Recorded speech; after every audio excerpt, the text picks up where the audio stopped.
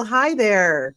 Welcome to Relationship Coaching Live. Let me ask you, let me tell you something. If you ever ended a relationship or the way someone chewed, this one's for you, honey. So, welcome back. And here in Relationship Coaching Live, we dive deep, honey, keep it real and laugh through the chaos. I'm your host, Grace Fraga, your favorite, hopefully, relationship coach, comedian, and proud member of the Buddha with Booty Club. Today's episode is a juicy one. Beyond the argument, how to turn conflict into opportunity. Sounds impossible, right? Well, not at all, honey. By the end of this episode, you'll be looking at fights like they're growth potions, not just relationship bombs. So grab your tea, your wine, or kombucha. We're going all in. I see somebody on YouTube joined. Welcome to Relationship Coaching Live. Thank you for being here. And I have to do a couple of engineering things. Okay. X. Okay. Apparently, it's not going on X because I canceled my premium account on X, which is fine.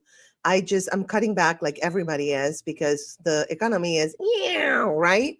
So no more premiums for me. I cut so much like subscriptions and things I didn't need, hundreds and hundreds of dollars. So you might want to do the same if you're struggling.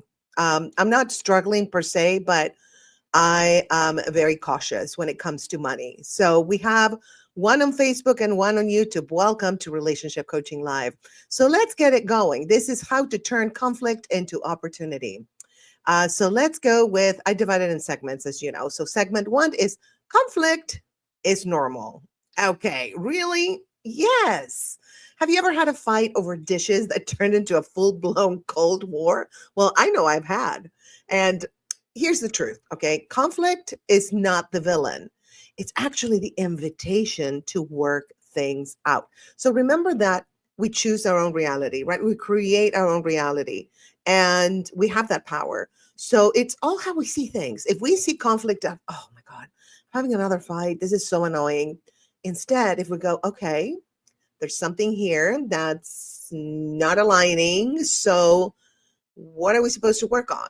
It's just how you look at things. It's very simple, you guys. So as you always know, I go into the science. But before I go into the science, let me check the comments.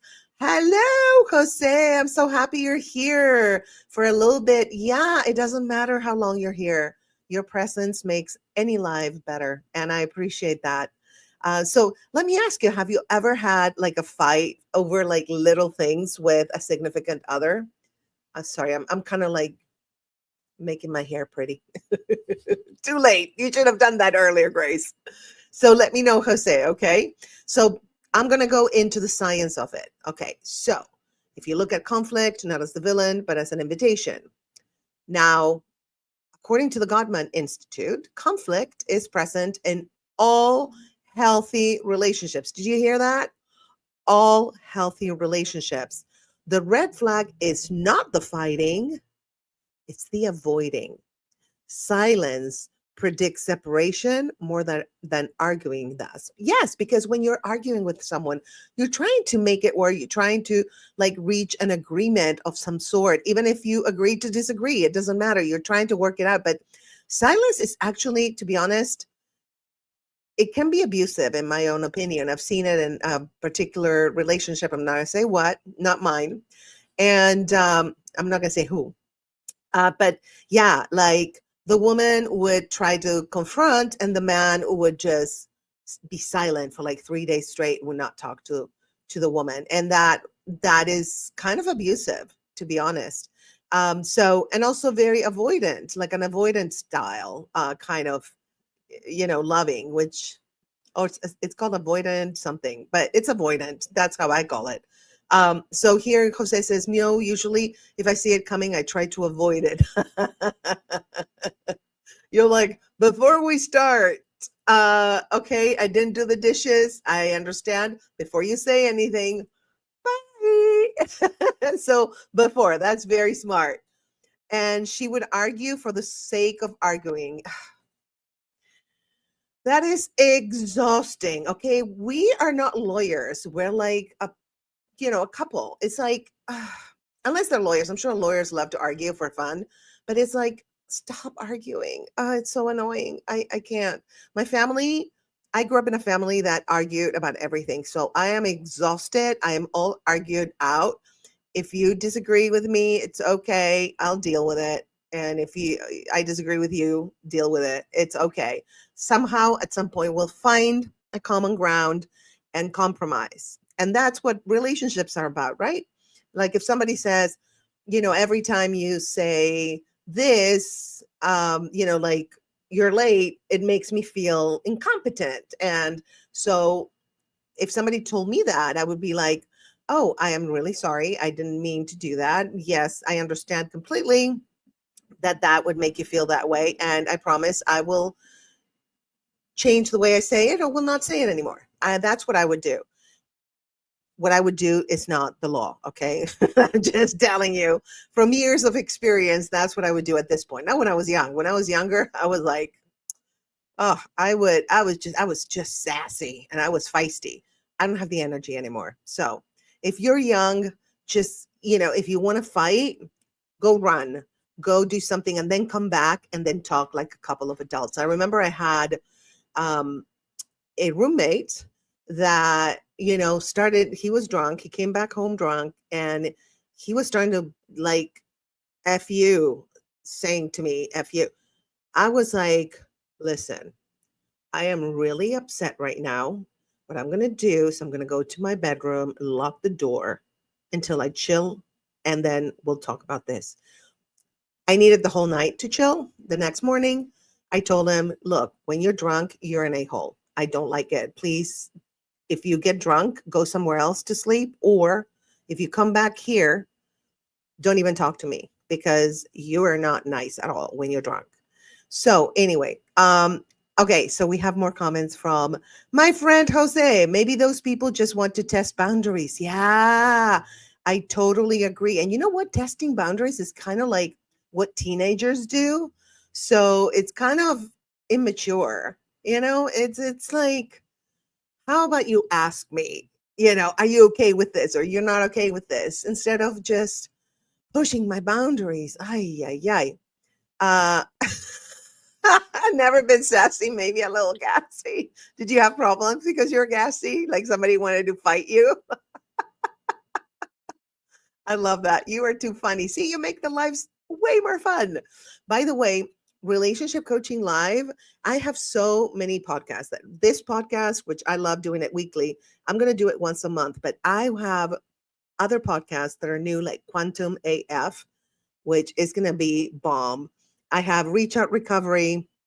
Um, I Look, I have so many podcasts and playlists and shows and stuff. I think I'm going to do this one once a month. So, but I'm going to start doing all my podcasts either at 11 a.m. or 7 p.m.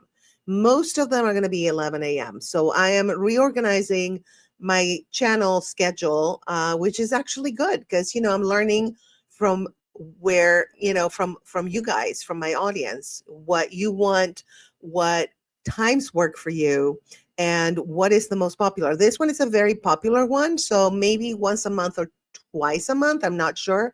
I'll start with once a month. And then if you guys miss it, I'll do it twice just for you. All right. So we were talking about segment one is conflict is normal.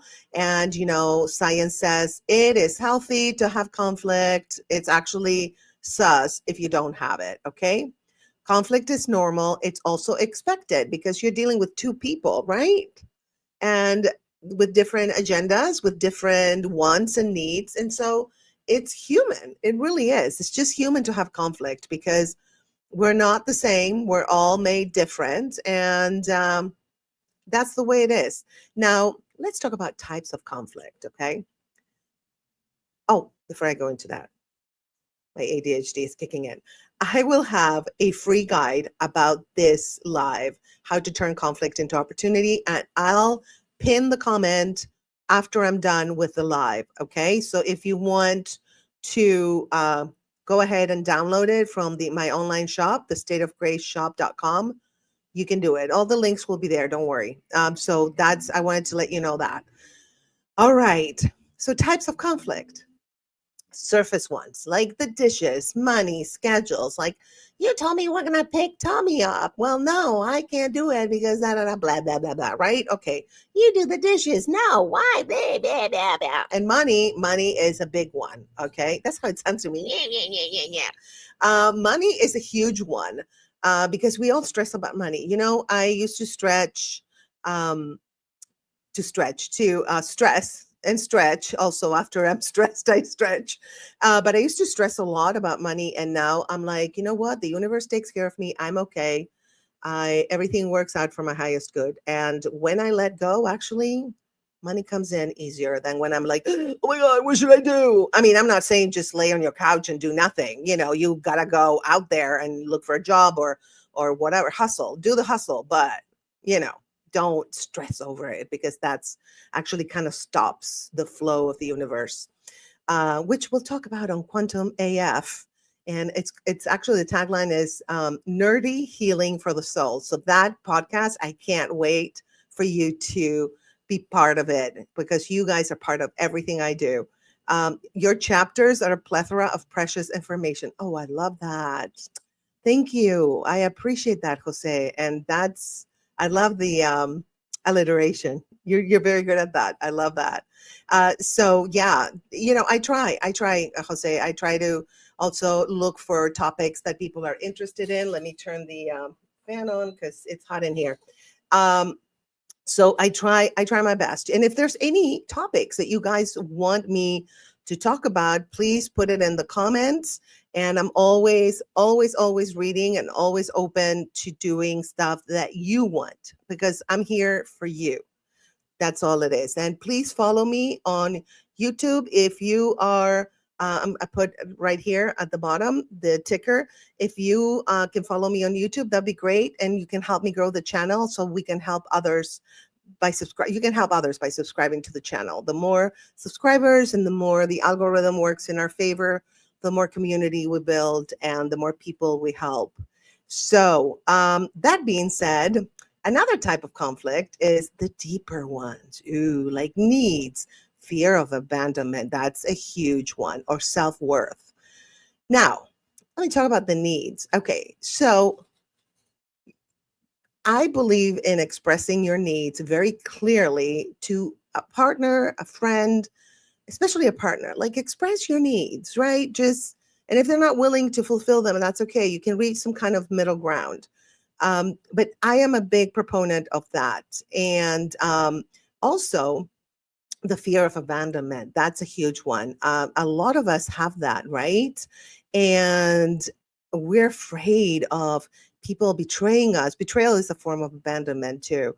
And so that one is a huge one. And any type of fear that we have in a relationship can definitely hinder the relationship. So that's why I believe it's very important to work through our fears and our issues by ourselves first, and then attract the right partner who is at the same level that you are as far as their journey and growth and all of that. Self-worth, yeah, that's, if you have, if you know your value, then you're not going to be offended or upset about things that your partner says. However, I completely understand, because even if you know your value, sometimes it's like, what did you say to me? Okay. So yeah, if they're attacking your self-worth, yeah, I understand. So those are very deep, right? Um, oh my God, LinkedIn user. I don't know who it is because it doesn't tell me the name. Let me know who you are. Let's talk about how good looking Fabio is. What? That's probably Marcia. I have a feeling it's Marcia, but I could be wrong. Okay, that was a little sidetrack laugh. I love it. Thank you for that. So okay, so how was conflict modeled in your family, you guys? Was it a screaming, silent treatment, passive aggressive post-its? What was it? I'll tell you about mine. Mine was screaming. You can figure it out. And silent treatment. My mom was the screamer, and my dad was the silent treatment, passive aggressive kind of. I think my dad had problems expressing himself and his feelings, not my mom. She would let you know. So Opposites attract, but sometimes don't work out. I should put that on a t-shirt. Anyway, yeah. When they're two opposites, ooh, yeah. No, no bueno. All right. So here's a gracism because I'm going to include some gracisms every now and then. So don't fear the fire, fear the freezer. Frozen emotions do more damage than heated ones ever will. Yes. If they're passionate about something, it's because they care. If they're frozen, it can mean two things. They don't care or they freeze because they don't know how to react to whatever is going on, right? So, yeah. So that's my gracism for today. Now, guys, I always give you tips. So here's some tips. Reframe, okay? Conflict is a chance to grow. All right. Good one. Thank you. Thank you so much. Yes. Thank you. I should probably do a gracism book. Um, so conflict, again, how we look at it. Don't look at it as, ooh, it's a villain. No, it's like, okay, it's an opportunity to grow and to become maybe a better couple, a more understanding couple, a more united couple, a more loving couple. So, and don't fear disagreement, you guys. Fear silence and resentment. Those, ooh, especially resentment. Yeah, which sometimes goes with the silence. I was married to somebody who couldn't express their feelings because I was repeating my pattern with my dad, as you can tell. Very simple. And so it was he ended up being very resentful towards me because he wanted me to be the alpha, but then he was resentful that I was the alpha. So it's like, what's happening? I don't want to be the alpha, to be honest. I'd rather do 50-50, but that's a position I was put in because he would not make decisions. So yeah, and then he resented me and silenced and then betrayed me. Lovely. Anyway, okay. That's my story and I'm sticking to it. Here's a mini story because I know you guys give me your beautiful experiences. And of course, I changed the names, right? Sarah in Seattle avoided talking about finances until it nearly broke them. They finally tackled it, created wine and budgeting nights, and now laugh through spreadsheets. See, that one I put it into words because it was a long DM. So basically, yeah, it's just talking about it, just communication. Again, I know it's a cliche. Communication is it? Yeah, it is actually. And even if you scream to communicate, even if you are silent for a minute to communicate something, because silence communicates too. Um, but always try to work it out. Whatever reaction you have in the beginning, then please try to work it out because it accumulates. The resentment and everything just accumulates. And my ex-husband was like my father. Like they would not deal with whatever was happening. And then it accumulated to the point where we were both resentful, actually. I was resentful too. Anyway, I'm telling you my story because I don't want you to feel like I'm preaching to you. I am just communicating and I'm also connecting with you because we're humans and we all have very similar experiences, really. So DM me or comment your weirdest, silliest argument that blew up. I want to hear it, Grace Nation. So whether it's now live or after on the replay, please let me know. And I would love to post that comment if you have something to say. Okay, now let's move on to segment number two. And that would be know your triggers. Yes. Now, before we go, let me see. Okay, I have a story here. Mom would scream at my dad until I finally got him a hearing aid. He would then turn it down. As for real arguments, I don't have any. Oh my God, that is so funny. And you didn't have any. Okay, that's hysterical. Oh my God. I was like, she's talking. Tick, tick, tick, tick, tick, tick, tick, tick. Lower the volume. That's brilliant. Your dad. I love it. I love him already. So know your triggers. Okay, let's talk triggers. What sets you off? Someone leaving toothpaste on the sink, someone breathing out loud. What is it? Okay, so let's go to science snack. The amygdala, your emotional smoke alarm, lights up with threats. Aha, there's a tiger. bing, bing, bing, bing, bing, bing, fight or flight, right? So emotional threats count too. Criticism, rejection, abandonment. Yeah, and it makes sense because like whenever somebody, like I'm having a hard time with someone, I want to escape. I want to be like, you know what? Go ahead, keep screaming, keep arguing with yourself. I am out. So yeah, it does trigger a fight or flight kind of thing. So emotional flashbacks. Let's talk about that. So the triggers are basically emotional flashbacks, right? We're not mad at the moment. We're mad at the memory. Ah, write that one down. We're not mad at the moment. We're mad at the memory. Now, there's a lot of trigger traps, right? They're common patterns that keep tripping us up. So sometimes we attract those people that will trigger us because unconsciously, I believe that we're trying to heal a trigger or something that triggered us in our past. And so we kind of attract those people and see if it sticks, if at some point we're going to learn and grow. Because life is all about learning and growing, right? So if you look at the triggers, they're going to be related to something that happened at home, or maybe an experience you had with an ex lover, an ex boyfriend, an ex girlfriend, ex wife, ex husband, all of that, right? If you're self aware of your triggers, oh my God, that is power, you guys, because then when you react, you know why you're reacting. What I do when something triggers me, I stop, I breathe, and I'm like, okay, this person is triggering me. What is it reminding me of, right? And so it reminds me when my mom used to do this, yell at me, or when my mom used to tell me this, or when my dad used to tell me this, or when my ex used to tell me this. So those are trigger traps. And being aware of them, God, that's power, you guys. I don't have any current triggers. I usually pay close attention to her personality and quirks and try not to get into that quirk zone. Very smart. But then again, a couple should know themselves to know where not to step into. Yes, absolutely agreed. Couldn't agree with you more. Okay, so these are some tips for you guys. Create your trigger map, like know your triggers, okay? And like I said before, pause when triggered, literally stop. Like with my roommate, my ex-roommate who came drunk and started cursing me out, I stopped. I was like, okay, what's happening? This is definitely triggering me. I'm going to go into my bedroom until I chill. I did not want to react because I don't want to escalate. You know, it's like every time we react, we escalate, and that's not good. I don't think that's not productive, because good or bad, what is good or bad, right?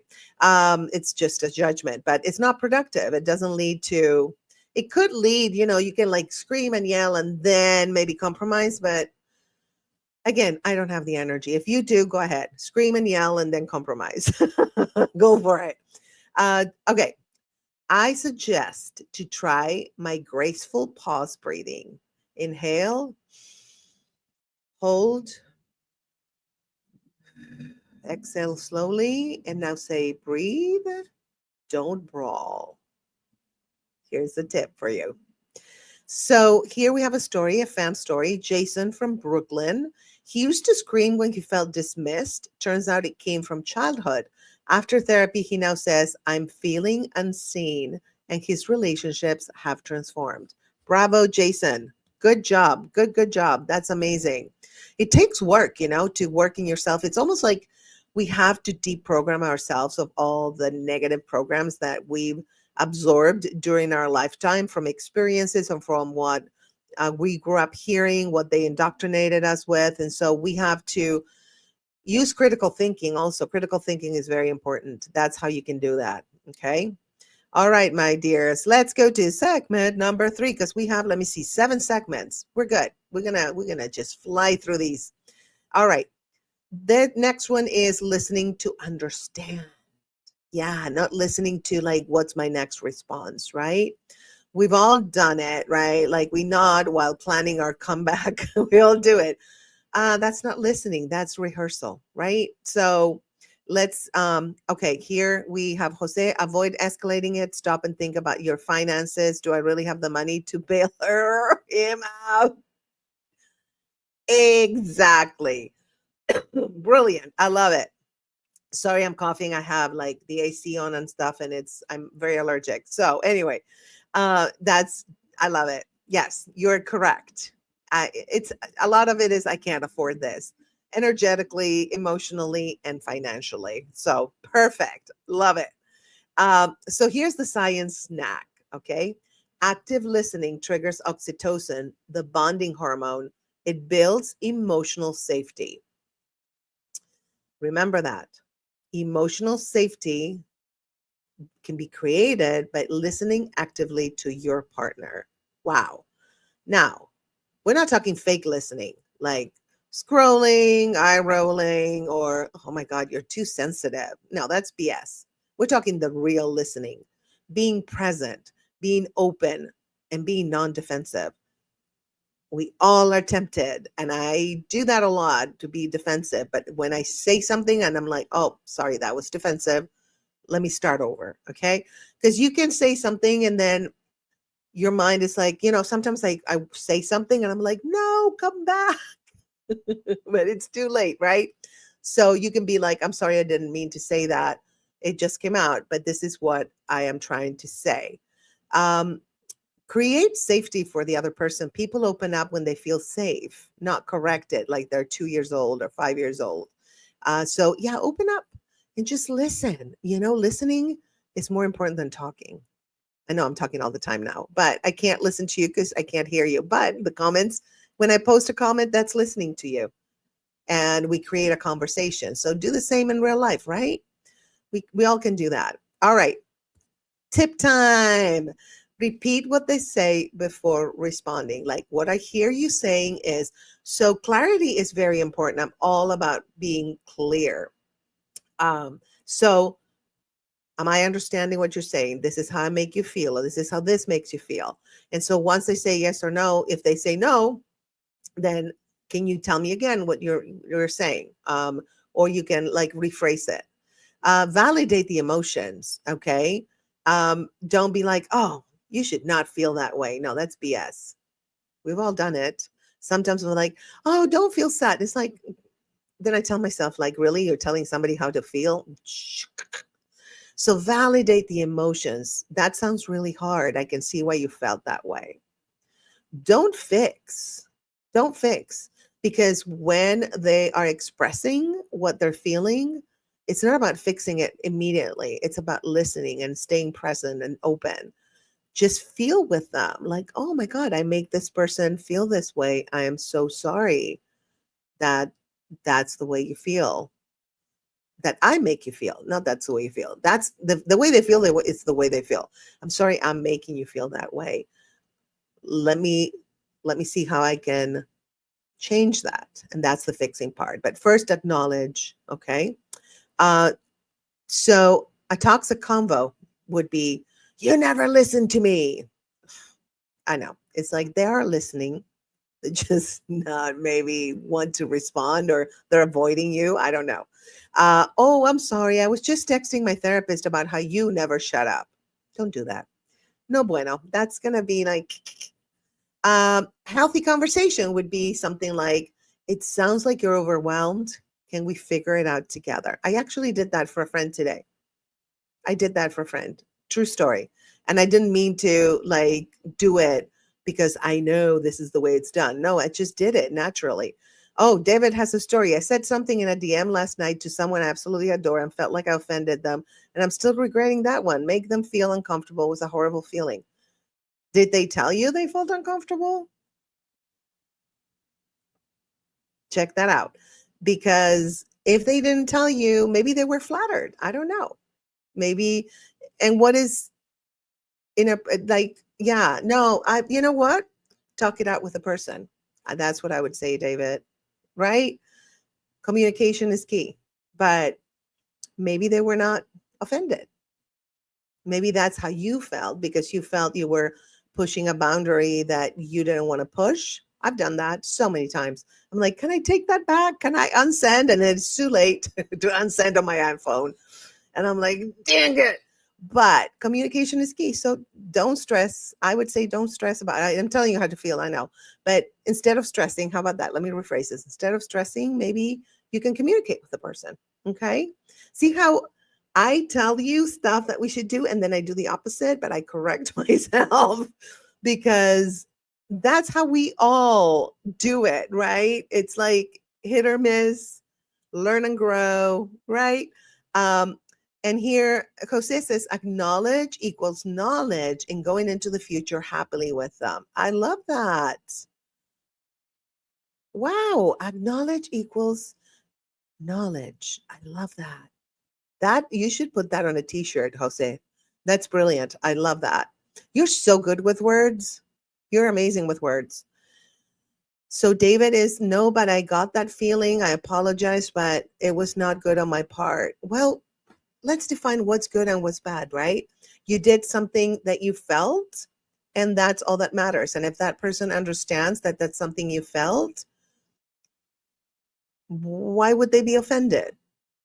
That's my 2 cents. But let's go to a little video that I have for you. It's very short, but I am available for relationship coaching, and I offer 30 minutes of free relationship coaching on Zoom. And all you have to do is DM me on Instagram or Facebook. Instagram is better, but follow me, I'll follow back. So follow me so you're not going to the other inbox. And let me know, like, I saw your relationship coaching live podcast and you talked about 30 minutes free. I would love to take advantage of that. So let me go and show you this little video, and I'll be right back. Let me guess. You've been in a relationship that felt like a roller coaster, except you weren't strapped in, and now you're dizzy as hell. Sound familiar? Yeah, I see you, honey. If you've ever been love bombed, gaslit, or stuck in a situationship that felt like an unpaid internship, you, my friend, deserve better. Let's break the cycle. I help you spot toxic patterns, heal from narcissistic abuse, and step into your power like the king or the queen that you are. No more chasing, no more fixing, no more, but maybe they'll change nonsense. Whether you're fresh out of a breakup, wondering if you're dating another red flag in disguise, or just ready to find love without the drama, I got you. Book a one-on-one session with me and let's create a love life that's actually fun instead of an episode of Survivor Toxic Island. Well, here is to healing, to healthy love, and to knowing your worth, baby. Cheers.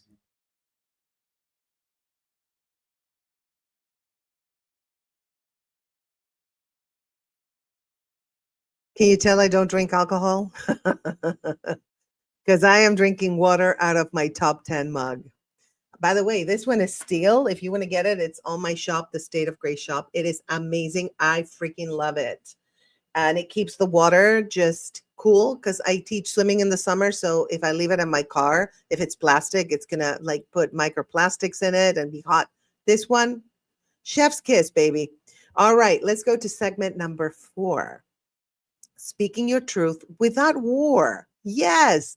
When you say things like, you never help me. Oh, that's a grenade, baby. But you say, I feel overwhelmed when I do everything alone. Now you're opening a door for communicating and resolving the conflict, right? So say how you feel, not what they've done wrong. I'm going to say it again. Say how you feel, not what they have done wrong. Look at my quotes. Air quotes. Who does them anymore? Anyway, just look at that. How you feel. I statements shift the energy from blame to connection. Look what you always leave the dishes here, blah, blah, blah. I feel sad or I feel messed up when I see the dishes in the sink and they're collecting bacteria. It's like you can change it and make it fun too. Here, Jose Fraga Tumblr keeps it cool like your temperament should be. Oh, shut up. That's so funny. Jose, I should have you on one of my lives. I'm serious because you're too funny. You're too funny. I should bring you up like on a chat with Grace, and you and I should just like shoot the shit. I think that would be so fun. But yeah, genius. I love it. Keep it cool like your temperament should be. Amazing. Um, so let's go back to the I statements, right? Tone and timing matter just as much as the words. If you go, I feel like you, blah, blah, or I feel threatened when you do this. No, it's like, I feel this way when this happens. Okay. So tone is so important. Sometimes people tell you stuff, they think they're being nice, but the tone you can just sense, like, you're so pretty. Like, it's like you just almost threw up. Why are you saying that? So yeah, it's just the intention behind, and I'm really good at reading like energy and emotions because I had to growing up because my mom was a volcano of emotions. So I had to learn how to read emotions. Still not great at it, but working on it. Okay. Tips. Here is tips, practical tips. Use I feel this way when this happens. Be direct, honest, and loving. Don't sugarcoat, don't nuke. Stay centered. Just keep your emotional regulation is extremely important. That's something my mom didn't have. And I learned from her how important it is to be emotionally regulated. And I think taking a pause, breathing, letting the feeling flow without saying anything, preferably away from the person. I think the best way is when you feel that anger or that rah, just coming up, just be like, I need a break. Let me go center myself and come back. Okay. That's to me, that's emotional regulation and it's wisdom. Okay. Um, truth. Okay. I want you to write this down. Truth plus timing plus tone equals transformation. Oh, I'm going to put that on a banner. So, you guys, this one is good. Okay. I know I'm like praising myself, but I don't come up with super great stuff all the time, right? So, here it is: truth plus timing plus tone equals transformation. Yes. Okay. Let's go to a fan story. Okay. Um, Here we are. Okay. Lena in Miami said, I feel disconnected when we don't talk after work. Her man replied, let's make space for each other every night. Now they have cuddles and tacos on the regular. Yes. Yeah. Let's make space for that. Let's just talk about it. I know we're all busy, but just breathe and take the time to resolve the conflict. And it's an opportunity to grow closer, right? That's just the way I've experienced life, and a lot of people like Lena in Miami. By the way, I changed the names. Anyway, okay, so we have two comments. Fraga formula, yes, right. And Oops Boss is calling. Oh, watch the rest tonight. Oh, love you too. Love you. Thank you so much for always making the live so fun and funny. You're awesome. We're gonna miss you, Jose, for sure. All right.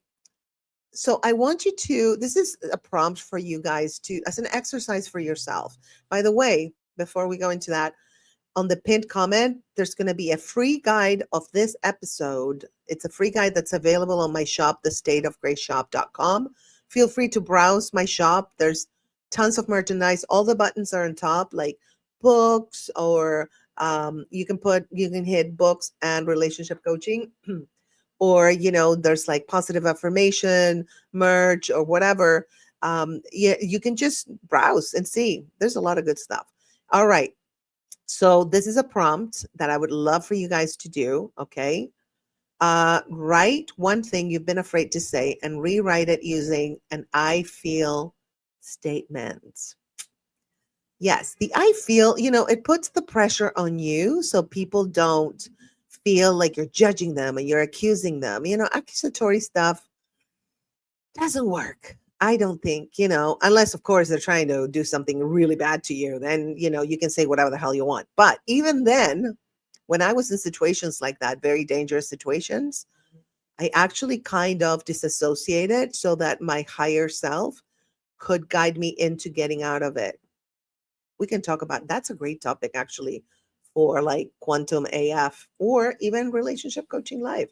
So let me write it.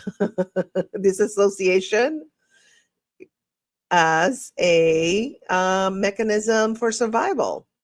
Ooh, that one. Oh, I can't wait to do that one, you guys. That one's going to be awesome. I'm writing it down old school with a pencil, and I had to put a little eraser because the eraser and the pencil, I erase a lot. Okay.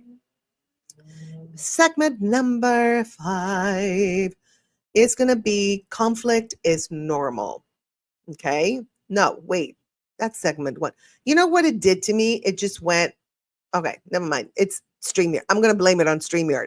And it doesn't talk back. So, yeah, it's your fault, StreamYard. Okay. It was mine. Never mind. Okay.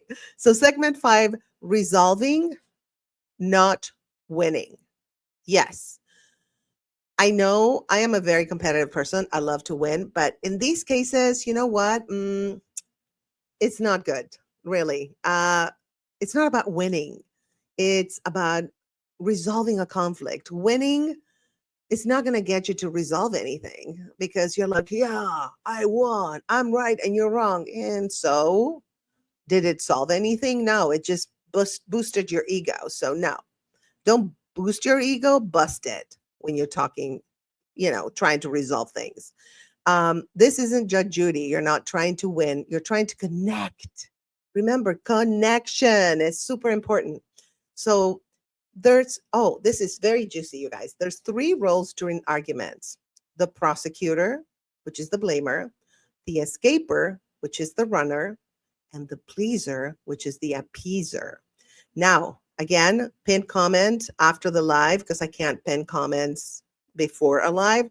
After the live, immediately I'm going to put a pinned comment where the guide for this particular episode is going to be available for free on my shop, the State of Grace shop.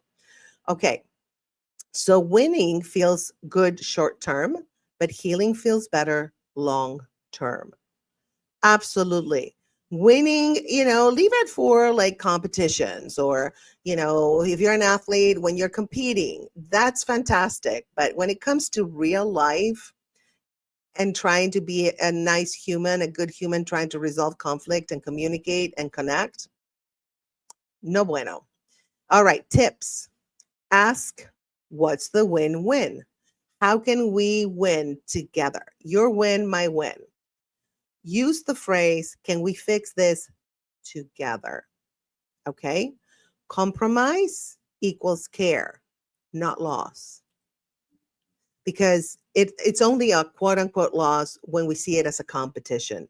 But when we want to bring a solution to the conflict, then we're going to compromise. And that means you really care. Your ego is not getting in the way, right? When our ego is great. If a tiger is like chasing us and you want to survive, run, fabulous. But for this type of thing, the ego, you got to put it aside. Yeah, because it's not really, even if you think you resolved it, if you come from ego, you really haven't resolved it. Okay. Maybe the other person just is an appeaser, right? Is the pleaser. And so they were like, whatever. Yeah, you're right. You're right. So, yeah. So ask yourself, am I trying to win or am I trying to compromise? Mini exercise for you guys. Resolution script. Okay. Write down, here's what I'm feeling, and write it down. After, a conflict, if you want to like walk away and then come back later, this is what you can do. So here's what I'm feeling. Here's what I need. What do you think we could do to meet in the middle? Yep. And here's a bonus gracism. If your boo thinks compromise means they get to choose the Netflix show for life, we need to talk. Yeah. No, that's not compromise, right? All right. Segment number 6, and hopefully I'll bring up the right banner this time. And I did. And I call it the gold after the storm. So, what does this mean? The conflict isn't the end, it's the middle. And honey, there's gold in the middle if you're willing to dig. Science snack. Couples who resolve conflict respectfully report stronger intimacy and lower cortisol, which is the stress hormone. So you resolve conflict and then you have more intimacy and less stress. Sounds really good, right? So, yeah, that's gold, definitely. So it's about also just be aware that it's about repairing. It's not about perfection. There's no such thing as perfection in this 3D cube that we live in. It doesn't exist. Celebrate resolution and make it sexy. Why not? And don't keep score. Let the healing be enough. Yes. Because when we keep score, well, you did this in 1987 and you did that in 2004. And nah, that's just yeah, counting. Keep the scoring for accounting, stuff like that. But no. All right. Tips. After the conflict, check in, express gratitude. Gratitude, remember, is the portal for joy. Share one takeaway. Okay? So check in, express gratitude, share one takeaway. Create rituals. Post-fight walk, cooking together, a dance party, or some sexy time. Why not? Right? That will definitely motivate you to reach a resolution after a conflict. So here we have a fan saying, Manny from Denver said, fighting well,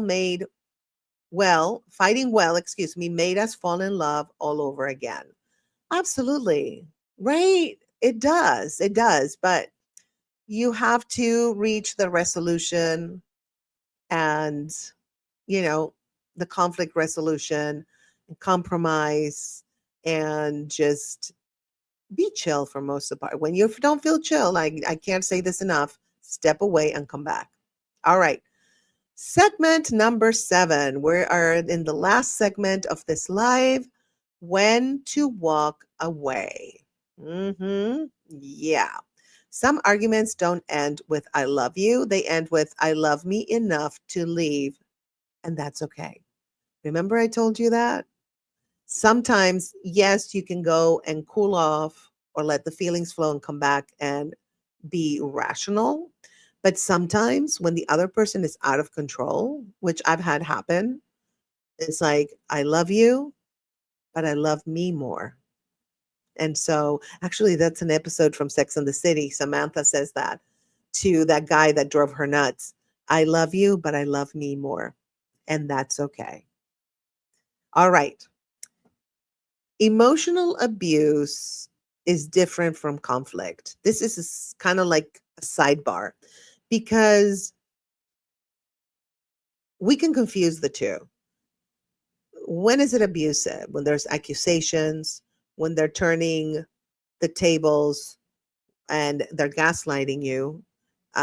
When you said this and it's really that they said that emotional abusers do that a lot. They kind of want you to feel like you're crazy. So you got to watch out for emotional abuse. I have tons of videos. I have a playlist specifically for healing from narcissistic abuse. You can check that one out. And there's tons of videos about narcissistic abuse. So you can educate yourself and know that, hey, this is not conflict. This is emotional abuse. So another thing is when we're in a relationship, we need to ask ourselves, is this relationship expanding me or eroding me, making me bigger or making me shrink, which is basically the same. Um, Peace is better than drama. Remember that. Peace is higher vibration than drama. Peace is more healing than drama. Peace is way better than drama. And peace doesn't stress you like drama. So every time that's the case, that's a universal law. Okay. So, my tips to you guys about this is trust your gut. Oh my God.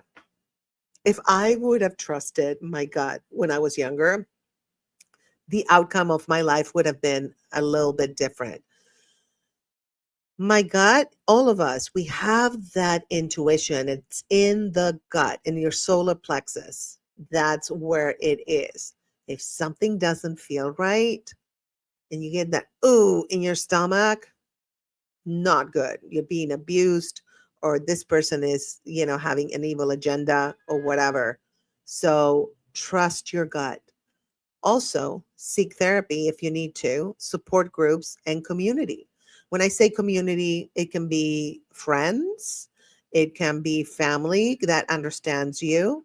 Uh, so, seek therapy, support groups, and community. That's very, very important because they will also give you a perspective on what's happening. I remember when I was being narcissistically abused, I actually had a therapist that told me, honey, you're being abused. And that's when I was like, oh,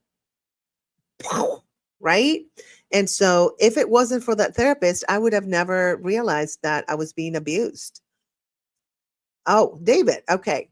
Before we continue, going back to that DM feeling I made that beautiful soul uncomfortable made me make the decision to leave all social media. We have never met in real life, and I felt I have outstayed my welcome. No, no, no, no. That's very drastic. That's very drastic, David. I understand how you feel. But again, talk to that person. They might not have been offended. Yes. So talk, communicate. Remember, meet in the middle. If that person really cares about you, they're going to definitely be willing to talk to you and talk it out. Absolutely, 100%. Okay. I just want to make you feel better because I know that you have a very strong conscience, but stay on social media, honey. Stay, stay. You're needed. Your light is needed. You're loved. Okay. Remember that. So let's go to, again, more tips. Create a safety exit plan if needed. Yes. Again, I have a whole playlist on healing from narcissistic abuse. Create an exit if you need to. If you're in danger, please, there's many numbers that you can call to, that hotlines that you can call, places you can go. You can go to a shelter. There's shelters for people that are being abused, domestic abuse, have domestic abuse going on in their homes. And so definitely create an exit plan, and a safe one. Okay. Talk to a therapist, a friend, support groups, people that know. There's tons of support groups on Facebook um, about narcissistic abuse. There's tons of channels on YouTube about narcissistic abuse, including mine. So, and if you need to talk to me about your relationship, I specialize in narcissistic abuse. So I'm here for you. I offer 3 minutes of free consultation. Okay. Reach out for help. That's all I'm trying to say. So here's a fan story.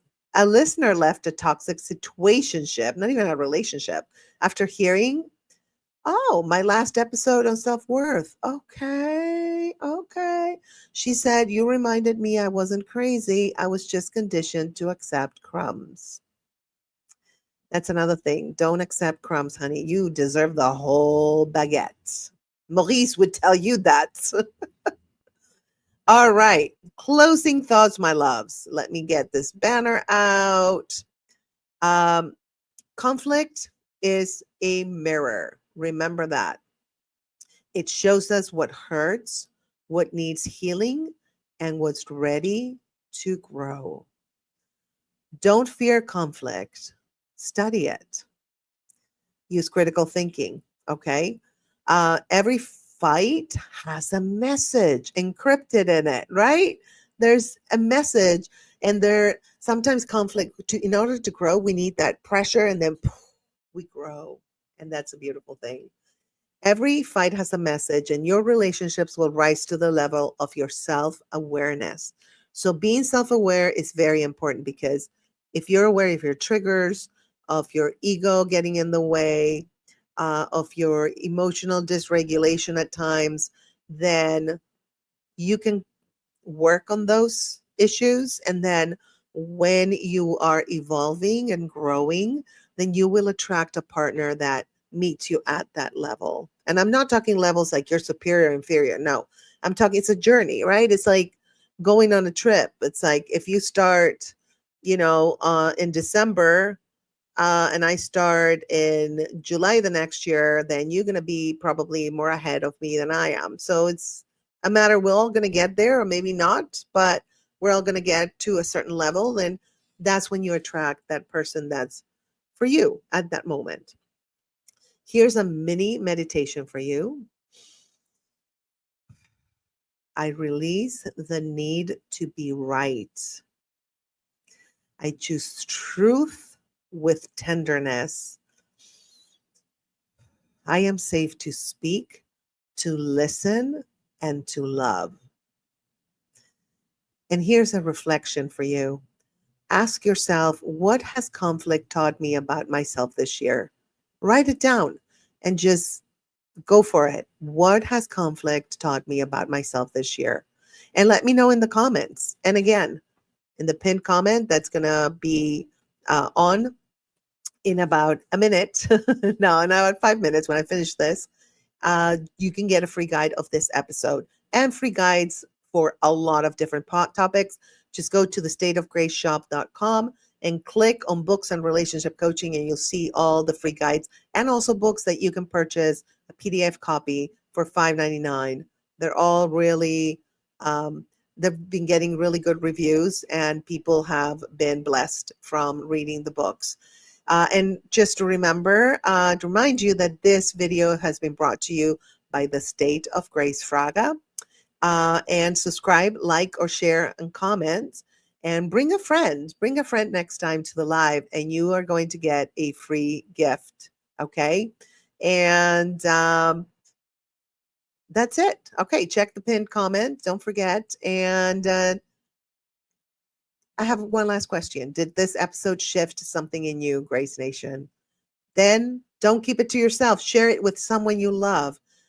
Again, leave a comment, follow me on YouTube, and check out my brand new coaching courses, which I'm going to have very soon. I haven't designed them, but you can actually go on thestateofgraceshop.com and hit books and relationship coaching. And if you want, you can buy relationship coaching packages, and I will help you through whatever issues you're going through. Okay. And always remember, sorry about the cough, you're not broken, you're becoming. Keep growing, keep laughing, and keep loving like the badass that you are. This is Grace Fraga signing off from Relationship Coaching Live. See you in 2 weeks. I won't have Relationship Coaching Live next week. I'm going to keep it down to once a month or twice a month. We'll see. So I'll see you in 2 weeks. I have a fantastic guest. You're going to be blessed. And that rhymed. And I'm going to end on that. Thank you so much. I love you, Grace Nation. Stay cool, stay joyful, stay peaceful.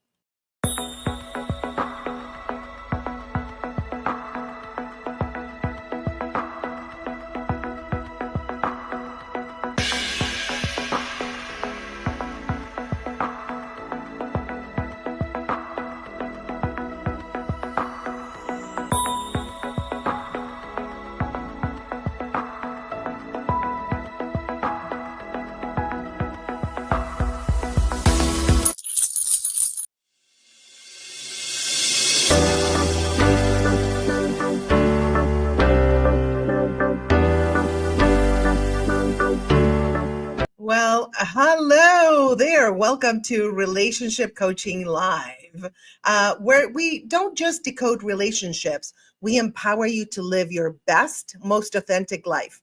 I'm your host, Grace, and today we're diving into something juicy, liberating, and a little rebellious.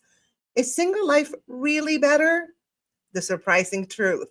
Well, if you've ever asked yourself, should I stay single? Or just felt like the odd one at weddings or baby showers, this episode is your new BFF. Let's explore why single life isn't a consolation prize. It might be your superpower. Oh yeah, babe. Buckle up because I'm about to expand each segment with more juicy science, relatable storytelling, and empowering commentary to stretch this baby to a full-on transformation podcast experience. Yes, let's go. Oh, here you are. Happy April. Hi, David. So good to see you. I'm so happy you joined me today because we talked about this and we kind of inspired this topic today, which is really exciting. So let's dive in. This is so juicy, I'm telling you. So the first segment is going to be, I called it, because I like to divide this by segments. So we have like an organized type of, podcast, and it's almost like a class for both of us, for the audience and for myself, because as I, you know, analyze everything and as I have to like research it, it just helps me too, because I did choose the single life. So segment number one is why single life feels like a safe haven. Does single life feel like a safe haven to you, David? Does it feel like that? Because it does to me. But let's dive into some science, because yes, the experience is important, but let's see. So a Carnegie Mellon study found that individuals in high conflict relationships have over 30% more cortisol, which is the stress hormone. That's crazy, you guys. The stress hormone than their single counterparts. So we have less cortisol, which is lovely because our bodies are not going through stress. And cortisol overload actually leads to everything from like anxiety to weakened immune response. That's not good. I remember when I was in a stressful relationship, I don't know if this happened to you guys. I got sick so often. It was insane. I was getting sick all the time. And when I left that relationship, I wasn't sick anymore. So I had a lot of like upper respiratory infections, which was crazy.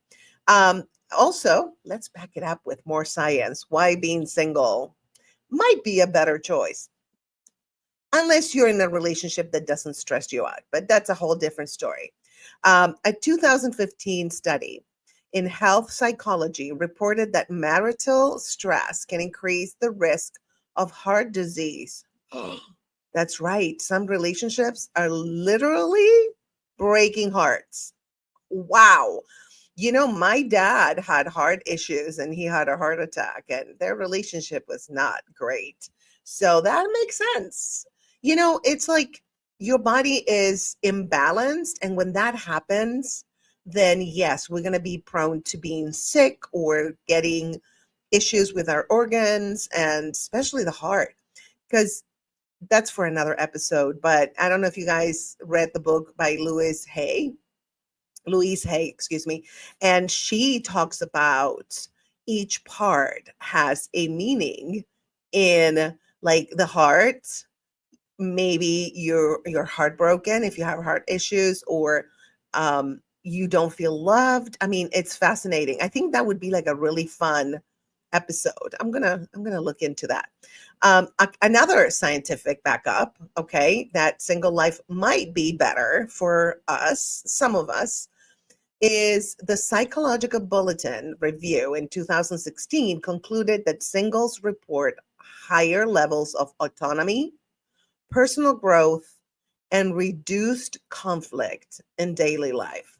That's a lot. And I can attest to that because I feel so much better when I'm single. And I don't think I ever felt very safe or chill. Maybe in my marriage I did, and it lasted 12 years. So that could be the case. But still, there was always some stress. There was always a little bit of stress. But he was a chill guy, so I like chill people, so they don't give you drama. Oh my God, I can't deal with the emotional mess. I can't. So here's a fan story, you guys. Her name is not Carla, but we're gonna call her Carla. Okay. So let's talk about Carla, the Sedona wellness queen. See, she's a Sedona queen. In her words, she says, every time I dated someone, I'd shrink to fit their version of love. The moment she stopped dating, she felt her body exhale. Wow. Her insomnia vanished and she replaced couples therapy with sound baths and ended up launching a six-figure retreat business. Wow, you guys. She says peace wasn't found in a partner. It's not, it's within us, right? It was found in my own damn nervous system, she says. It is. Peace is, we find peace within us first. And once you find your peace, if somebody stirs up your peace, then yeah, it's gonna, you're gonna feel it and you're gonna be like, you know what? This is not fun because I had the feeling of peace before and I have the peace inside me. So I really don't need your BS. So bye. I love David. Thank you for your comments, David. I do enjoy the single life. You say in a way there is crazy amount of freedom, but it's also amazing to have someone who's waiting for you or someone who has your back. Silence can be deafening. Yes, absolutely. I agree. It's great to have, but see, it has to be the right person. And sometimes I think we have been conditioned to, oh, we have to find the one, we have to find the right person, we have to have a partner. And we really don't. And I think that once we come to terms with we are okay by ourselves, we can bring our own joy, peace, freedom, love. Once we know that, I think that that's the time that, somebody that will align with you might come into your life. I'm still waiting, but it's all good. It's all good. I actually, it's not that I'm waiting. I meet a lot of really cool people. I think I need time. I need more time. I really do. And I'm enjoying my single life. I enjoy, the trick in life is to enjoy every step of the journey, right? That's the trick, I think. Uh, David, I'm not a confrontational person. Yeah, I know I am. I'm not confrontational like in a mean way, but like, hey, there's something going on here. Let's talk about it. So I'm usually the one that tries to resolve the conflicts, and I haven't found a lot of partners that were willing to do that. Um, and maybe they said yes and then they just nothing, it was the same thing. And I did it the right way. I feel that, you always come from you. Like I feel that I think that, but usually the feel is the best because that puts it on you, and it's not like I think it's more, it comes across as more accurate. Like I've been thinking about this and this is how how you are. But if you say I feel, it's something, feelings come and go. So I think that's why it's better to say I feel. I just came up with that. See? Anyway. Oh my God. Maurice is getting more dates than I. Ooh, yeah, Maurice. By the way, it launched on Patreon. If you guys want to check out Maurice, thank you for bringing Maurice up. I love Maurice. If you want to check out Maurice, go ahead and patreon.com/, at the state of Grace Fraga. I think it's like without the at, or you can try it both ways. Because I try it both ways and I think it goes through anyway. So you can, for $5.99 a month, you can watch all the episodes of Maurice. They're hilarious. Not said by me, but by other people. I had so much fun shooting it. It was hysterically, funny. Like I had a camera woman. So, she participates in the show, which makes it so fun. So yeah, check it out. And I have a 7-day free trial, by the way, if you want to check it out. I have so many shows there, and you have like collections where like you can watch Golfing with Jose, the Diaz, you can watch Maurice, you can watch Love Drops, you can watch, I have tons of shows there that you can watch, only $5.99 a month. Plus you have free downloads of a couple of my books, the most popular ones. So can't lose. Okay. It's a pretty good deal, you guys. All right. So thank you for your comments, David. That was so funny. Yeah. Maurice is quite the ladies' man, but he says all the wrong things. But still he gets the woman. Oh, he's very, very smart. Oh, he's a mess. His blind spot is he thinks he knows it and he's good. And his girlfriend is a mannequin. So anyway, moving on. So let's go to expanded tips for this segment, why single life feels like a safe haven, and just to check in with yourself. So Do a weekly stress detox check-in. That's pretty cool. Journal about moments where your peace was disrupted and what restored it. Journals are really cool because you can see it in writing and you're like very conscious about what's going on. Whether, when we think about stuff, we forget. Like I think about brilliant stuff and I forget, and then I have to write it down. Brilliant, when I say brilliant, it's like it helps me. But anyways, just do like a weekly stress detox check-in. It doesn't hurt. Um, Add a nervous system reset to your morning routine. Okay. I do that every morning. Deep breathing. You breathe in 1, 2, 3, hold it for 3, and exhale 1, 2, 3, 4. Meditation is great. Even meditation doesn't have to be like a half hour. You can do it literally a minute. Like sometimes I'm like, I do my meditation with my gratitude together. I like just breathe and say, I'm grateful for my home. I'm grateful for my friends. That works. That's really powerful. Or even a dance break. Do you guys dance at home? I dance all the time. I just turn up the volume and boom, I'm dancing. I dance when I cook. I'm always dancing, crazy. Um, I hope this doesn't sound shallow, but I live a privileged, successful life. And I have to wonder if they're here for me, or for what I have. I have had women not want much to do with me until they learn I'm a doctor in Vegas. Suddenly I have passed their test. Here's the other part. Yes, absolutely. Oh, I ain't saying she a gold digger. Is she a messing with a broke? Okay, so yeah, definitely. There's a lot of men gold diggers too, believe it or not. Like that's why it's good. You know what, David? It's good to also not tell people maybe that you were a doctor. And I don't know. I know that sounds weird, but like play it down. Like, yeah, no, I'm just a little doctor. I don't make a lot of money. It's like I just do it for the love of it, which you do. But usually when you say that, people are like, oh, maybe he doesn't make a lot of money. Yeah, that's sad that they would not want anything to do with you. And then it's just crazy. With women, what happens is like if they see me looking not, like my everyday, and then they see me looking with makeup, looking good, then they're like, oh, okay. It's like, you're only looking at my exterior. So bye. Um, I know you're not bashing women by any means. There's all kinds of women and men. It's not about the gender issue. It just, it manifests different. Like for a woman, it might be they're interested in your money. For a man, it might be like, oh, you look better than I thought you did. It doesn't matter. And it can be either way. Like the woman can be like, oh, you look better than I thought you did. And the guy could be like, oh, she has money. Oh, okay, sugar mama. So it really, I totally get it. I know you're not bashing women, but thank you for saying that. Thank you so much because you're so considerate, and I love that about you. You're always making sure that you are not hurting feelings or being mean. And you're not mean at all. You don't have a mean bone in your body. So okay.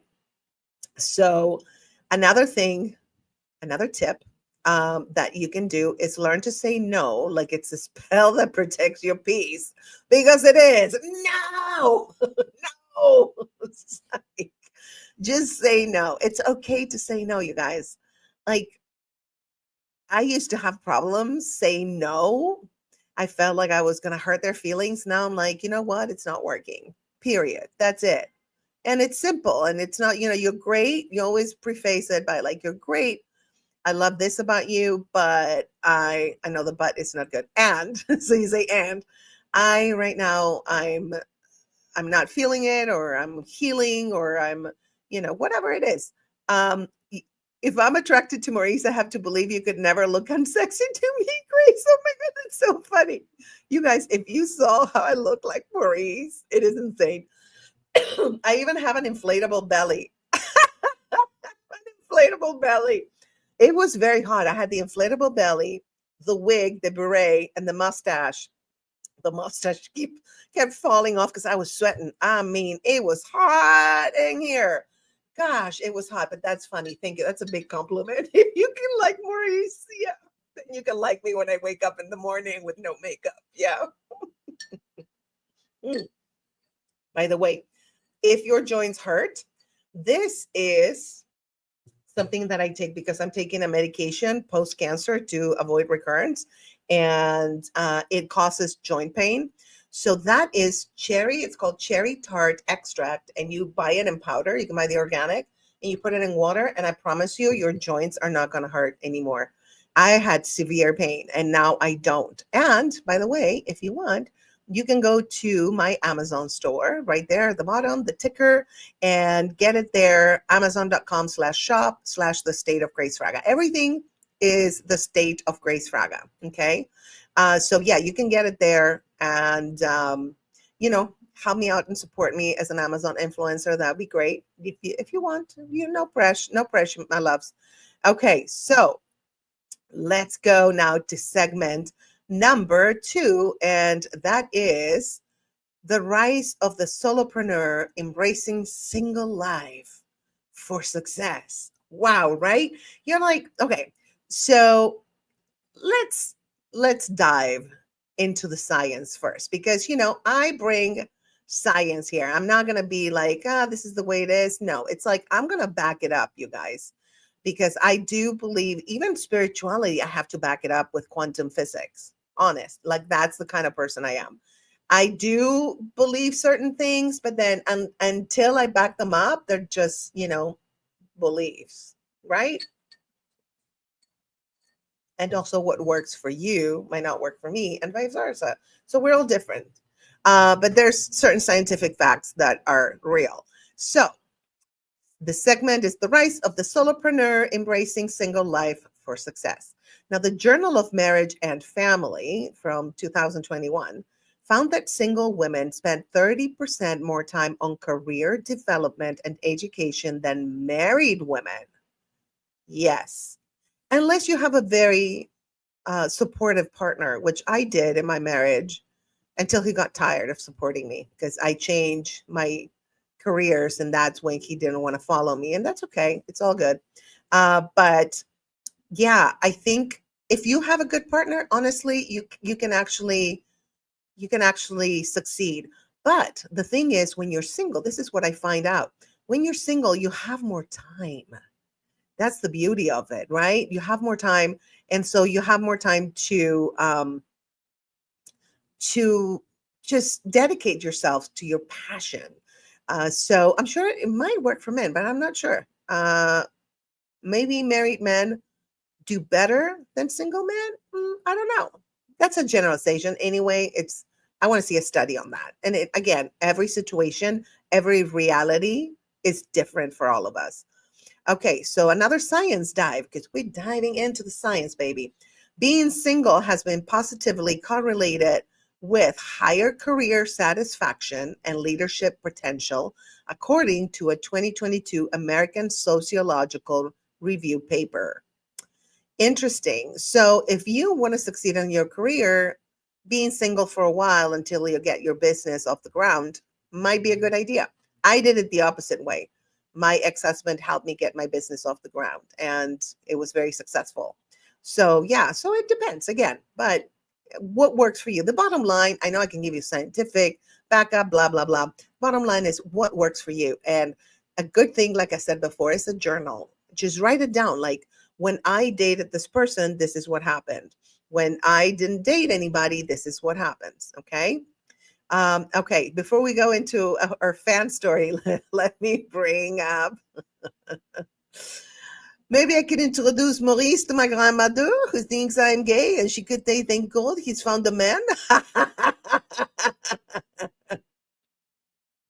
Yeah, I think I kept this on the episodes. You should definitely try the 7-day free trial and watch Maurice David. You're gonna enjoy it. And if you want to support me, it's only $5.99 a month. It's okay. Whatever. I don't care. I just want you to watch Maurice. You're gonna love it. But he's I think I kept it in the editing. He said he was hermaphrodite, and he came out during improv. So it might work. Tell your grandma it might work. Which in hindsight, Maurice would be one of the best days I've had in weeks. Oh my God, that bad. Oh my God, Maurice. Oh, Maurice. You guys, if you want to see Maurice, my patreon.com/slash the state of Grace Fraga. Check it out. 7-day free trial. You can't miss. I post a lot of exclusive content there that I don't show anywhere else. So yeah, Maurice is one of them. Thank you for promoting Maurice, David. I bought the mannequin for Maurice a long time ago, and I put her under my table because I didn't have any room. And her head was like this, looking at me. It freaked me out. So I built her up and I put her in a corner. And now she's dressed with a wig, and she's like part of my decor. Why not, right? All right, let's go to a story. We're talking about the rights of the solopreneur, embracing single life for success. Okay. Marcus, remember the stories are real, but the names, I change the names, okay? Unless they tell me use my name, but I change them anyway, to be honest. Marcus isn't just a Twitch streamer. He's a walking example of what happens when guilt leaves the room. He says, I used to hide my passions in my relationship. Ooh, he told me. Now I'm loud about what I love. I love that. He set boundaries around his time, built a streaming schedule, and within 18 months had sponsors, a Patreon, and enough confidence to start public speaking about mental health in gaming. That is fantastic. I love it. Yeah, we have to be vocal about our passions, because they're a very important part of our life. And if somebody doesn't like your passions or will not support you, guys, no matter how attractive they are, bye. Because even if you're like just dating them casually, you might fall in love with them. That's the risk. I found that sometimes dating casually can lead to real relationships. And so I wouldn't risk it. I would be like, you know what? You don't get me. You're not. And speaking of getting, here, Davis is my dream girl is Bill. At the moment, she gets you. Oh, she gets you. She's very nice. Belle. There's a Belle marathon. I don't know if you watched it. I put up stuff that I had exclusive like a year ago on my fan sites, and it's on under sketch comedy on the playlist, and you can watch the Bellathon.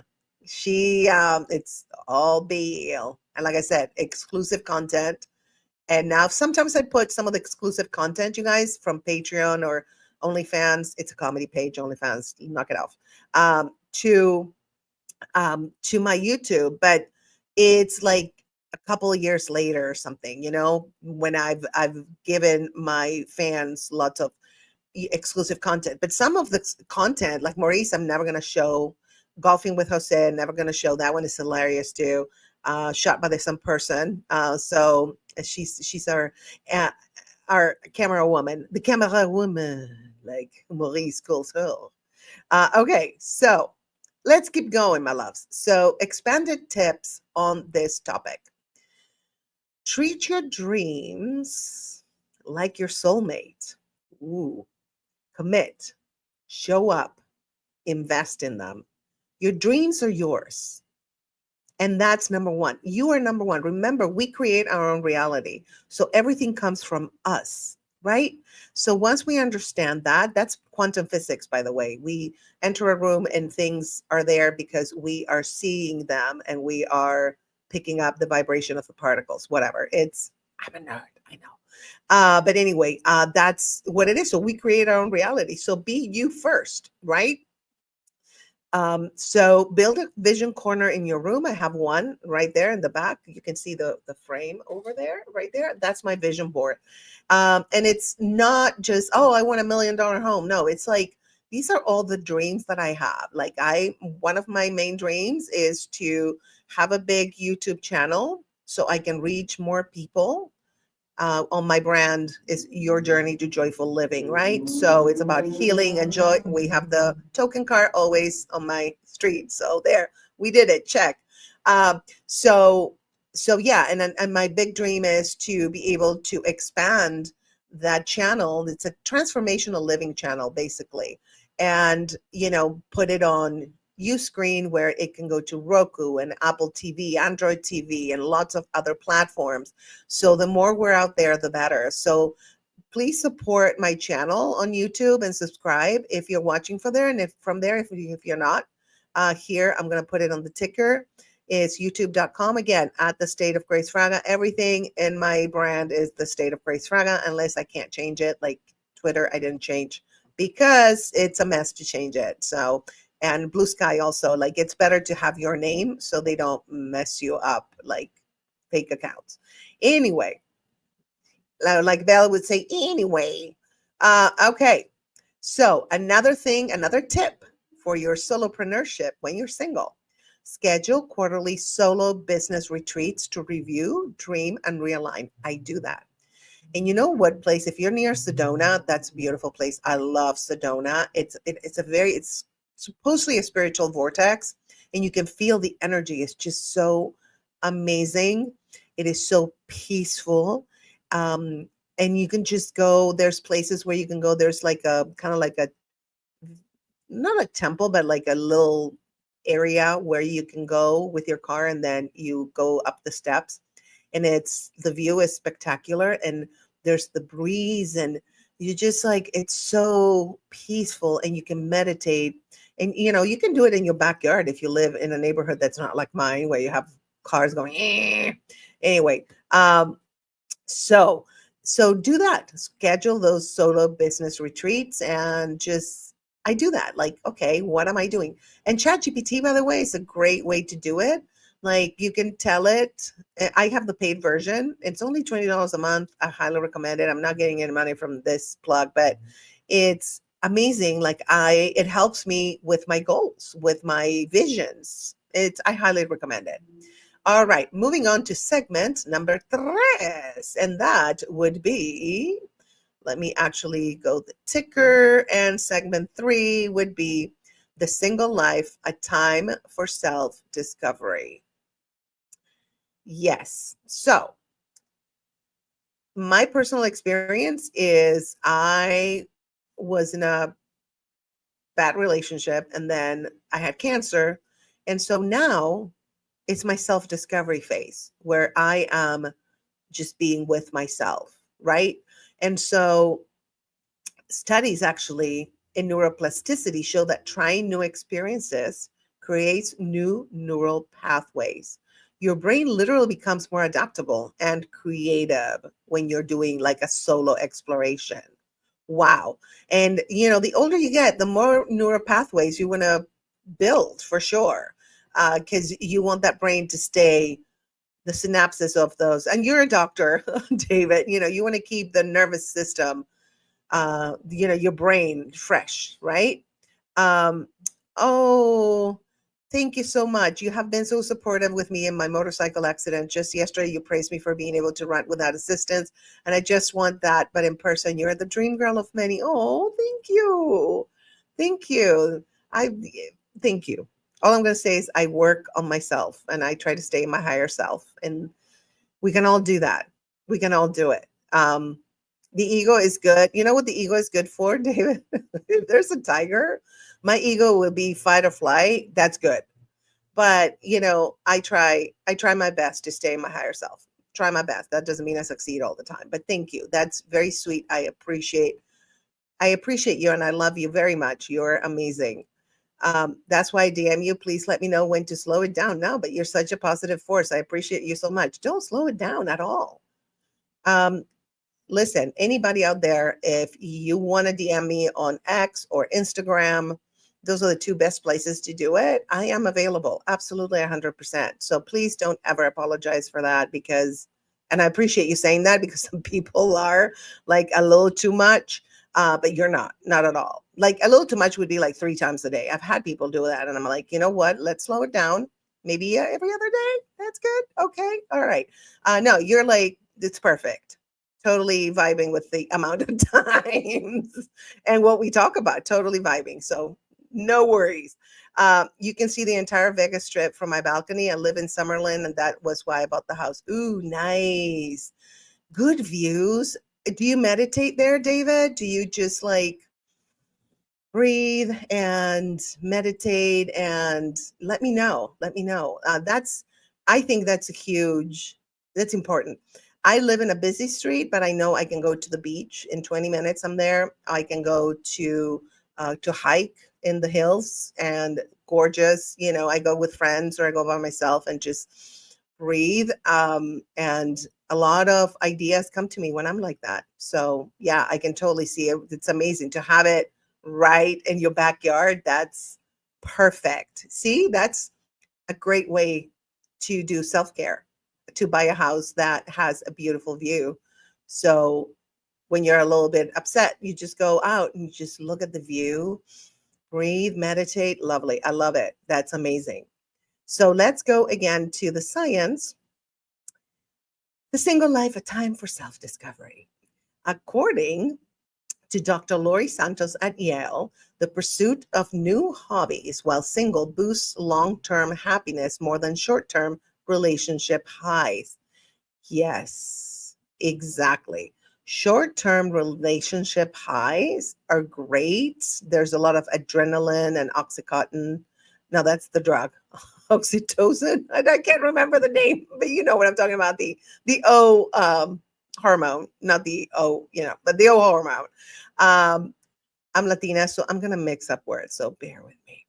And so yeah, it's amazing that when you pursue something that you have a passion for, whether it's a career or a hobby, that brings you long-term happiness. You can have a relationship, but I think the trick is to make sure that you're happy first by yourself before you bring somebody in, because a lot of people are like, oh, and it's okay, that's where they're in their journey. I can't like depend my happiness, I don't want it to depend on somebody else. If they bring more happiness, beautiful, I love that, why not? But yeah, so another thing, you guys, believe it or not, solitude increases default mode network activity, which is linked to self-reflection and creative breakthroughs. Absolutely. I took myself to Carmel about a year ago, and I had a balcony, David, too. And it was just like the mountains. Well, they're hills because there's hills and not mountains. And, it was all green and peaceful and the birds. And then I would go to the beach. I came up with so much creative stuff. It's crazy. It's hard for me to rest because I'm so creative that my mind keeps going. So, but it's good. I use it for expansion of my creativity. So let's see what David has to say. Yes, I have a pool and a hot tub and still see the Vegas light. Yeah, it's incredible. I can only imagine. Pools are so good because water is so healing. So that's amazing, especially if you're in Vegas in the desert, definitely a pool. So you did incredible self-care, David. That's so cool. It's like I can have a house, but I want a home. Yeah. Yes. Yes. Home is where you are, right? When you are home, it's because you are home within yourself. Because the exterior, it's the same concept, right? The exterior is not gonna, it's gonna bring you a momentary happiness and peace and joy, but it has to come from you. And then the exterior will enhance that peace and love and joy that you have inside. That's my 2 cents. Again, take it or leave it. This is my experience and my reality, and I just want to bring it to you. Even if it resonates, fabulous, I love it. um, and I want to hear your reality, because if it resonates with me, it adds to my life. So we add to each other's life, and that's the beauty of these lives. It's not just me, this is what we need to do. Please, anyway, leave that to the narcissist. Yeah. All right, let's go to expanded fan story. Jasmine, change the name. Okay, so Jasmine was married for 14 years. Good girl. She never picked a restaurant. Ooh, never took a solo trip. And after her divorce, she booked a trip to Portugal, terrified. But something clicked when she ate bacalhau. Bacalhau, that's a fish. At a tiny cafe alone, I didn't feel alone. I felt powerful. Yes. That one moment led her to start a food blog, which now has brand partnerships and, more importantly, a community that she chose. I love to take myself out to restaurants that I love and eat by myself. I used to be like, oh my God, I'm by myself. Everybody's going to think I'm a loser. I don't care anymore. I'm like, I love going by myself. It is one of the best things you can do, guys. It's awesome. And watch people too. It's very interesting. Okay. So, expanded tips, okay, on the single life, a time for self discovery. Try a solo bucket list, places, hobbies, experiences you put off. Yeah, definitely. I want to travel to Spain. I've been to Spain a couple of times, but I want to go there and I'm going to go with a friend. I love, she's a lot of fun. She's my walking buddy. So she's also a comedian, and it's just, I know I'm going to have a blast. So yeah, that gives me like excitement to like, ooh, I want to do it. I want to go around Spain. Start a monthly solo Sunday, no phones, no plans, just you exploring. Yes, I do that. I actually did that this Sunday. It's amazing. Just chill, be by yourself. As you can tell, I'm probably more of an introvert, even though I talk a lot and I'm social. But I enjoy being by myself. I think we recharge our own energy when we're by ourselves, because some people do suck your energy. Yeah. And so I feel like some people get recharged by other people's energy. There's certain people that recharge me and I recharge them. It's an exchange, but some people just take out my energy, and that I try not to stay too long with them. Use voice memos, excuse me, to record reflections when you're out solo. You'll hear your own growth. By the way, I created a free guide that you can get about this topic, that you can get at the State of Grace shop. Let me put the ticker. You can get it for free right now. If you go there, it's going to be, I think it's the second thing that you will see. Excuse me. And it's going to be A Single Life Really Better, The Surprising Truth. And you can get it for $0. Feel free to browse. There's a lot of like fun t-shirts and mugs and books and free guides. Just feel free to browse. It's really cool. And then I'll have the direct link to the free guide in the pinned comments when I'm done with the live, because I can only do pinned comments after the live. So there you go. And here we are. Let's see. We have a comment. I can stay busy during the day. I see several people. It's like the ride home where the silence begins. Yeah, you can have the most beautiful material things, but they can become meaningless when there's no lady to share it with. That's true. And, if you're someone that enjoys sharing, which I do, and I enjoyed sharing with my ex-husband a lot. It's good. But also, I think I learned to enjoy things by myself, so that if I have someone, great, and if I don't, I still enjoy them. But I totally get what you're saying, 100%. Yes. And you're a generous person, so you want to share the good stuff, which is a beautiful characteristic. That's a beautiful trait. All right, my loves, let's go to segment number 4. Breaking free from societal expectations. There's your grandma, David. Societal expectations. All right, so science dive. A 2020 APA meta-analysis showed that relationship quality, not relationship status, is what predicts well-being. Again, relationship quality. Bad relationships damage mental and physical health. Yep, more than being single ever could. So basically, I think get away from bad relationships, that they're not adding anything to your life and they're stressing you out. Find yourself, find your peace, your joy, the love inside you, enlighten yourself. And once you are in that vibrational field, you will attract, this is quantum field stuff. This is not New Age stuff. Once you are in that vibrational field, you will attract those people that are there too. So it's like a radio frequency. Remember when we had radios? We still do, but like one radio frequency is here, the other one is here. So if you're here, like I'm worth nothing, then you're going to attract all the narcissists. If you're up here, saying, oh, I love myself. I don't need anyone, but I love myself. It'd be great to have someone. You're going to attract somebody that's at that level. This is my vibrational field. Yeah, very scientific. But anyway, so that's the way it goes. Historical research, by the way, you guys, shows that marriage for centuries was about economic survival, not love. You know what? Yes. And when I got divorced, I was like, how am I going to do this? And guess what? I did it. Yeah. It's all a fallacy, really. You can do it. You can be on your own and make it. But I had that feeling that, oh my God, I'm not going to make it. So now it's now we have, it's not about economic survival anymore, right? So we have the freedom to choose our own path. And that's a revolution, because if we have someone, they will enhance our life. It's like our friends. Why have a lot of friends if they're not enhancing your life? If you have a few friends that enhance your life, that's the best situation to be in.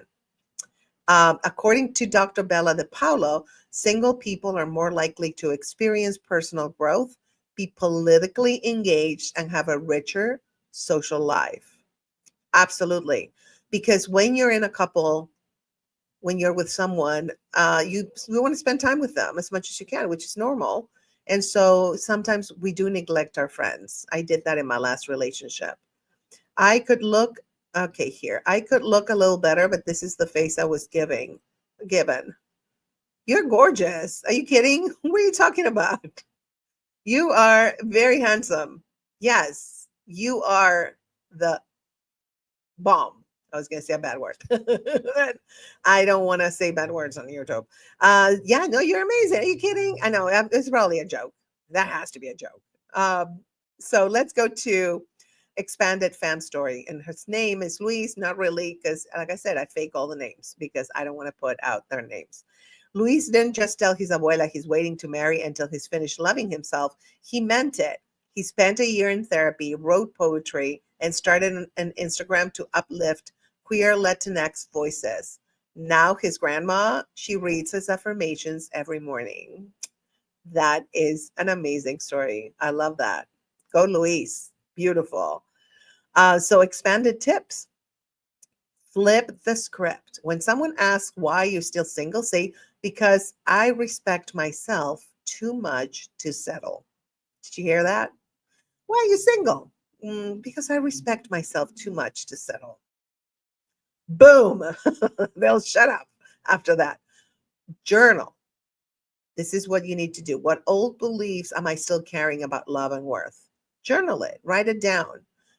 Just even if nothing comes out when you're writing, what I do is I can't think of anything. Nothing is coming out. And then as soon as I say that, blah, everything comes out. Curate your feed. Unfollow anything that makes you feel less than. Oh my God, please do. It is so liberating. I've been doing that lately. And anybody that posts something that triggers me in a bad way, it's not their fault. It's just me. My reality does not like that particular belief or that particular whatever belief, or way of life or whatever. Not way of life, because I accept everybody, but it's more the beliefs, really. If they don't align with mine, I just have to unfriend, unfollow. I'm very picky about that. All right, let's go to segment number 5. We have 6 segments. Wow. I really went to town with this topic, didn't I? All right, so segment number 5. The power of connection in a single life. Let's dive into some science, okay? A 2019 study in Frontiers in Psychology found that platonic relationships provide just as much oxytocin, not oxycodone. Oxycodone is the drug. Okay, oxytocin release as romantic ones. Yes, that is so true. Like, sometimes they actually, I feel safer and more loved by a platonic relationship than a romantic one when I'm with a wrong romantic partner, obviously. But especially when hugs, deep conversations, and laughter are involved. Yeah, that's so true.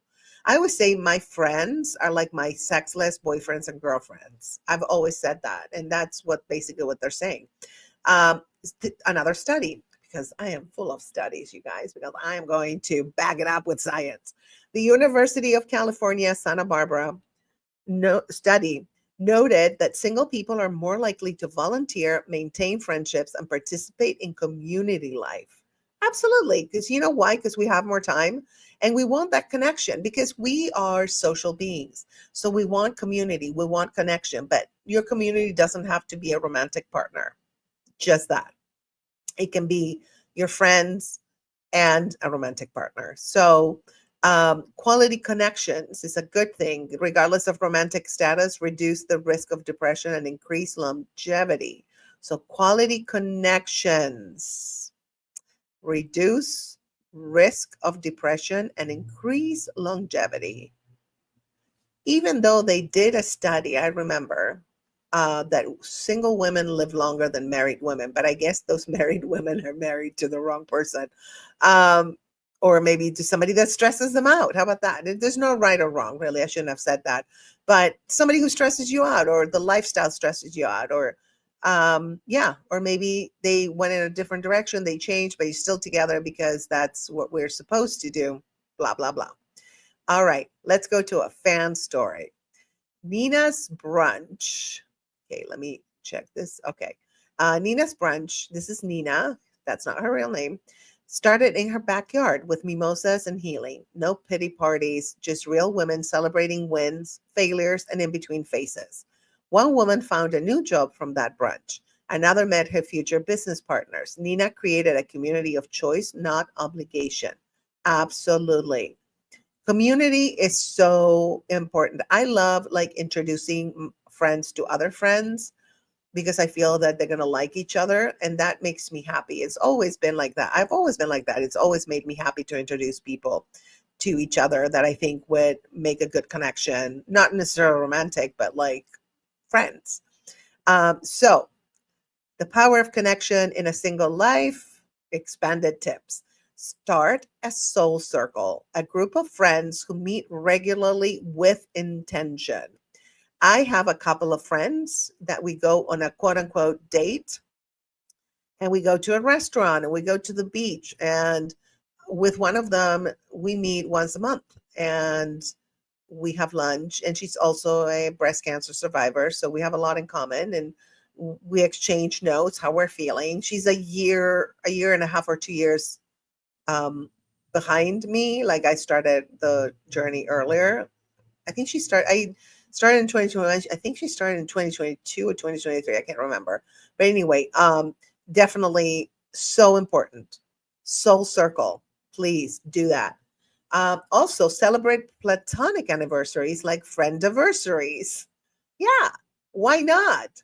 And I always, I have a friend who took care of me during cancer and like I'm like always praising her. Like I can't.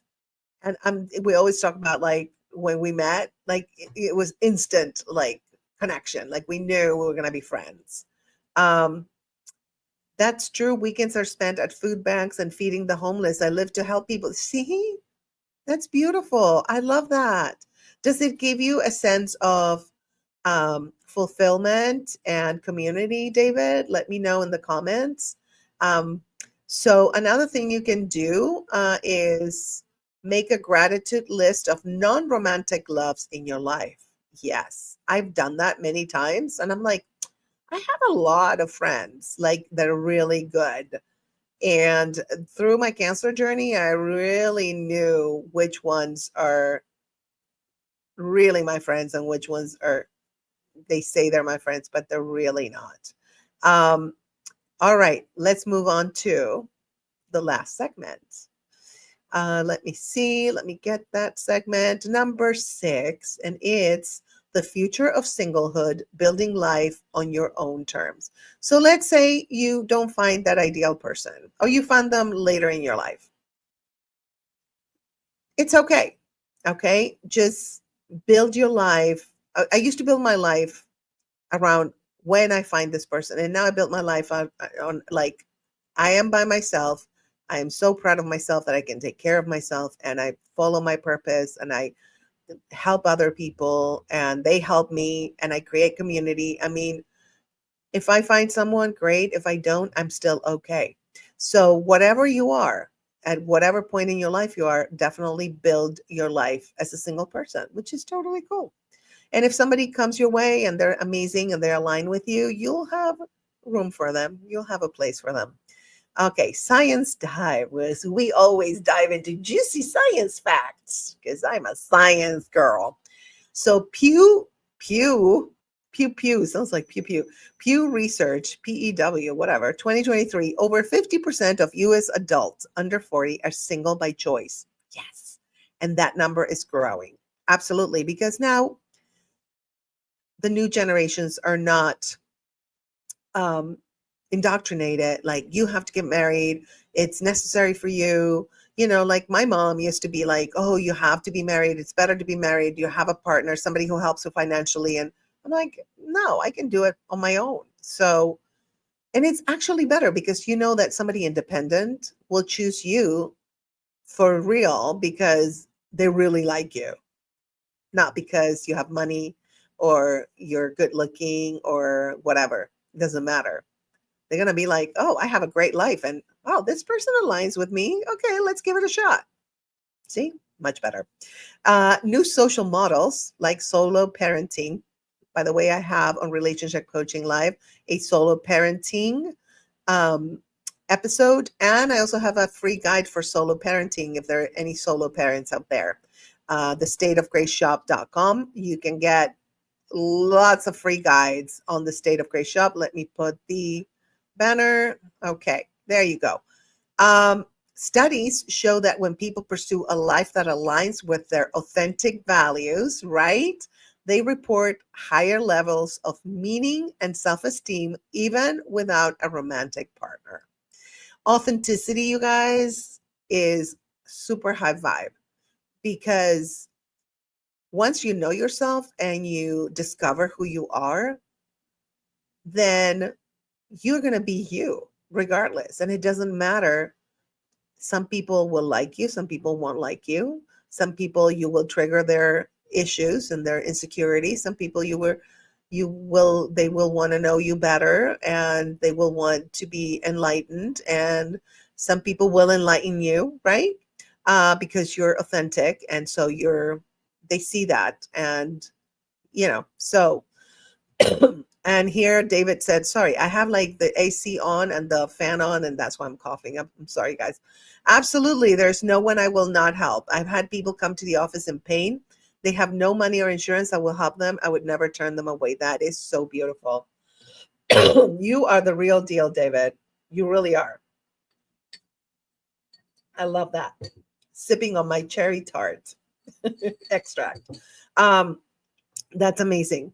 And not a lot of people do that. That's an exception, but you're just amazing. No wonder we're friends because we're kind of like on the same vibe, right? See, your vibe attracts your tribe. There you go. I love it. I love it. That is so amazing. And just that tells you a lot about your heart. A lot. You have a beautiful heart.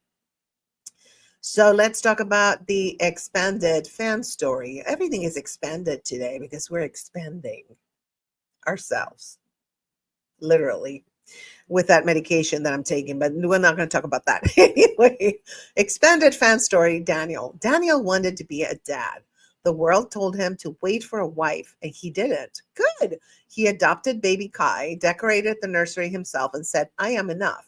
Now he's raising a thriving boy while he's still DJing on weekends and running a blog for solo dads. That's great. Absolutely. It's harder to be a solo parent, but nowadays, there's so many resources that it's not like 200 years ago where you needed a wife and a husband and you needed the whole family structure. We don't anymore. We don't. Expanded tips. Okay. Write your ideal life script: career, home, friends, travel, and highlight what parts don't require a partner.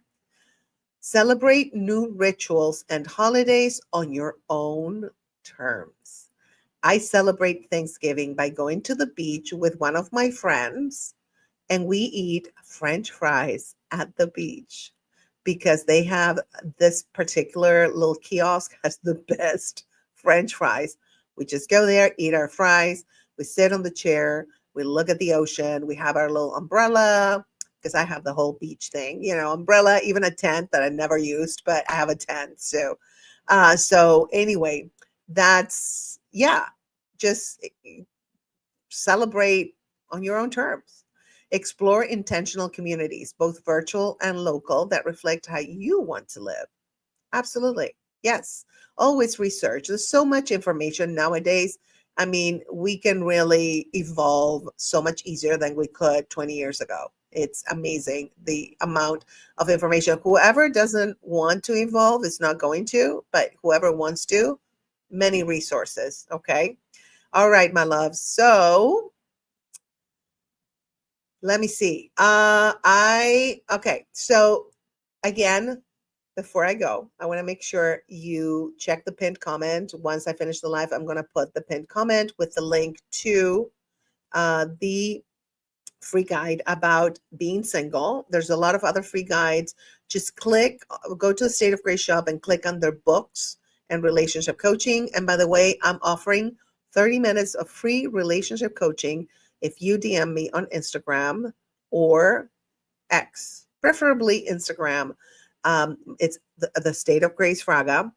And I just say, hey, I saw your podcast and I would love 30 minutes of free relationship coaching. And we're going to do a Zoom meeting and I'll help you out, anything you want. So go ahead and do that if you want 30 minutes of free relationship coaching. And you get the free guide. I have tons of free resources and tons of merchandise. There's still a lot of fun. And before we go, let's see, David, I have 2 fur babies that are rescues. Animals are amazing companions. Yes, they are. I can't have pets in my apartment, but if I could, I would. I love doggies. What do you have, dogs or cats? Fur babies, I guess that's more cats. I have a feeling you have cats. I love doggies. I love cats too, but doggies are my thing. They're my jam. So anyway, you guys, I hope that this has blessed you or has resonated with you. Or if you want to put any questions or any comments or any experiences or stories that you have in the comments, feel free to do that. Don't forget to subscribe to my YouTube, like, comment, and share so we grow this community and we can help even more people. Okay? So thank you so much, my love, for tuning in. And remember, whether you're single or with someone, have a romantic partner, remember that the most important thing is to love yourself, be yourself, know yourself, and have the joy, love, peace, and enlightenment that you need inside you, because it's all inside you. It's literally in our DNA. That's another episode. But anyway, I love you guys. Stay cool, stay safe, and we will meet again next Tuesday at 11:30 a.m. Pacific time, 2:30 p.m. Eastern time. And this weekend, as a reminder, I have the Streamathon called Your Journey to Joyful Living. It's going to be on Saturday. We have 12 topics that are incredible. We have 11 experts, including myself. I do 2 segments. They're all half-hour segments, and 3 of them are pre-taped, but all of the other ones are all live.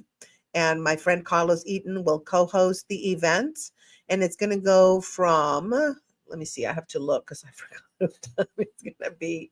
It's going to be from 11 a.m. to 5 p.m. Pacific time. And that would be 2 p.m. to 8 p.m. Eastern time. So I hope to see you there. Definitely join us. And it's going to be epic. Really, like I can't wait, you guys. And this is all free on my YouTube. So make sure that you subscribe to my YouTube channel, The State of Grace Fraga. So you just go to YouTube and put at The State of Grace Fraga, subscribe to my channel, and get notifications. It's going to be under the live playlist. and you'll see it. It says Your Journey to Joyful Living Streamathon. Epic. Like, I can't even tell you how epic it's going to be. Two dogs. You have two dogs, and Blade and Matilda. Oh, I love doggies. Oh my God. I want to meet them. Blade and Matilda. I love those names. Thank you again. I feel blessed to know you. Same here.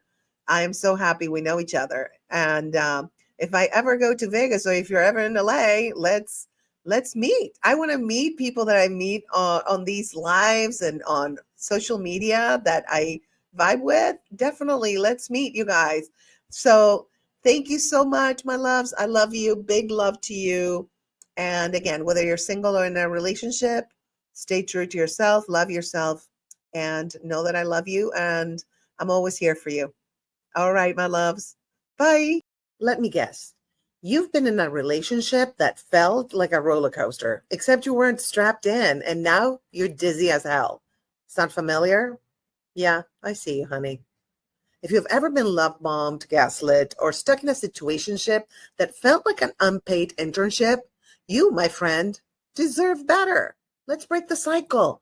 I help you spot toxic patterns, heal from narcissistic abuse, and step into your power like the king or the queen that you are.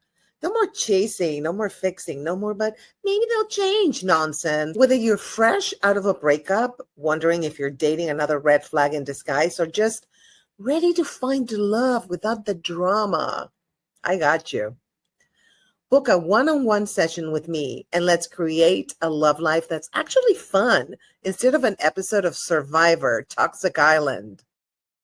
Well, here is to healing, to healthy love, and to knowing your worth, baby. Cheers.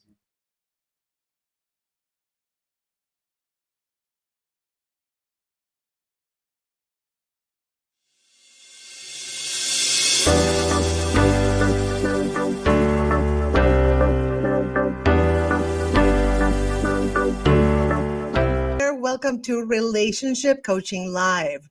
So, in a world that often romanticizes intimacy, we sometimes overlook one of the most powerful connections of all, platonic intimacy. But what does that mean, to be deeply connected to someone without romance?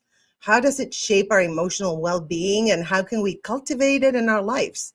Well, today we're joined by Nathaniel Dahlquist, who graduated from Yale University with a degree in theater and is the creator of The Ice King, a series that explores relationships and human connection in all its forms. It premieres on March 21st on YouTube.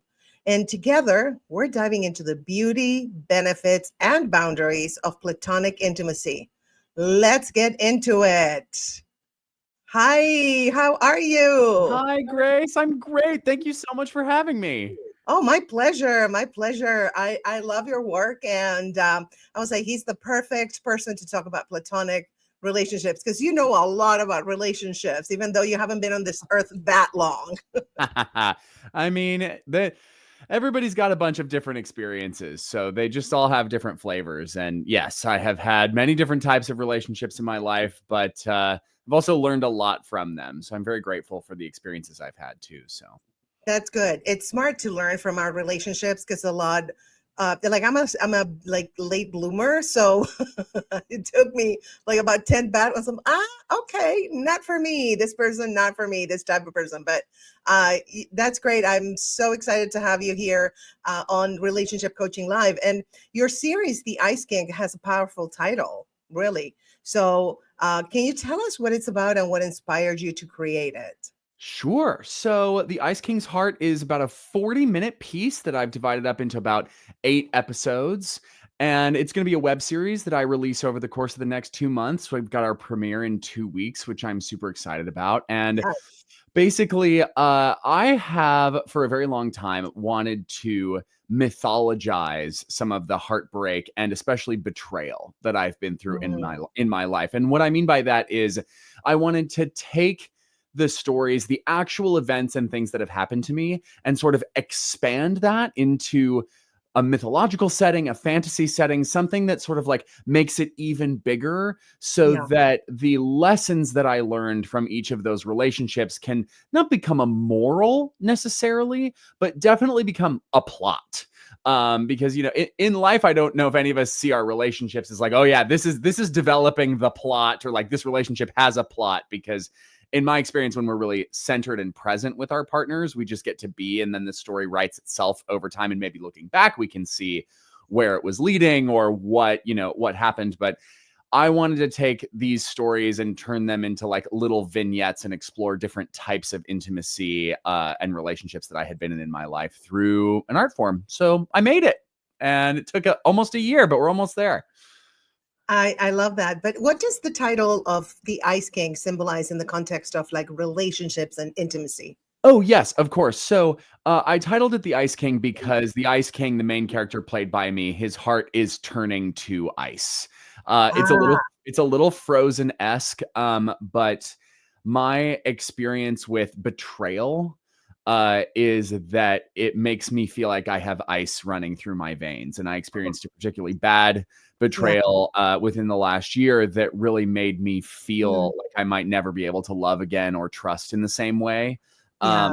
And so he's made of ice, and he doesn't want to be, but he is. I hear you. And I made a little clip of what you sent me. So let's watch it. I didn't want to become this. I fought against it with everything I had. But given what's happened, now I see it was inevitable. I could have kept resisting, denying the truth of who I am. But I couldn't bear it anymore. I've embraced it. Become what I never wanted to be. Cold. Unforgiving. Unrelenting.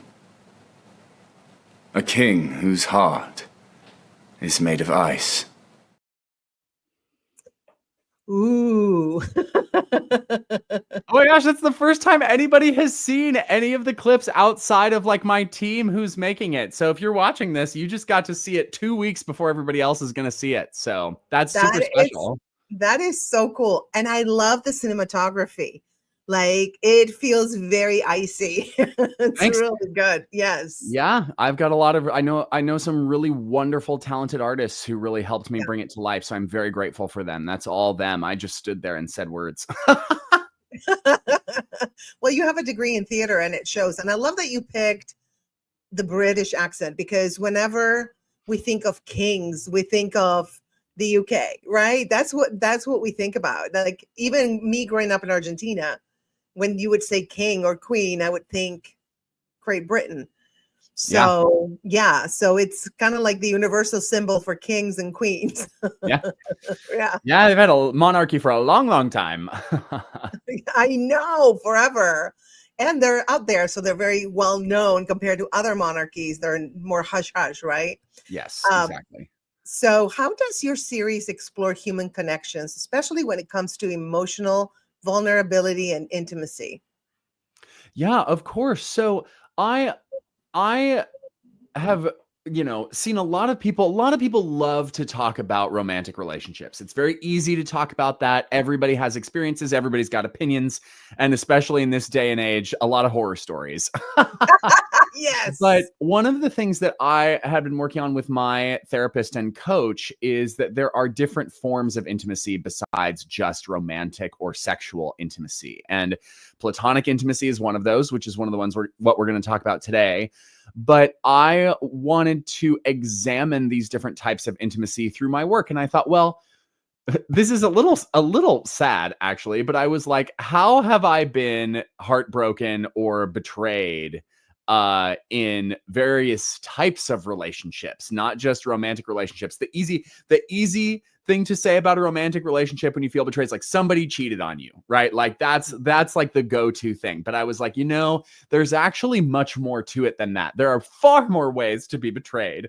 And so my series examines, yes, romantic relationships with both men and women, but also business partnerships, friendships, parents, other types of Yes. intimacy that people might not think about as much, and how those can also be painful. It seems kind of dark, but the point of the series is to explore it and sort of shine a light on that for people so that they can say, oh yeah, my business partner really was awful, or my boss really awful, even though we were very close and they really turned on me when it suited them. So Absolutely. As a relationship coach, when I say I'm a relationship coach, people think romantic relationships, but that's not all there is to life. We actually have more relationships with, platonic partners or friends or parents or family or, even acquaintances that are just part of our lives. And they're probably like 90% of our lives, unless you're like only dealing with your partner, then it's going to be 90%. Some people are like that, and that's fine. That whatever works for everybody. Are you like a focused on romantic relationships kind of person, or more like you like to have a balance of relationships in your life? I very much prefer to have a balance of relationships. I currently have a wonderful boyfriend and we are exploring romantic intimacy together. Yes. But with my friendships, especially, I don't know if other people have experienced this. I assume they have, but my experience is that sometimes friends just vanish. They disappear. Something happens Yeah. in their life and they just stop talking to you. And I am heartbroken of the couple of times that that's happened to me. And, I sort of want to open up the dialogue to people about like, what do you do when someone you feel very close to that you've shared a lot with, that is an important part of your life, simply decides that you're not in it anymore and stops and makes their choice? I mean, they can have their own boundaries and make their own choices. Of course they can, but sometimes in a cruel way. It can be more or less cruel depending on the situation. So, and I've had a lot of friendships where I've just been like, wow, this is really sad. I wish that, I had been able to talk to this person and say, like with teachers, for example, you get very intimate with teachers and coaches because you are giving them the power to change you and to teach you something. And so I even had like a voice teacher that I was very close with for a very long time. And when I stopped paying her for lessons, she like didn't seem to have the time to respond to me anymore. Oh, that is so disappointing because Oh, you're it was almost so awful. thinking, because you're thinking like, oh, they're my friend too. Right. And because you connect with them, but to them it's just about the business, right?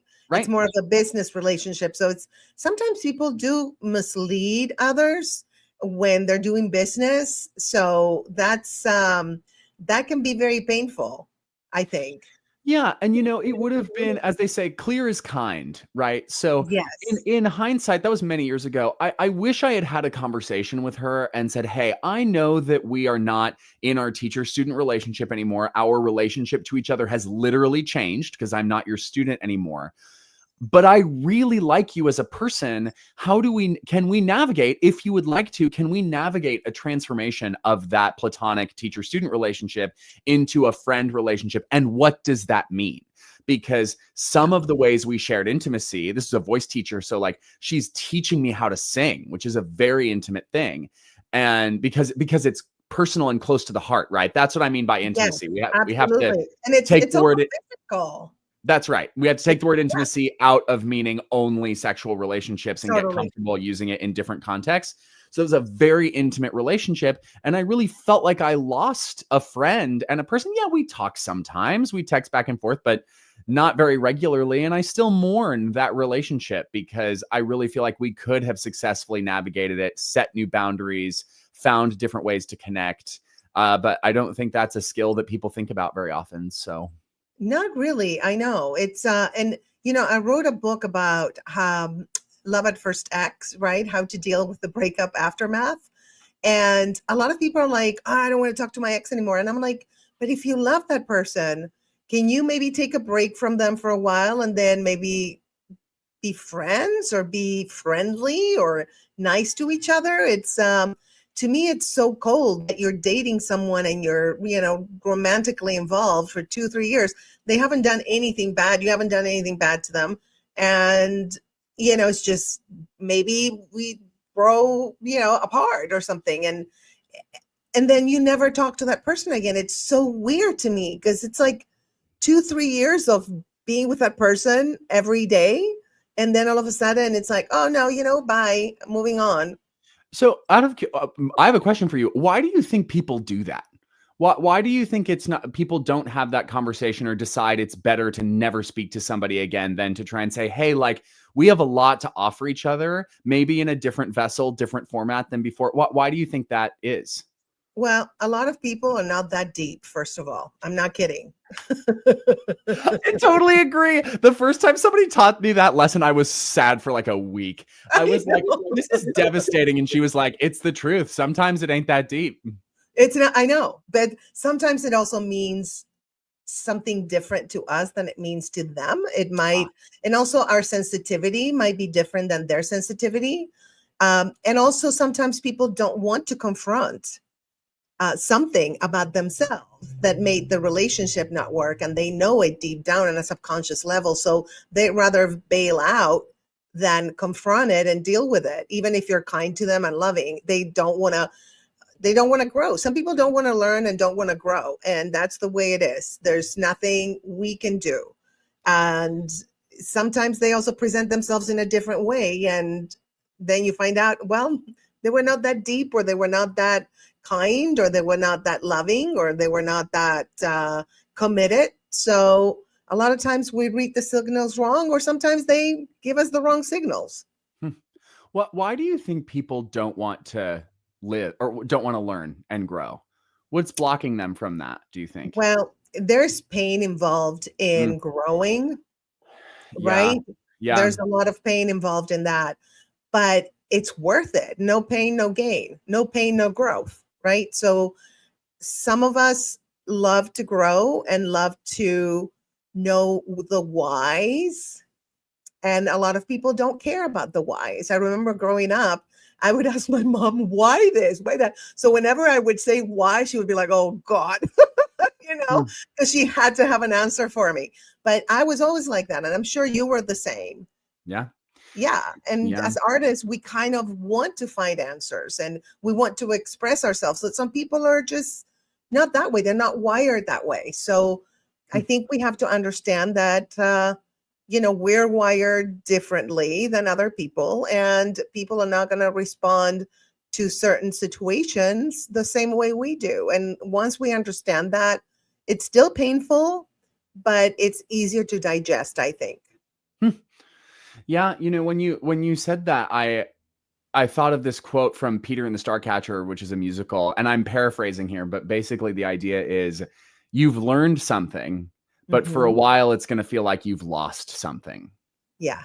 And I think that there's a lot of grief. And my project, this Ice King project, is very much about grief, because a lot of change is grief, because you are losing something. And it can be very difficult to see what you're gaining. Especially a lot of my female friends who are love at first X, right? After they get out of their first long-term serious relationship, they mourn what was and have a really hard time balancing themselves, grounding themselves enough to find out what can be and who they are without that other person and that form of intimacy around them all the time. It's really complex stuff, and everybody's got a different version of it, but there are some similarities among us all as well, Absolutely. It's the human experience, and we all share the same basic traits, right? We just express them differently. I think that's what it is. Yeah. We're different expressions of all that is. Yeah. Yeah. It's this, we're one, but we're different expressions. That's what I believe. So let's talk about a little bit about platonic intimacy, because this is something that's not talked about enough. Don't you think? Yeah, I agree. Yeah. So what is platonic intimacy to you, and how does it differ from romantic intimacy?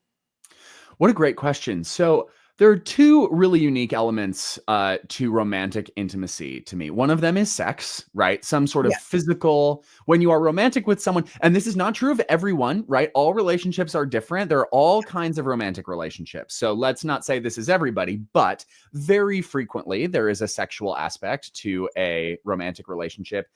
And in our culture, there is also a lot of monogamy, right? So it's this idea that you are with one person and a lot of times you live together with that person. I'm thinking mostly of like marriage in the Western sense, right? Yes. Which as we know is a construct, right? That's invented. And marriage is a social Totally. construct. And it can be useful or not useful depending on the situation, but it's very unlikely that someone in a platonic relationship would marry their platonic relationship partner. It does Yeah. happen. There are lots of reasons for that, you know. So again, Yes. lots of variety here, but there's usually a more physical aspect to romantic relationships, and that, of course, is its own form of expression. Right? Sexual relationships are their own form of expression, and people express themselves through that physicality in a specific way. So that dimension of intimacy is usually missing from a platonic Absolutely. relationships. However, they have much more in common than they do difference. So Really? that, you know, trust, all relationships have to be built on a foundation of trust, right? So you have to trust. Let's use a really easy example. Let's just talk about somebody you consider a best friend, right? That's Okay. the easiest example of a platonic relationship. So each of you trust the other person that, you know, this is very Brene Brown, right? You will keep each other's secrets. You're not going to go blabbing secrets all over the internet or to people you shouldn't be. You're going to, you know, be willing to do things for that person, maybe sacrifice some of what, you know, you might rather be laying on the couch watching TV, but they really want you to go do something with them. And you're like, yes, like I will do that. I will make a small sacrifice in order to do something for this person. And also it's the same when I was at Yale. I took a class on, it was basically a psychology class, and there was one important week on romantic relationships, and one of the key ingredients is proximity. And in the age of the internet, it's really easy to have a lot of friendships over the internet. You know, parasocial Yeah. relationships, being friends with someone you've never met on the internet before. But with romantic relationships, the psychologists have studied that you need to be physically present with them, or it can lead to some trouble. Of course, you can manage, but that's an important ingredient, is physical Yes. proximity. So you can Great. actually maintain platonic relationships and never meet that person in person. You can totally have friendship and trust and, you know, great conversations with people you've never met in person. So there's a whole bunch of different, you know, little shades there, but I do believe that they have more in common than they have differences. Oh, absolutely. Absolutely. It's the same. And that's why a lot of times you become friends first and then it goes into a romantic relationship because they have the same exact base, right? And it's about the connection, really. It's all about the connection, how we connect to that person. Mm-hmm. And Mm-hmm. you know, like we're saying, there's different types of relationships, and that's different types of connections. Even though sometimes you can be in business with someone, you'll be like, would it be fun to be in a romantic relationship with that? Have you ever had that happen? Oh my, well, one of my episodes in the Ice King is about it. Oh, how cool. Yeah, there was a woman that I was dance partners with for many years, and dance is intimate. I also do circus. Yeah. Circus is intimate. Any type of physical activity where you are trusting each other. Again, lots of really strong trust. I won't drop this person. I won't let them fall to their death. Literally, so much trust. And we had a wonderful relationship, and I thought, you know, maybe we could try, and maybe there's a romantic spark here, because I certainly felt it. And then she moved away and got a boyfriend and moved away, and I never heard from her again. Ouch. So, yeah. I know it's so Sad. weird to me when you have interest in the person but they don't, or vice versa. It's just so weird. That's why I feel like romantic relationships can be fickle sometimes, and Mhm. that we have to kind of um drive the car before we, you know what I mean? Not sexually, but I'm saying like as a friend. I think Yeah. that it's better, you know, sometimes people jump into the sexual part of it really quickly. I'm guilty, you know, everybody's guilty of that, but and don't allow to get to know that person. It's just the chemistry. And that's another type of relationship. It's just the sexual chemistry. And there's probably nothing else, which is crazy to me. What's like, It happens a lot. It happens a yeah. lot. I will say that particular type of relationship is extremely common among gay men. Oh yeah, you're right. And Yes. but here's the thing. The expectation is set that that's all it is. Yes, I And love so that. while it is still and can be quite dehumanizing, It is. I know. the thing is that it's consenting adults who have Yeah, matching expectations about what's going to happen, you know? And absolutely. and so if it's consenting adults and the expectations match, like what exactly is wrong with it? Well, maybe the hollow feeling you have inside you after 5 years of doing it, but like, you know, as far as breaking the rules of society or polite, No. interaction, Mm-mm. you know? Uh, Unless some people do like like narcissistic abuse. That's what they do. They love bomb you, Yeah, so they can get you. But it's also that's another type of relationship. It's very unhealthy, but that's another type of relationship. And a lot of people have come out with that. I do a lot of narcissistic abuse on really. my relationship coaching live. Mm, That is a very unhealthy. There's also unhealthy connections that lead to unhealthy relationships. And a lot of people stay in them because that's familiar and they don't know how to get out. yeah. Can I ask how you define unhealthy? Because I think that's really amazing and important, and I'm curious. Yes. Um, well, I let's define healthy. That's going to be easier. So healthy is when there's connection, both partners expect the same from that relationship. They're transparent, they're honest, there's no hidden agenda, there is no manipulation, there it's just very clear. That would be the super healthy one. And the unhealthy one is completely the opposite. Like one of them has an agenda and manipulates the other person into believing that they have a future together, that they love them way too early, and they both don't have the same agenda, even if they're looking to stay together. One of them, their agenda is to dominate the other one because Mm, the other person, the narcissist, when I say narcissist, I'm not talking about the selfie narcissist. I'm talking about narcissistic personality disorder. yeah. So the narcissist feeds off of the negative emotions of their supply. And so that's their agenda. This guy says, I love you and we have a future together. And the victim of narcissistic abuse doesn't know any better, falls for it. And then there's kind of like a Stockholm syndrome that Mm, happens after a while, unless you have somebody opening your eyes and getting you out, helping you to get out, or at least just letting you know, hey, you're in an abusive relationship, blah, blah, blah. It's very easy for people to stay. Very, very easy, mm. unfortunately. And even though you're miserable, not that I've gone through that before, as you can tell by my eloquence. It's like that sounds like that's so well articulated. I hear some personal experience lurking behind these words. Oh, yeah. Absolutely. Do you think people who identify as men and people who identify as women are equally capable of that? Of Or being do you, narcissistic. Oh, yeah. yeah. It's just a different MO. Hmm, hmm. It's just the way they are is different. Yeah. Yeah. So my question for you, because oh my God, this is so fun. We just get to talk. We're going back and forth. So since we're Yes. talking about platonic relationships, what do you think that looks like in a platonic relationship sense, rather than Interesting. rather than a romantic one? Well, in LA, we see that a lot. It's Oh my God. Oh, if you live in LA, you know how true what she just said is. yes. What can you do for me? Some people are very honest about it, but some people, the narcissistic abusers, will be a little bit more subtle and they will have you in a little bit of a roller coaster, and they enjoy it. They love it. But yeah, I think, yeah, that's what it is. And also when we're saying that romantic relationships is what people think intimacy is about. Hmm. What do you think? Why do you think platonic intimacy is often overlooked?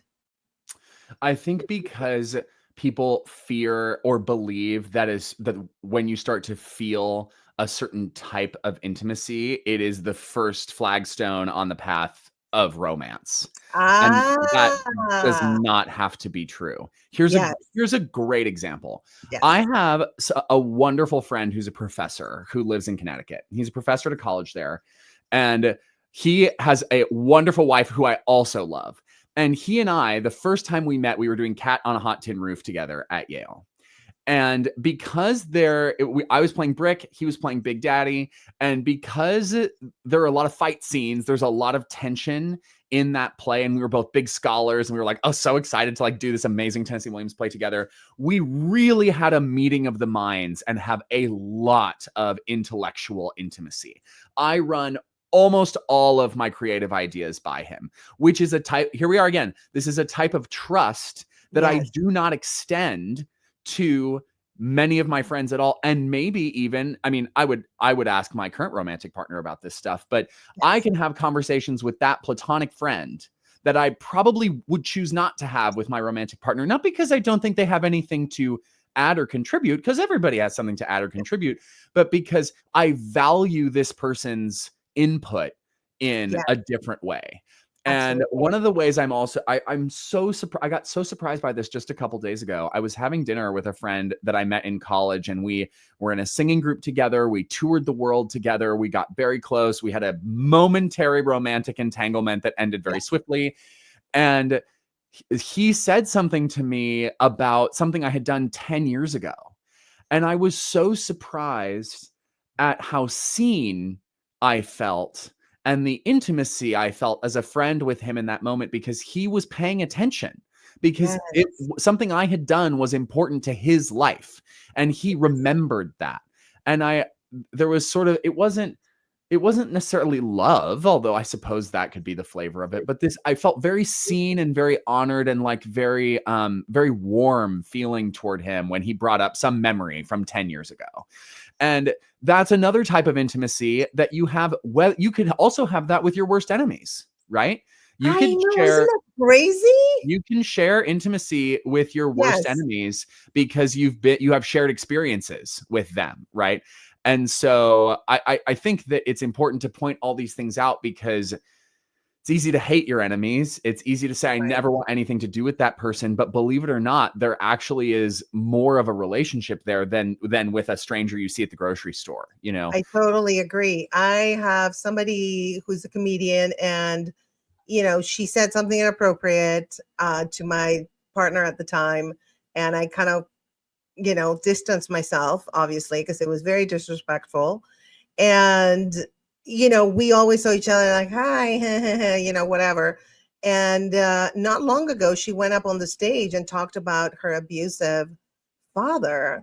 And I was like, oh, like all of a sudden I felt connected to her in the sense that now I understand why you did what you did. Mm-hmm. And all of a sudden, my quote unquote enemy was not my enemy anymore. It was just me as a human understanding where her as a human was suffering.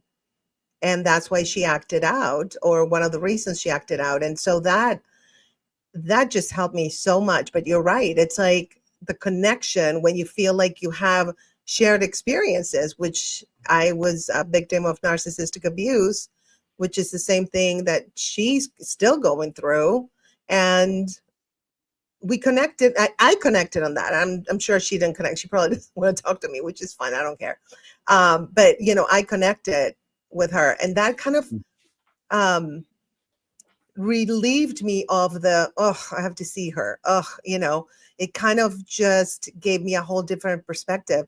And it taught me that why we should love our enemies, not like our enemies, but love our enemies, because there is something in them that something that happened to them, or something they're born with, maybe the personality disorder they're born with. And how can you control that? Imagine if you're born with a personality disorder and there's not much you can do about it. It's like being born without a leg, right? What are you going to do? You put a fake one, right? But you put a fake personality pretending to be normal, right? But you're a-hole, right? Yeah. And so, but having empathy for our enemies, I think, is something like so important. And I had that lesson. I learned that with a relative we're not going to talk about this person, but, you know, just extremely wow. But when I had empathy on this person, is when I actually stopped fearing this person, and I understood it, and I was not angry at them anymore when I thought about them. And so this is the message, I think, a very important message for today, to love your enemies, not like send them flowers and bonbons, but like just understand that something happened to them or they were born this way. And if we have compassion for that, then we're not going to be angry, because anger only hurts us. Indeed. I have been to a lot of therapy and Yes. heard a lot and done a lot of like, I don't want to say like anger work. I just think anger is a fascinating emotion because there's, Yes. in my experience, almost always something underneath it. And for me, Yes. I Yes, have it's harm. Yes. a lot of times people call it hurt. For me, when I'm angry, it's because of perceived injustice. Yes, me too. I'm the same way. Yeah. Injustice drives me nuts. Yeah. So Yes. when I'm very passionate about this, but when I feel angry, it's because I think something is not fair, or I Well, feel I have been yes. treated unfairly, or that something unfair is happening. Totally. The anger, that's called righteous anger. I call it, it's an alarm system. And fear is an alarm system too, you know. But if we stay in that anger and that fear and the low vibrational emotions, remember, emotion is energy in motion. So we need to rise above it, kind of find a way to rise above it. So like you said, we have anger. Okay. I always ask myself, is it because the other person did something that's unfair to me? Or is it because it's triggering something from my childhood, from other experiences that I need to work on? So that's how we take, right? The anger, or the fear, or the shame, or the guilt.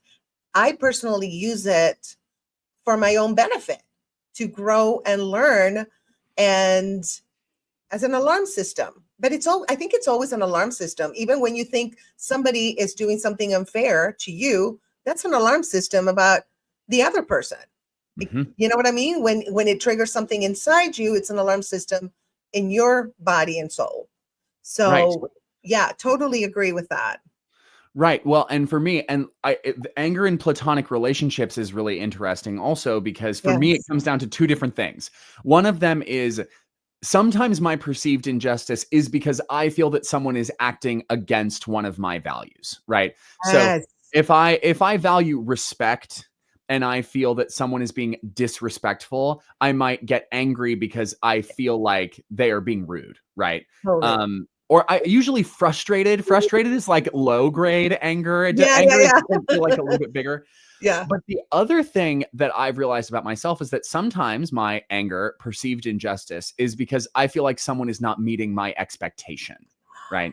Good And one. then I have to ask myself very bluntly, did I actually communicate that expectation that they didn't meet to them? Or Yes. am I magically thinking that the whole world is mind readers who should cater to my every whim without any effort from me? And this has been Yes. extremely useful for me in my both platonic and romantic relationships, because I can say, okay, all right, I did not set that expectation. That's on me. The anger cools off. And I'm like, when we are feeling in a grounded, whole place, I'm going to say, hey, I actually wanted to tell you about a way that I think you could really show some care for me if you wanted to, or something that I would love.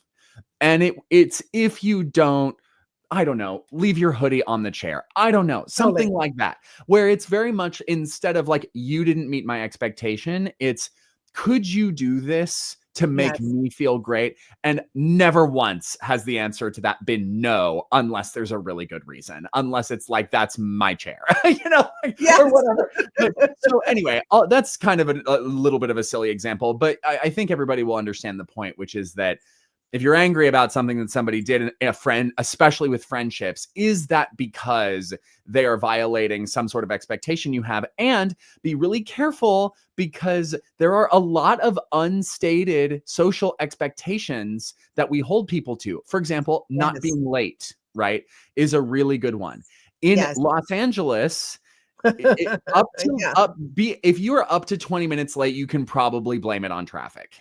In Yes. New York, if you're up to 10 or 15 minutes late, you can probably blame it on the train. And if you say, I'm so sorry I was late, it was the subway, people are going to be like, that's fine.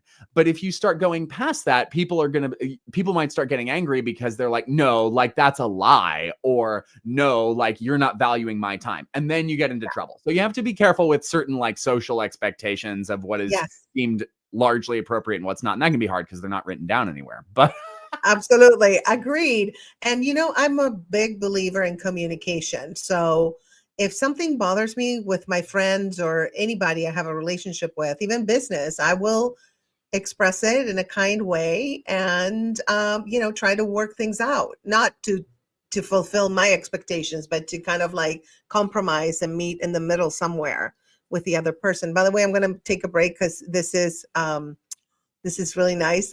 You look great. Thank you, Kelly. I had to do it, Nathaniel. Oh no, thanks, Kelly. Kelly's on it. He's on it. So yeah. And how do you think that platonic intimacy impacts our emotional well-being compared to romantic relationships? Okay. This is super great because to me, platonic intimacy is very connected to the idea of community, right? I think that a lot of adults I know really struggle with feeling like they belong or finding a community. And my observation has been once they do, some examples, Dungeons and Dragons like meetups, like Comic-Cons, circus class, dance class, a lot of physical communities, like physical activities bring people together. Mental activities, faith brings people together, right? That's why, church communities are really powerful because that's a place of shared platonic intimacy. Yes. Because everybody is building, again, a shared experience, right? So even if you don't like somebody in your congregation, in your class, in your group, like you're still doing things together. And you kind of have to decide, like, is that, do I need to leave this group because I don't like this person? Do I need to suck it up? Do I really just need to complain about it?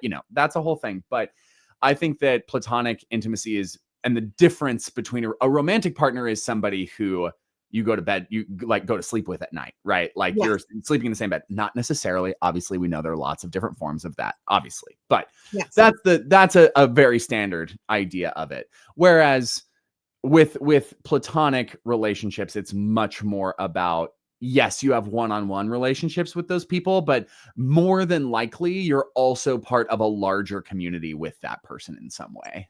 That is true. Yeah. Yeah, you do. Or you meet them as part. Yeah. Sometimes maybe you don't participate in that community anymore. You meet there but you connect with that person.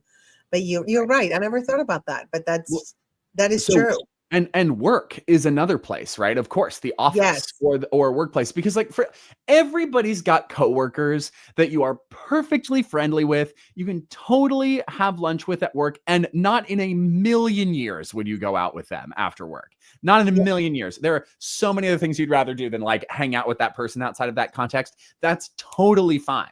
It's just that is a platonic friendship within a platonic like community, and you have a shared goal in that community. You have a shared value, which is working for this company or whatever. And so that's another reason why like workplace into like romantic intimacy can lead to trouble, because that's a platonic community, and a relationship adds another aspect of that. And there's a lot of craziness that can ensue there. So. Absolutely. Don't eat where you poop. Yeah. Exactly. Or don't poop where you eat. Exactly. Either way it works. So my big recommendation to anybody listening is to start with like your top 5 people, and then expand from there. But think about what type of trust, what type of intimacy, and what type of boundaries you have with the various people in your life, because you can have boundaries with your romantic partner that you don't have with your friends.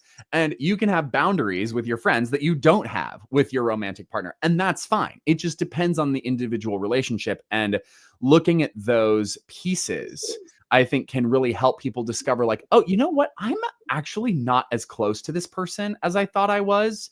And why did I think that? Or, wow, I didn't realize that like this person I thought I didn't have much of a friendship with is actually like, we're actually pretty close, huh? And I think that identifying that can be really helpful because then you just sort of know where you're at. And then you don't, it's harder to make mistakes or say the wrong thing or, be like, misjudge situations when you're very clear about how, and remember these, you can only know what you feel, right? So you can't know how other people feel about you, but you can know how you feel about other people. And I think that can be really valuable. And to really go person by person and be like, wow, like, yes, I really feel intimate with this person around this, this, and this, but I would never talk to them about this. Yeah, that's so true. Yes. It's every friendship, it's almost like we connect from a different part of us. Mm-hmm. Mm-hmm. And that's the beauty of it. That's why I like to have a portfolio of relationships, Yeah, totally. Yeah, like a balance of everything. I feel like sometimes, people hang out with and I've done it, your romantic partner, or they want to hang out with you all the time. And I feel that takes away from my other relationships that I want to cultivate. So yeah, that's been an issue for me. Has that been an issue for you in your romantic life? Yes. I mean, there are certainly times where I would like for the two to become one, shall we say? And I want to be very, very intimate and around a person all the time. I have also found that being apart from my current romantic partner makes me really excited for the times we are together. Yes. And it makes those really explosive and fun and like just a really great time for everybody. Oh my gosh, I can't remember her name. The wonderful woman who wrote Mating in Captivity.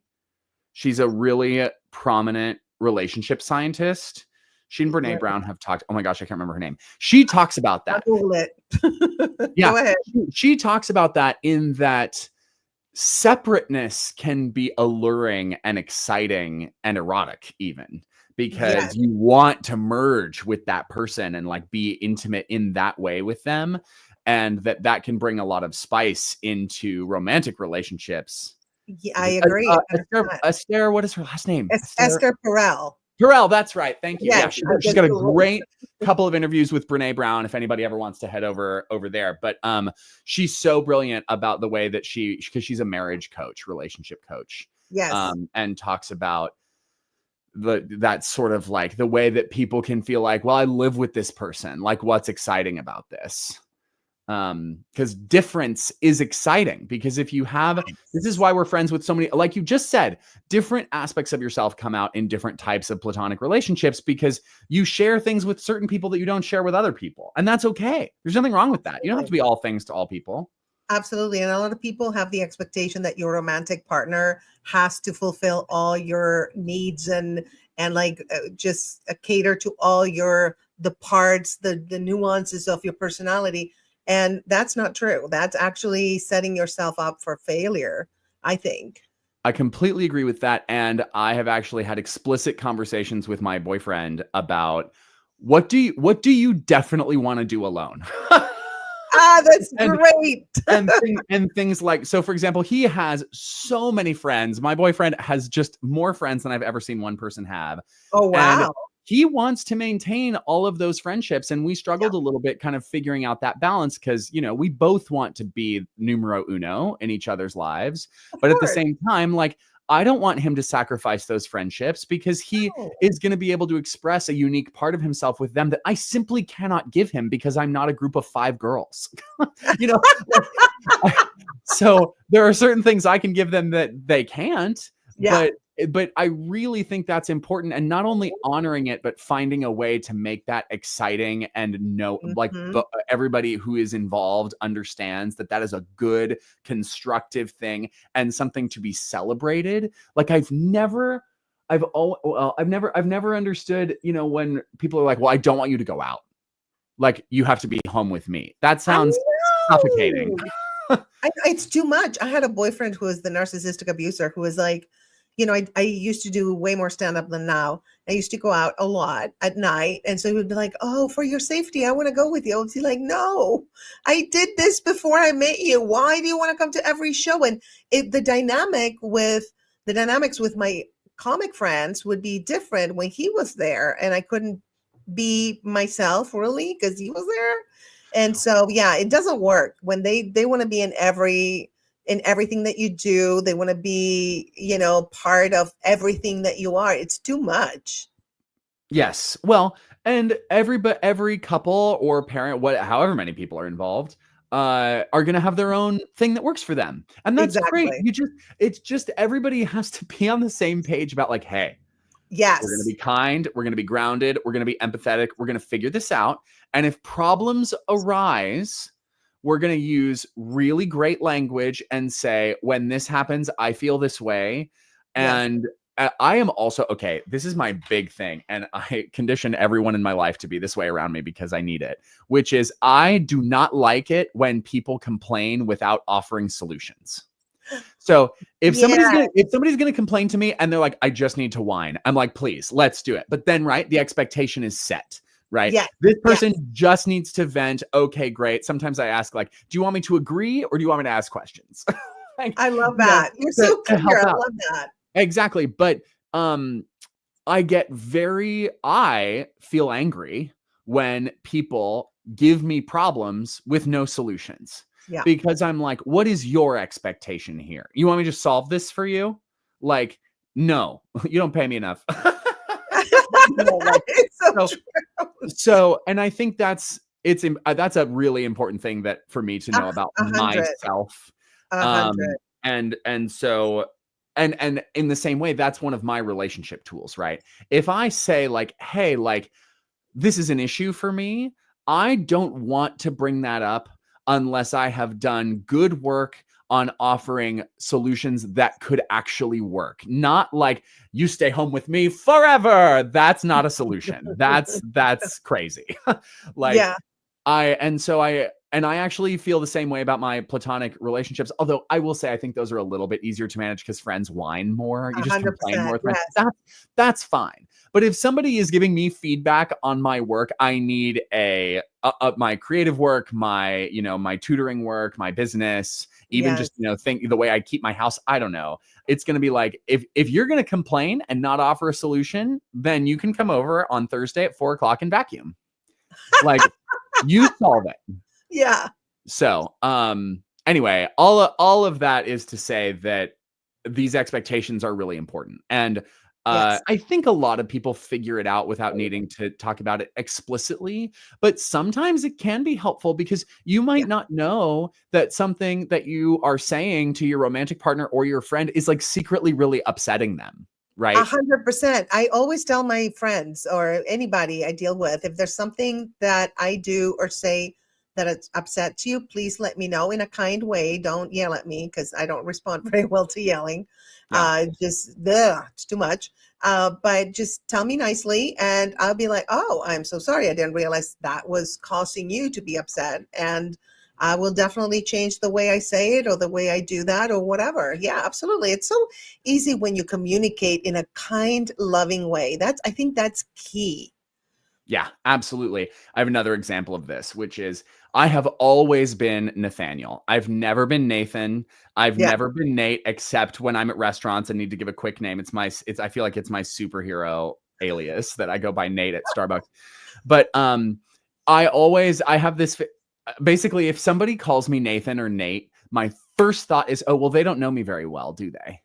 Because if they did, they would know that I always go by Nathaniel. And if I want to have a longer term relationship with someone who is not using the right name for me, I correct them after 2 times. And that's it. And I say, well, yeah, kindly. But I'm like, if I want, it's my job. They're just doing it because they think it's easier. And they're used to being able to shorten anybody's name. It's not malicious. I'm just like, hey, I would actually really love it if you called me Nathaniel. That's what all my friends call me. Right. Yeah, that's perfect. It's it's like, oh, sorry, I didn't know. Exactly. So that's my example of like, sometimes you can be doing things that you don't know that Yes. is like offending other people. And the person who is kind of like, that's not quite the way I wish this were going, can also take the lead on being like, hey, it would make me feel great if you did this.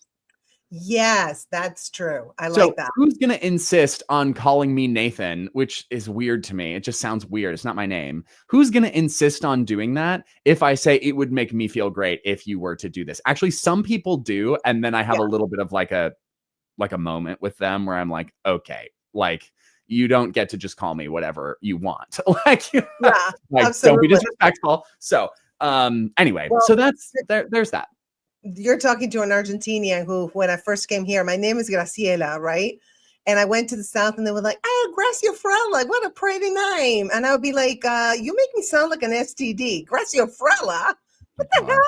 I know, they would kill my name. So I was like, okay, I'm going to change it to Grace so they get it, but my real name is Graciela. So I totally get it. Yeah. I had a friend who was Raquel. And when people called her Rachel, she was like, that's not my name. My name is It's Raquel. Raquel. Yeah. Yeah. And like, call people what they want to be called. It's very easy. Yeah. Well, in Argentina, they called me Gracie or Grachu. Instead of Graciela, Grachu. That was like I don't know why they made up that name. It's like totally made up. But yeah, I respond to whatever at this point. It's like, but no, I totally get it. In the beginning, when I first came to the US in New Orleans, I was like, wow. I was just baffled. Graciola, Gracia Frala, Gracia. Oh my God. Okay. But it was interesting. I learned, I have it on my one woman show about the different names they gave me. So Nice. everything is comedy material for me. So it's all good. Ah. I turn everything into stand-up. So can platonic intimacy exist between all genders without romantic tension, right? Or do you think society makes it a little difficult? Oh, of course it can. Gender has nothing to do with it. Platonic intimacy has no gender, of course, obviously. Like it just that feels super easy. Like, and where problems arise is in different social structures, right? So for example, the United States has a different social structure than, Europe or the Middle East or China or anywhere in East Asia. Those social structures are all different. And so there are certainly different societal expectations, mores, whatever you want to call them, very much affect that. But like platonic intimacy has no gender. It doesn't matter. Totally. It's just that trust. Agreed. And if you were all stranded on a desert island, you'd evolve platonic intimacy real fast. It doesn't matter where you're from. So, well, gender, is basically masculine and feminine energy, and everybody has masculine and feminine energy. And, like I consider myself to have like half and half. Some women have more feminine energy than I do. Some women have more masculine energy, and some men, it doesn't really matter. I think it's all about energy. I think that gender is kind of like a social construct to me. So we're all humans having a human experience. So yeah, gender absolutely doesn't matter. But I think society, like you said, it kind of makes it just different. Right. I always like to go to like the core of humanity, and that to me explains a lot and rids me of all the programming that I've been, I was under as a child and in society. So if we all look at the human experience, platonic love can be anything. We can love, platonic love with your dog. You know what I mean? Like totally. People love their dogs so much. And the English language is extremely limited in the way that we describe love, right? So it needs a qualifier in like, platonic love, romantic love. Those are adjectives describing the type of love. Other languages have different words for those feelings. It's true. They have Yes. different words for that. And so I believe that English is actually quite limited in that particular way, which is a shame. We have a lot of words for making money. Yeah. But that shows, what type of culture English evolved in, right? Absolutely. So, and it's also like how native populations up north have many different words for snow, different types of snow, because that's life or death information, right? Like if the ice is frozen solid versus ice that's thawed, that's life or death. That's a life or death difference. I can So, imagine. Yes. languages evolve to describe the things that are important in that culture. And I forget which language it is that has a specific type of word for the love you feel for your camel. So, That is or so cool. because if you think about like love and intimacy are not the same thing, right? Yes. Love is a very, very broad term. I like love my dog. I also love my favorite shirt. Those are totally different flavors Yes. of, one of them is not animate and my dog is animate and my shirt is not, right? Like those Exactly. are different things versus the love I feel for my mother versus the love I feel for my brothers. They're all different types of things. Whereas intimacy is that trust and closeness, I think. So I can also love someone without being intimate with them. Absolutely. Of course. Yeah. And I can also be intimate with someone without loving them. Yeah. Like people love celebrities, for example. They're Yeah. not intimate with them, but they That's right. feel close to them or they love them, they admire them. That's right. So yeah. And what's fun about this too is I love anytime I like come on podcasts or do like talks like this, I really like to give the audience like things to think about or like homework to do. Yes. And I would really encourage anybody watching or listening this to think about like, what is the difference between love and intimacy for you?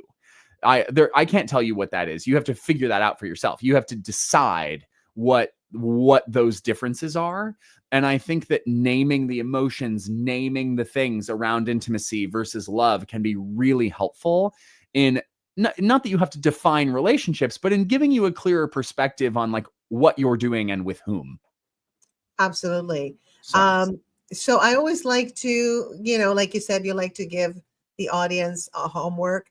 I like to give practical tips and everything. When I do it by myself, when I do this podcast by myself, I always, every point I make, I give them practical tips, right? And so what are some practical ways we can strengthen intimacy in our friendship? ooh, practical ways to strengthen intimacy in friendships. My big one for that is to think about maybe saying things that you've been keeping secret. Like if somebody is doing something habitually that makes you uncomfortable, if somebody is doing something that you find frustrating, and that does not mean you have to act on that necessarily. I just find that my relationships got a lot stronger. So I can't do that. I don't do this in every friendship. I don't. But the ones that Yeah. are important to me, I do, where I really examine like, this really bothers me. And if I could address this with this person and it went well, we would be even stronger as friends. And most of the time I've done that, it has worked out really well. And part of that is because this is like kind of thing number 2, which is using I language to talk about things that are frustrating and not saying, when you do this, it makes me do this. That's like therapy 101, right? That's like very Totally, basic, 100%. Yes. very basic therapy training, but basically saying like, and you don't even have to depersonalize it. You don't have to say like, when this happens, I feel this way. You can say like, when you walk in the house with muddy shoes, it makes me feel frustrated because I know I'm going to clean it up afterward. And it would really be helpful for me if you could either, here are my solutions, right? It would be really helpful for me if you could either take your shoes off before you come in the house or always clean up the mud that you bring in, right? So not saying this is your fault, you fix it, but being like, this is a thing that's been tough for me. Here's some solutions. Sometimes you can help with the solution. Sometimes it's like, my solution is that you need to empty the dishwasher more often. But is that an expectation you set or not? So those are a couple of things. I would also, nothing builds intimacy in my view faster or better than shared activities. Yes. So going to do things together in person is a way to build intimacy and stronger friendships. A friend of mine said something to me once I'll never forget, which he said, if you want to remember your vacation, do a lot of stuff. Because if you just lay on the beach all day, that's not necessarily memorable. It's probably relaxing and great, and we all need that sometimes. But if Yes. you want to like build a memory with somebody, do a lot of things. You don't have to get into trouble. You don't have to go to a dangerous part of town, but doing things is exciting and will give you, like, you do that enough over time and you've got a lifelong friend, you know? Absolutely. Well, we've been going for like an hour, which it felt like 10 minutes because you and Agree. I can we can just talk.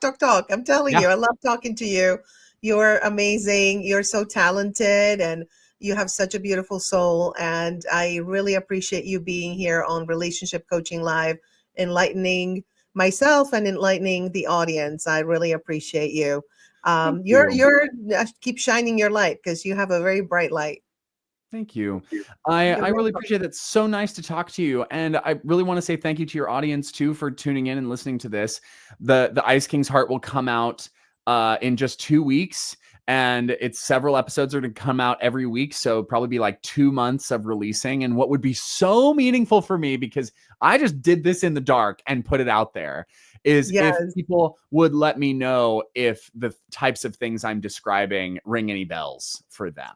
If Yes. they can see their personal experience in the real world reflected in this sort of mythologized, slightly larger than life, but not that much larger than life version of what relationships can look like. Because I'm really curious if other people have had the same experiences that I've had. Absolutely. So, guys, make sure you subscribe to Nathaniel's YouTube channel, which is youtube.com/ at Nathaniel Nathaniel Dahlquist. Dahlquist. Yep, I'm Okay, Nathaniel Dahlquist perfect. on all platforms. Yeah. Perfect. Oh, that's so easy. I wish, I started way back and I just didn't do that. And now some of them is the State of Grace Fraga. Some of them is Grace Fraga. Okay, smart. So guys, subscribe to him, follow him on Instagram, friend him on Facebook. He's amazing and you will love the Ice King. And I can't wait to go to the premiere. Yes, I'm so excited. I got to send her the invite just a couple days ago because we Yeah. just confirmed the venue. And I was like, here you go, Grace. See you there. Like, it's going to be a lot Thank of you for fun. the invite. I work Of until course. 7:30, but I'll be there at 8. Great. And perfect timing. So it's gonna be, that's when you guys are gonna show it like different episodes back to back or something while Yeah, people so are we're watching or like chatting because it sounded like it was like while people are like socializing. Well, one of the reasons we chose the venue we chose is Yes. because there are separate rooms. So we have little sound bubbles, and I'm going to play a couple of different episodes on loop in each room. So people can go in and see them, and then go to the next room, and then go get a drink, and then go to a different room. I just think it's going to be so fun. The point is that people Love. enjoy it, and like most people probably won't watch the entire thing. Like while they're there, that's fine. It's going to release over time, but these are little, it's in vignette form so that it's easily digestible. I think the longest episode is like 10 minutes. And Okay, it's that's because, not and bad. it's because I was betrayed twice. So Oh you gotta, no. Not once would have been 5 minutes. Okay. that's right. But see, now they gave you 5 more minutes of material. See how great sometimes all these betrayals and these narcissistic abusers and these a-holes, they're great. They give us material. We would not be able to be functional artists without them. That's right. I have a strong belief. I tell my students this too. I don't make art about anything that I don't feel like I can really like handle it. Like if it's too raw, if it's a like an open wire, or a what's the word I'm looking for? A wire that doesn't have any protection on it. I avoid it until it's settled a little bit. A live wire. That's what I'm thinking of. But yeah, so anyway, it's going to be so much fun. I can't wait for people to watch it. I think it's going to be really great. I'm going to just splatter it all over the internet. And I made it so that people might see a reflection of themselves. I don't really make any money off of it. This is I would have made this in a closet alone anyway. So Yes. it's just extra bonus to get to share it with so many people, and hopefully it will resonate with folks. So Absolutely. Well, thank you so much, Nathaniel. And I can't wait for the premiere. thanks, Grace. We'll see you there. Definitely. Bye. Bye. See ya. See ya. All right, you guys. Thank you so much for tuning in. And as we can tell, platonic intimacy is one of the most powerful forms of connection we can experience. It nurtures us, strengthens our emotional resilience, and reminds us that intimacy isn't just about romance. It's about showing up, being present, and fostering trust in the relationships that shape our lives. Thank you so much, Nathaniel, for sharing your wisdom. And to everyone watching, what does platonic intimacy mean to you? Please drop your thoughts in the comments. And if you found this conversation insightful, hit that like button, subscribe, and share this episode with someone who needs to hear it. Until next time, stay connected, stay intentional, and embrace the power of platonic intimacy. Bye, guys.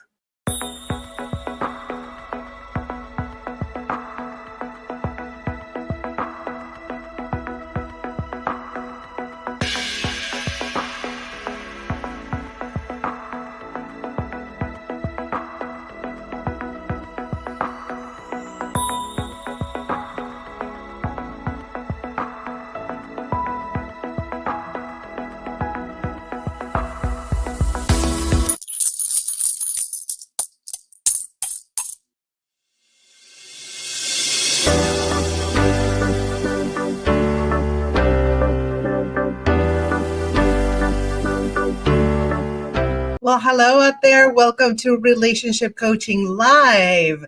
So we are live on YouTube, Facebook, Instagram, LinkedIn, X, and Twitch. So on any of those platforms, except on Instagram, I can't see the comments on Instagram, or LinkedIn. But on the other platforms, I can see the comments. So feel free to comment during the live or after the live. So let me ask you a question. Have you ever felt like you're giving too much in a relationship and not getting enough back? Oh yeah, right? Or maybe you've walked away from a date thinking, did I just agree to something I'm not comfortable with? If that's you, you're not alone. Setting boundaries in dating isn't about building walls. It's about creating a safe, respectful space where love can truly thrive. So let's dive in, because it's time to level up your dating game and attract the love you deserve. So we're going to dive deep today into something that can literally change the game in your love life. And it's healthy boundaries. Boundaries aren't about just pushing people away. They're about honoring yourself, your needs, and creating the kind of relationships where respect and love can actually grow. Let's break it down together. So, part one, I removed it. I didn't remove it. I put like segment one, part two. It's all like bullet pointed for you. And I think that this eyelash is kind of like acting up. But anyway, all right. So let's go to part one. Why healthy boundaries are essential in dating. Why are they? Well, first of all, it's important to create a safe and respectful space. So let's talk about that, okay? And let me actually change these so we can put the creating the space on top and the part one at the bottom there. So creating a safe and respectful space. What is that? Well, boundaries allow both partners to feel safe, heard, and valued. Without boundaries, you're just guessing what the other person needs, right? And what happens? Well, that can lead to a whole lot of confusion and frustration. As a matter of fact, I always back it up with scientific studies. There are scientific studies like those by Dr. John Gottman. They show that mutual respect is a key predictor of long-term relationship satisfaction. Healthy boundaries help build that respect from day one. Healthy boundaries. So I have actually a story from a fan here, and welcome to those that are joining right now. And send me, by the way, DM me your stories. If you have dating stories, love stories, relationship stories, and I will definitely talk about them. Fake names, don't worry. I'll talk about them during the live, Relationship Coaching Live. So we're talking about creating a safe and respectful space, okay? my fan goes, Grace, I always felt like I had to say yes to everything on the first few dates. Haven't we all been there where it's like, oh, yeah, whatever. Do you want to do this? Well, I don't want to. Do you want to go parachuting? Well, I don't want to like risk my life, but okay, we'll go. We've all done that, right? I've done it. I know I've done it. So she says, but after watching your videos, I started setting simple boundaries. Well, good for you. Like saying no to late night texts. Yes. That's like after 9 p.m. or even 10 p.m. pushing it. No. And guess what? She says the right kind of people respected that. It was a game changer. Yes, because you are the one that sets the boundaries of what's acceptable to you and what's comfortable for you. And, they're going to push the boundaries. Some people will. Some people are more respectful. Some people will push the boundaries. And you're like, you know what? That's not my jam. All right. So here's a practical tip, my darlings. At the start of dating, have a casual conversation about your comfort zones, right? Whatever those may be. It doesn't have to be like intense, just a simple, hey, I value getting to know someone at a slow pace. That by itself just can do wonders because some people, especially narcissists, and we know this, right? Because we talk about it here a lot, they want to push things faster because they want things to happen now, because they want to gain your trust real quick and they know they don't have a lot of time. So yeah, that's going to happen. All right.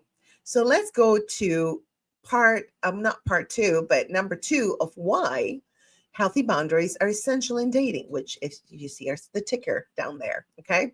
So we're going to go to number 2, which is preventing resentment and conflict. Now, what is that about? Well, when we don't communicate our boundaries, what happens? Resentment builds, right? That slow simmering frustration when you feel unseen or unheard. Now that's resentment, and it can tank a relationship really fast. When you tell someone, I don't feel comfortable with you texting me at 10 p.m. and they still do it. Yeah, that's pushing the boundaries and not good. Not good. You have to tell them from the get-go. I find that if you tell somebody from the get-go, it's so much easier and you don't build that anger and resentment with, what they're doing. However, sometimes you tell them the first time and then the person keeps doing the same thing over and over. Well, there's a problem. That's a personality problem on their end. And you can tell them, but if they don't respect you, maybe it's time to go ahead and date somebody else. That's all I'm saying. Now, there's a scientific backing for what I am saying right now, which is preventing resentment and conflict. Now, studies from the Journal of Marriage and Family suggest that unresolved conflicts and boundary violations are common reasons for relationship dissatisfaction. Did you hear that?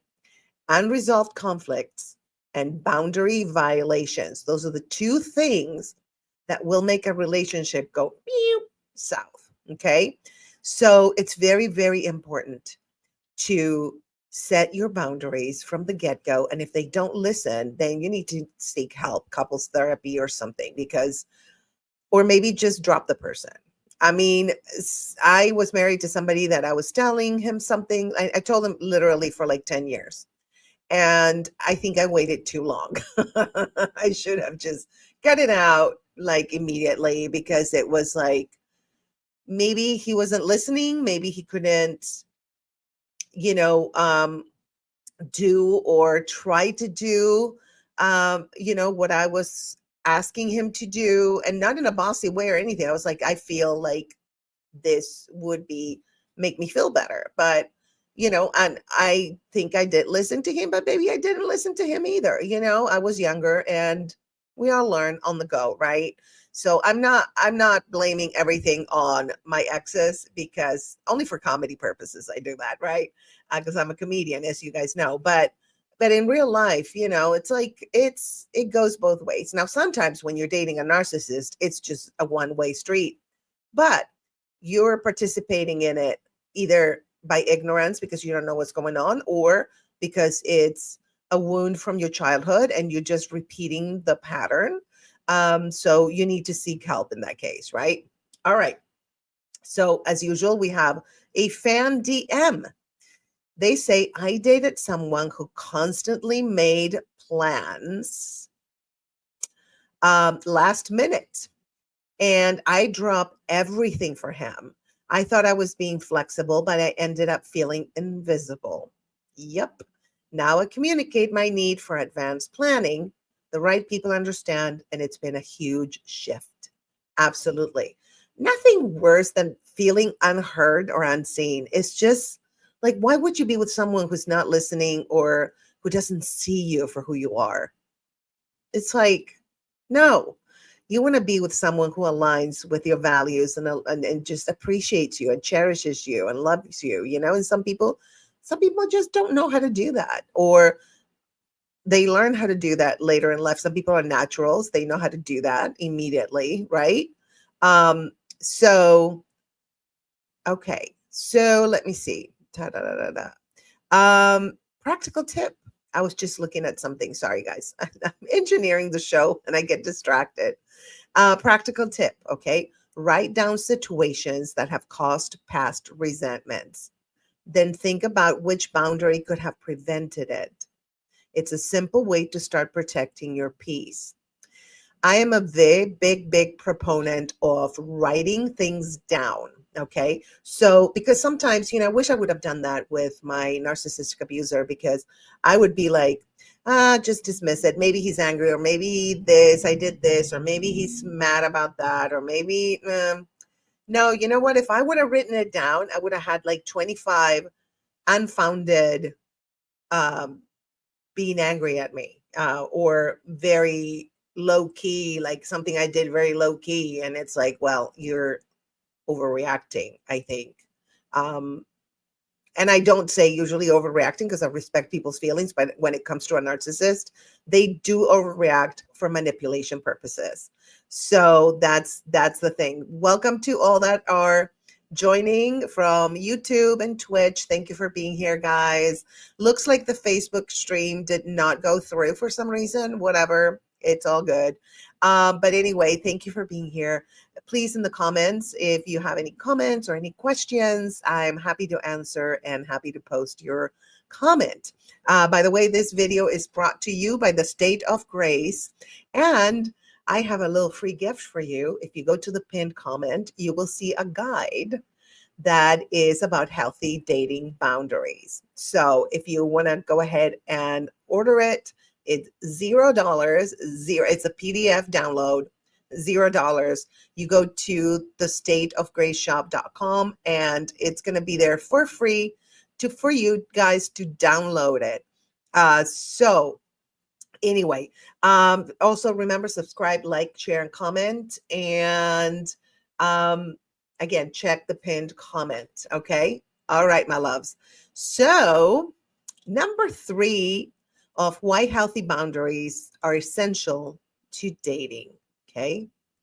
And it's going to be attracting partners who understand, who value respect.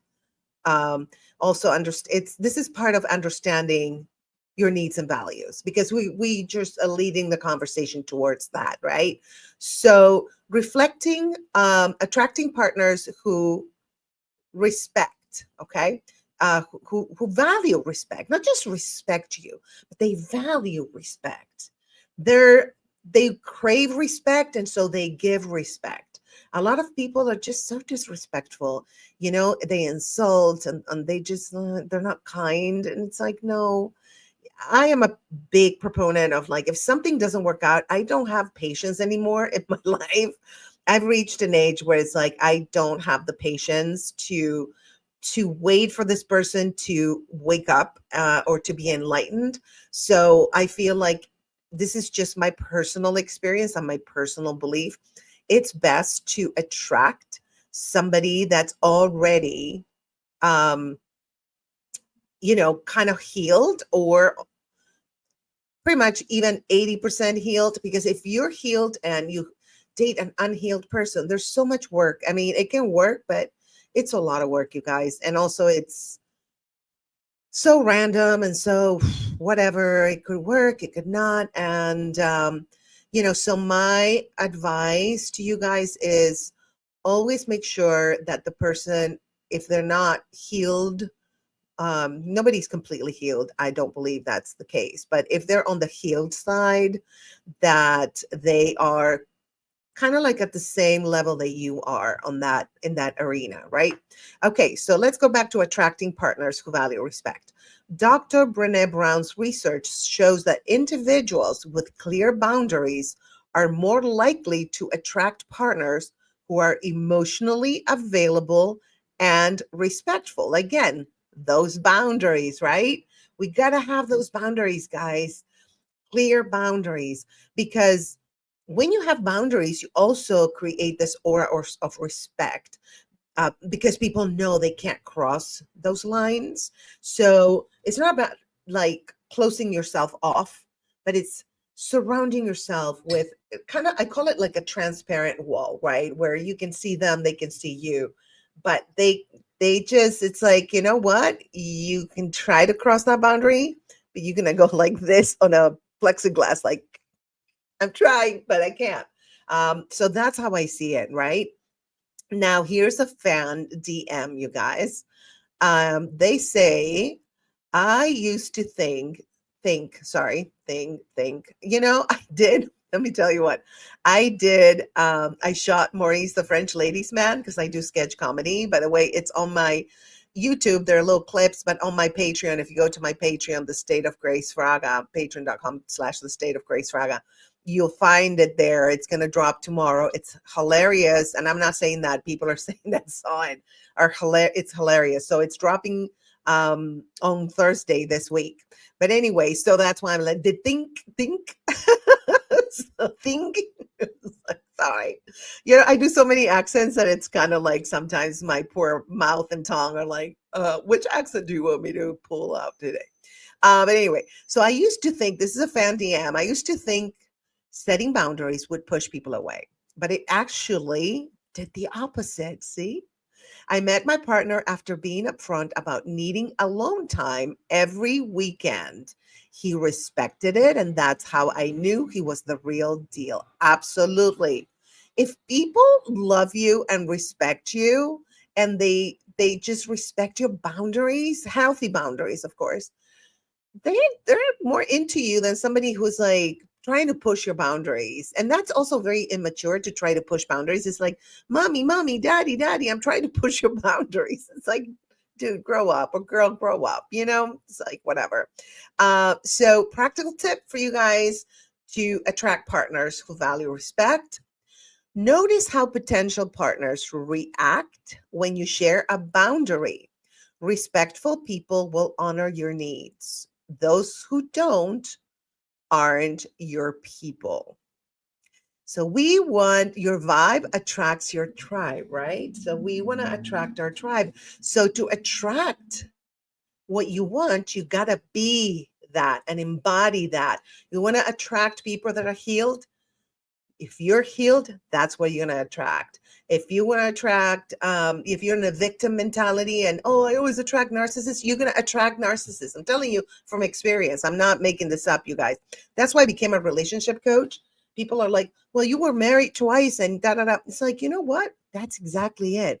I learned from all my successes and my failures, and I'm bringing the experience to you. And I also studied to be a relationship coach. I am certified by IAP. But, that's why I wanted to become a relationship coach, because I'm like, I know so much about relationships now that I really want to bring that knowledge, share the knowledge, and share my experiences and share my stories, and also hear your stories and hear your experiences. I love that. Oh, the professors. Well, hello.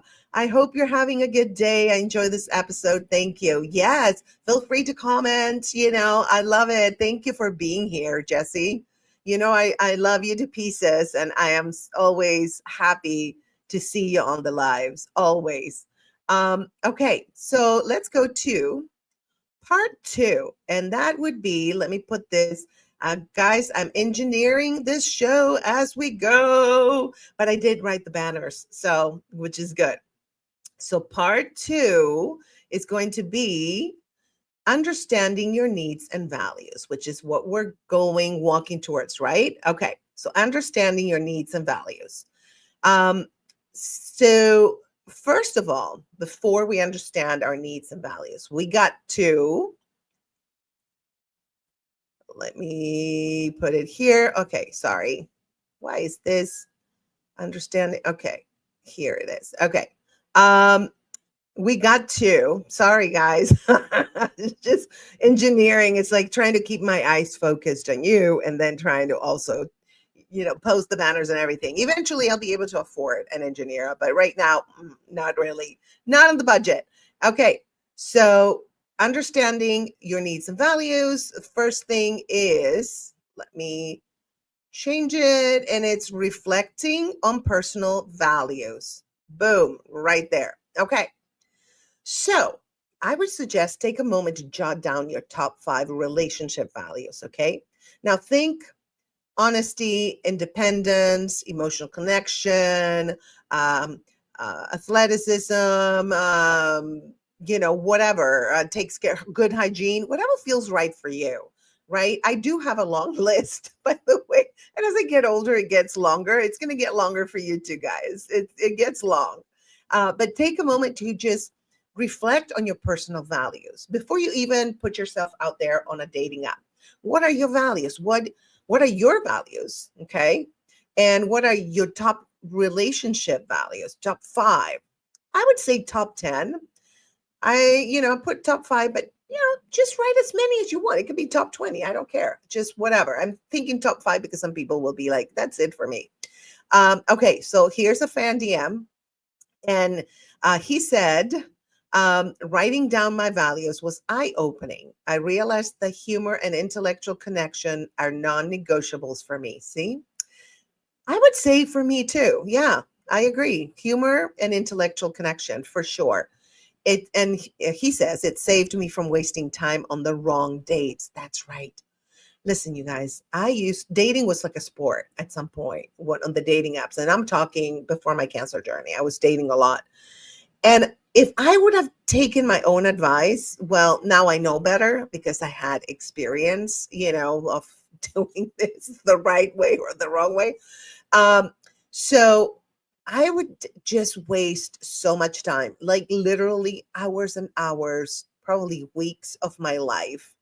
Just, by the time you text them, you meet them, and you're like, there were like 2 or 3 red flags. I did not pay attention to it. And red flags could be like real red flags, or it could be like red flags to you. Like, they don't have a sense of humor.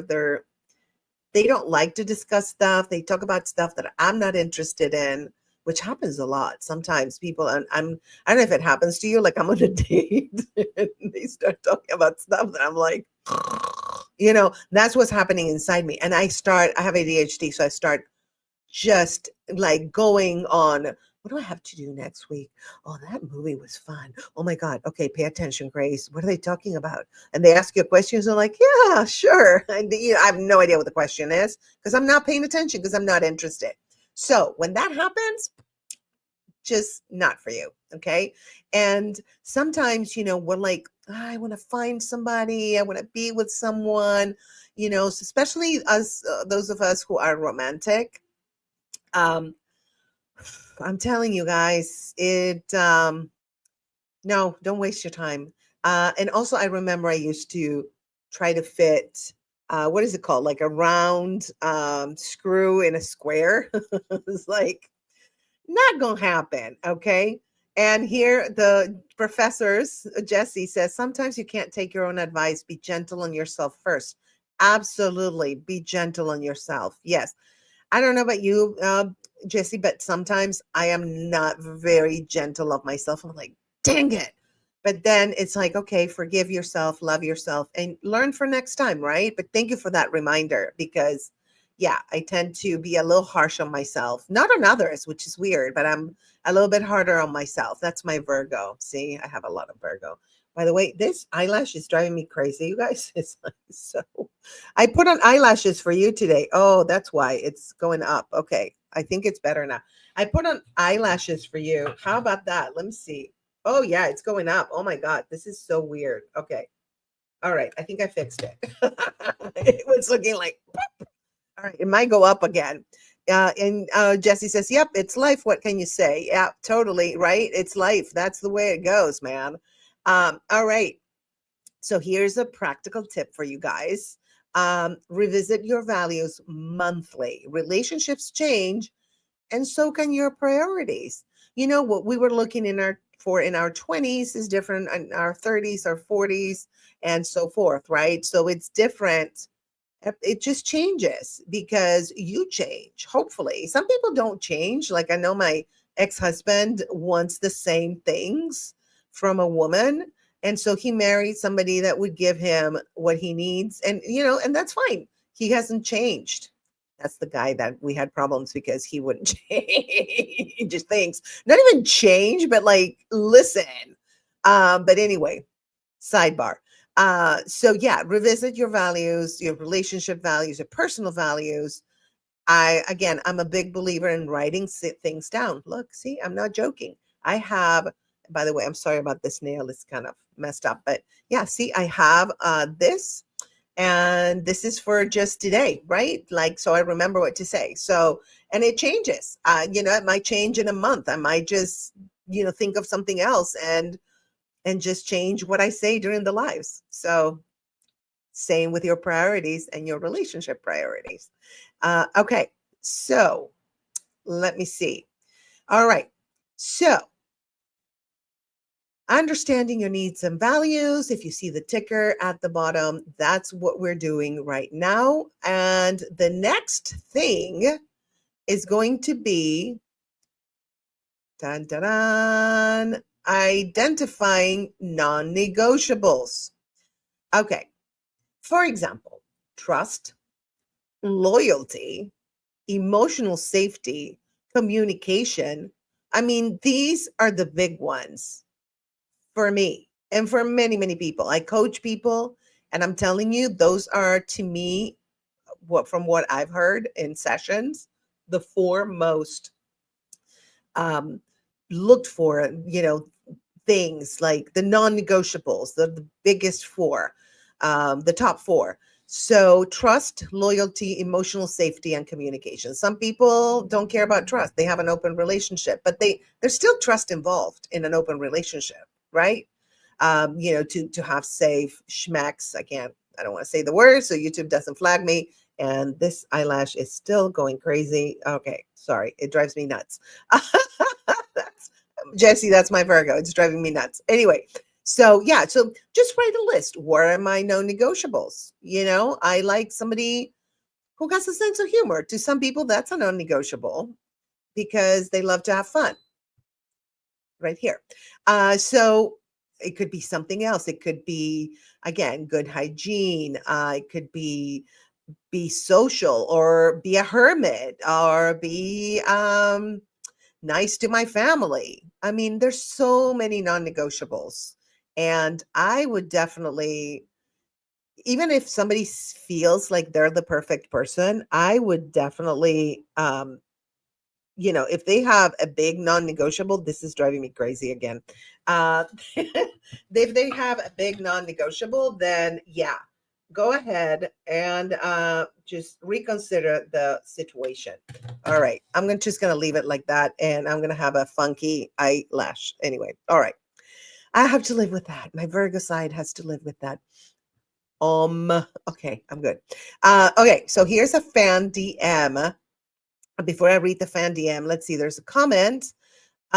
Libra say realign your chakra. Yes. Yes, realign your chakras, right? Because your guys are all about balance. Absolutely. Yes. Okay, you know what? I think I'm gonna like take it off. What do you think? Should I take my eyelash off because it's driving me so freaking nuts? What do you think, Libra? I'm gonna just go like this. Look, I just took them off. I took my eyelashes off. All right, good. And you're probably, the top is probably not pretty, but that's okay. It's kind of like a Jackson Pollock because it's, they're magnetic, by the way, and you can get them at the State of Grace shop.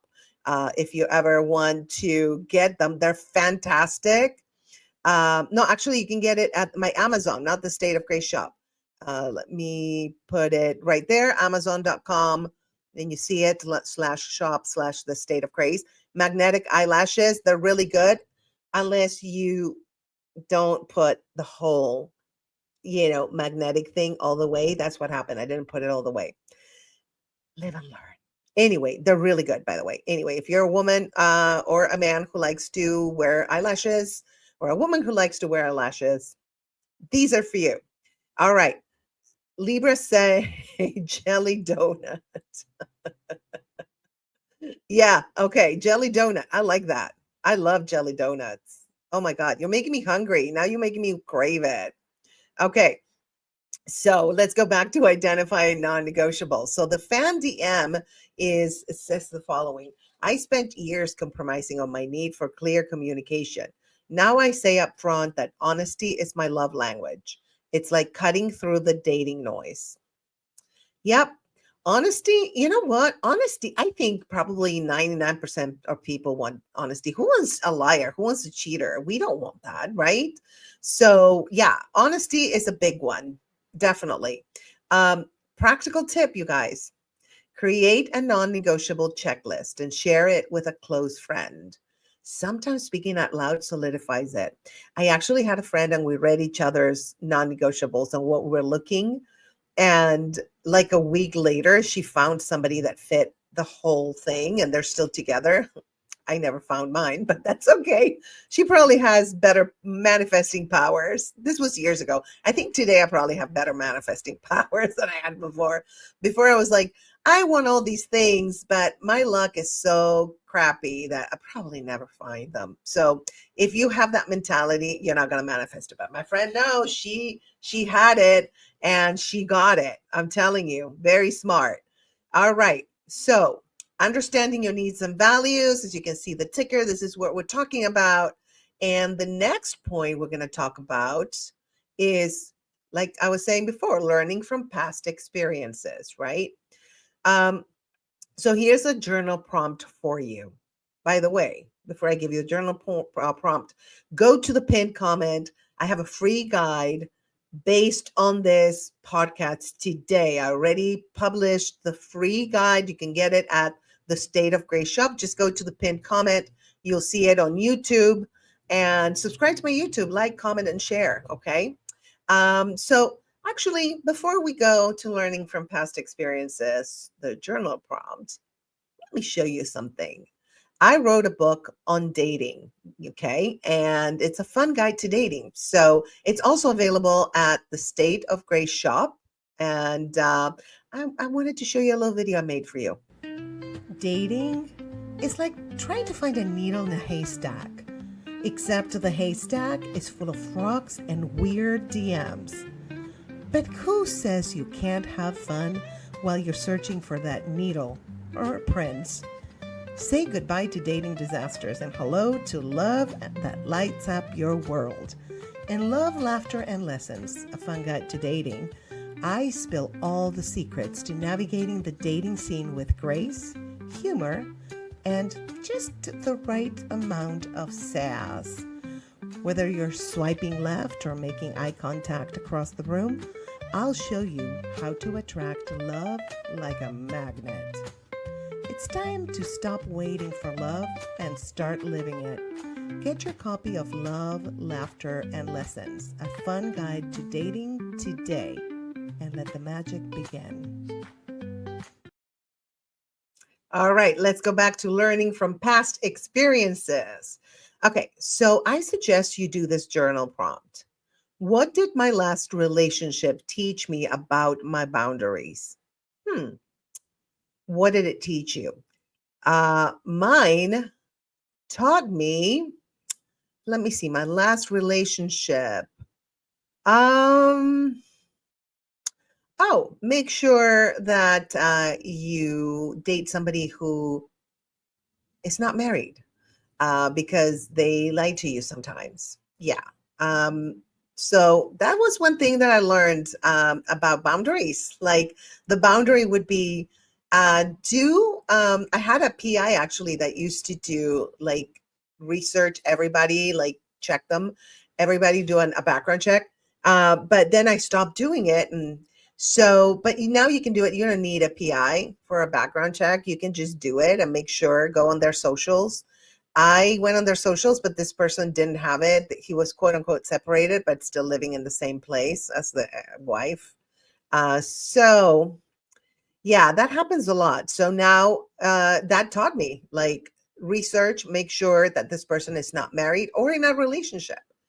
And again, the socials don't, sometimes they lie because they don't put, and that's another, by the way, that's a red flag. If somebody you're dating does not put you on the socials, you know they're cheating, right? So yeah, so just if they don't mention you or anything, some people do like their privacy. They don't want to, if they're public. But I mean, even when I was, dating and I was public, I am still public, a public person as a comedian. I definitely put who I was dating if I really cared about them, if the relationship was solid. So yeah, so make sure, just write down what did your last relationship teach you about your boundaries. Oh, here's a fan DM, by the way. Okay. So they say, looking back, I realized I kept quiet about things that bothered me. Thinking I was keeping the peace. That is so common. But the peace cost me my self-respect. Yes. So sometimes we don't want to stir the pot, right? We don't want to we're like, well, I'll just put up with it. It's okay. But then, it keeps happening. I don't know, man. You need to speak up. And I'm telling myself that because I used to not speak up and would be in relationships that would get worse and worse because they would, totally break my boundary, cross my boundary, but they didn't even know, right? That it would bother me, even though my face kind of says a lot. But you gotta, don't count on your face if you're very expressive. Just tell them out flat out, like, look, listen, this is not what I like. I feel like, always put it on yourself. Like, I feel like, right? That's very basic, but we all have to remember to do that. Here's a practical tip for you guys, because I always have practical tips. Identify 3 boundaries you wish you'd set earlier and commit to practicing them moving forward. So what are boundaries that you wish in your past relationship that you set earlier and commit to practicing them moving forward? One boundary for me would be like, I don't want to move fast. And sometimes I tell them, but they want what they want. So that doesn't work for me. If you're not listening to what I'm saying, I listen to you. I understand you want things to go fast. So I'm listening. So that tells me maybe you're not that interested in a long-term relationship. So I'm listening, but you listen to me too. And if you listen to me, I don't want to go fast, but you're trying to go fast because you want to do things fast. So just look at those red flags. Look at what are the red flags in general in the big picture, right? Which are for all of us. And what are red flags for you personally? Okay. And of course, we always have the sirens as a background music for all my lives. You hear them? A lot of them. Yes, there you go. I'm telling you, it never fails. All right, my loves. So let's go to part 3, because as you know, I always got part 1, 2, 3, 4, 5. I'm so organized. That's my Virgo. All right. So part 3, and it's going to be on the ticker. It's going to be communicating your here it is. Communicating your boundaries clearly and assertively. And we're going to make this a ticker. Okay. Here we go. And so it's part 3, communicating your boundaries clearly and assertively. I repeated it because I am also telling myself that, because like I told you, I used to not set boundaries very well, and that really doesn't work. All right. So like we talked before, right? Using I statements.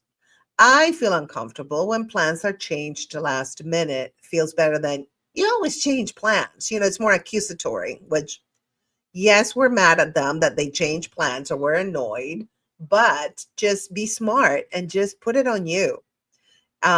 They can't be mad. And if they're mad because you feel a certain way, then run. That's all I'm saying. I would run. I would run.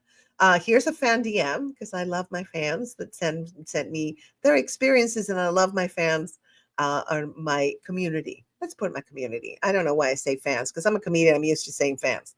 But my community. That when you send me a DM, I love it, and I will post it here.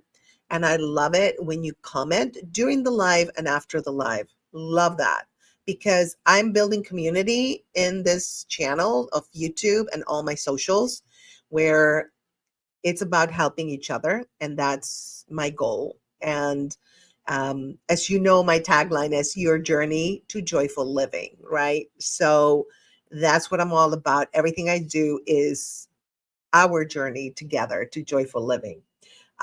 So we're going to talk about the DM that I got. Learning to say I feel statements has totally changed how I date. It feels less confrontational and more honest. Absolutely. Because a lot of people don't like to be confronted with stuff, right? I certainly don't. Sometimes when people accuse me, I'm like, you get defensive. We all do. Or sometimes if it's a good friend, even if it's a good friend, to be honest, if they accuse me of something, I'm like, huh? But if they say, hey, I feel that blah, blah, I'd be like, oh, I'm sorry, or I think I told it on another live. I have a friend who, we text each other a certain topic, and she was overwhelmed by that topic.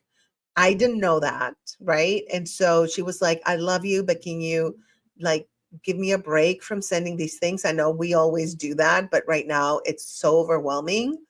And I was like, I'm so freaking little. But see, she put it on herself that it was overwhelming for her, which was actually true. It wasn't a lie. But, it just worked so much better, because I actually even had empathy. I'm like, oh, I'm so sorry that I didn't know. If I would have known earlier, I definitely would have stopped. But she told me, she's very bold. So she told me early enough. And that's why we're still friends, because, she tells me stuff like upfront.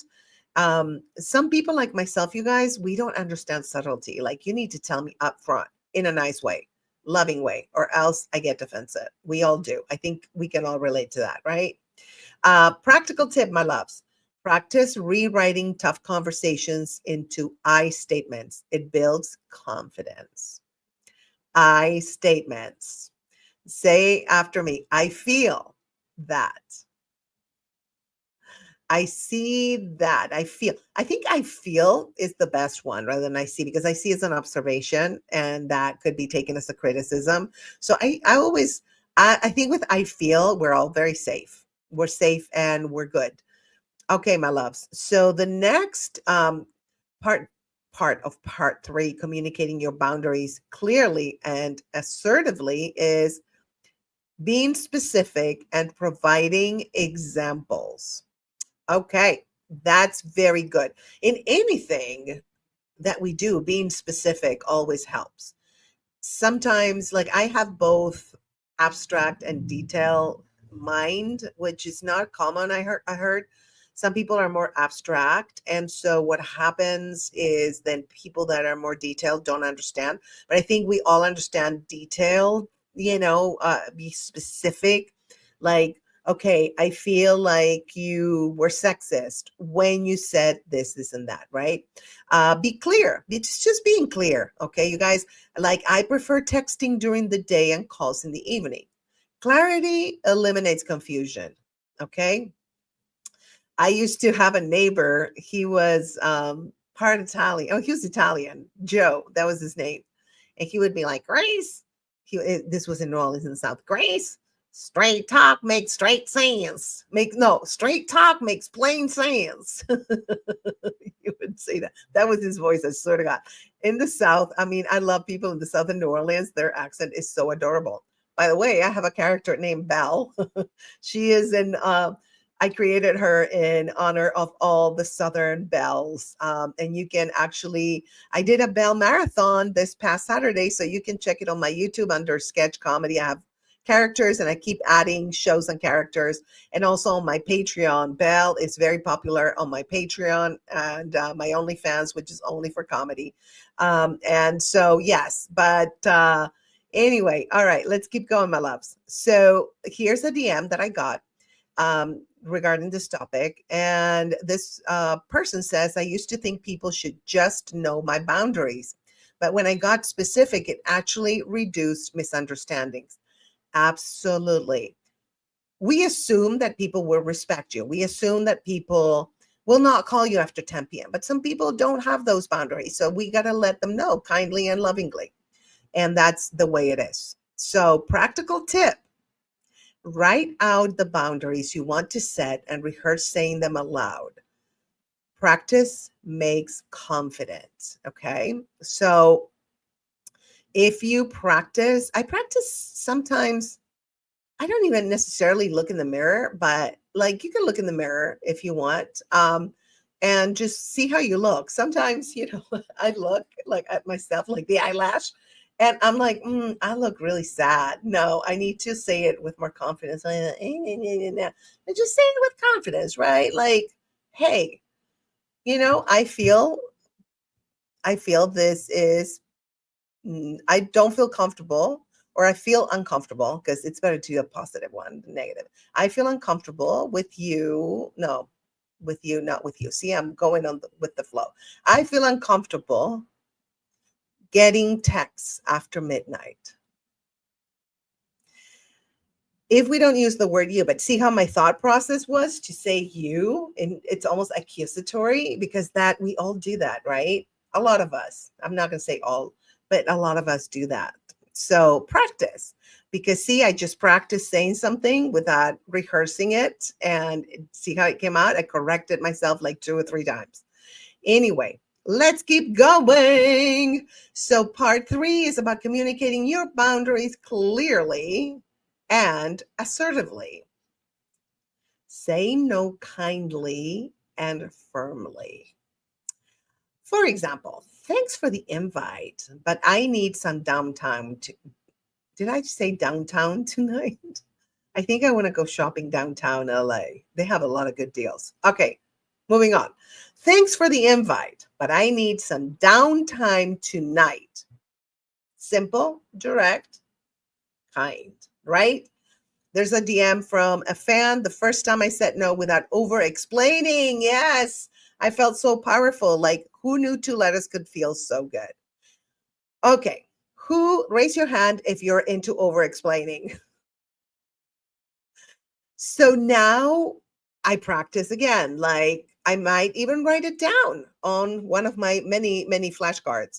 So just practice being direct and not over-explaining. Because when people over-explain to me, this is what I feel. I feel like they're hiding something, like it's not 100% honest. And sometimes we're not over-explaining because of that. Sometimes some of us have ADHD, so we're going to bring details in that are not connected sometimes. And, the person is like, huh? What are you trying to say? So I find, especially again, if you're ADHD, just practice, keep it simple, write it down, and just say it in a very direct way. Don't repeat it, because I know like a lot of ADHDs, we have the cousin of ADHD is OCD, so we do repeat things sometimes. So just say it one time and retrain yourself. That's a good thing. We should talk about that in another relationship coaching live, how to retrain your thoughts. Because if you retrain your thoughts, your emotions will follow, right? And vice versa. When you have an emotion, if you kind of take charge of it. If you have like a negative emotion and you take charge of it with your mind, like, okay, I know I'm angry, but I need to calm down, whatever. So it works both ways. Thoughts to emotions, emotions to thoughts. Okay. See how I kept it simple right there? I'm trained. I'm trained. So anyway, practical tip for you guys. Start small. Practice saying no in low stakes scenarios and work your way up. Yes, absolutely. So start small, work it out, practice with a friend. Sometimes I call my friends, hey, does this sound okay if I tell this person this? And maybe they'll have notes for me. And, because they'll see how it feels to them. And then I think like running stuff by friends or a therapist is good. If you can't afford a therapist, then just do it with a friend. They're like our best therapy. They're better than therapy, aren't they? I love my friends. Do you guys love your friends? I definitely do love them. So before we close, I wanted to let you know, I am so excited. I have planned an event for Saturday, April 5th, and it's called Your Journey to Joyful Living, which is, if you see all my socials, the banner is Your Journey to Joyful Living. That's what I do. Everything I do is towards that, right? So, and another siren, by the way. Yeah, very joyful. Sorry, it's so loud. Can you guys hear it? Let me know in the comments because it's so loud. Oh my God, there must be like a fire or something crazy. LA is crazy, let me tell you. Living on a busy street in LA is insane. But anyway, going back to that, let me show you on my YouTube. You can actually go to my YouTube and get notified of this event. It's going to be on Saturday, April 5th. Let me try to find the banner, and it's going to be so good. A lot of the people that were here on Relationship Coaching Live, they're going to be on this live, and it's a marathon. It's a streamathon. So here, let me see if I can share screen, if it lets me do that. Share screen. Let me see, window. Okay, here it is. So here it is. You can see it. Your Journey to Joyful Living Streamathon. And I am telling you guys, it's going to be bomb. It's going to be so good. So let me show you who is going to be on it. Dr. Katie Eastman. She's going to talk about change and loss, how to deal with change and loss. There's going to be also Elizabeth Hamilton Moreno. She's going to talk about success and change. Then Dr. Brian King is going to talk about how to heal with laughter. Andy Roach is going to talk, Coach Andy is going to talk about how to heal from PTSD, complex PTSD, which most of us suffer from that. Then I have Coach Glendon. I think we're still trying to figure out the topic with her, but I think she's going to talk about how to be confident. Then I'm going to have Pat Finn from Rubicon, who's amazing. I took his workshop. He's great. How to achieve your goals. And then my friend Marcia Wall, who is going to talk about how to get a job that you love. She's a job specialist. All these people are experts, and it's going to be a marathon, a streamathon, nonstop streaming, you guys. It's going to be so good. You're going to love it. So I hope that I can see you there, because I know that, you can ask. Some of them are going to be pre-recorded because they could not make the live, but some of them are going to be like live right there. I'm going to be hosting it. I'm going to be on it too. I'm going to talk about how to lead a joyful life, how to incorporate joy in your life. And Carlos Eaton, who co-hosted my comedy streamathon, he's going to interview me. So we have tons of experts. You guys, watch out for that. So let me see. Okay. So I'm going to have to say goodbye, but it's time. This is what I want to tell you as a closing thought. It's time to protect your peace, honor your worth, and step into relationships that nourish you. Start by setting one small boundary today and watch how it transforms your dating life. And if this resonated, share it with someone who needs a little boundary love in their life. Let me know in the comments how you're embracing your boundaries because I'm cheering for you every step of the way.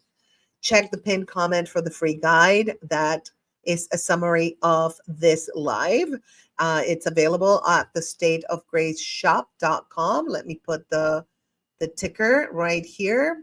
And also, if you want to actually hear all my websites where you can get content, subscribe to my Patreon. I have a 7-day free trial on my Patreon, and I'm dropping Maurice the French Ladies Man, which is hilarious. There's going to be some behind the scenes also on Patreon that I'm going to start incorporating.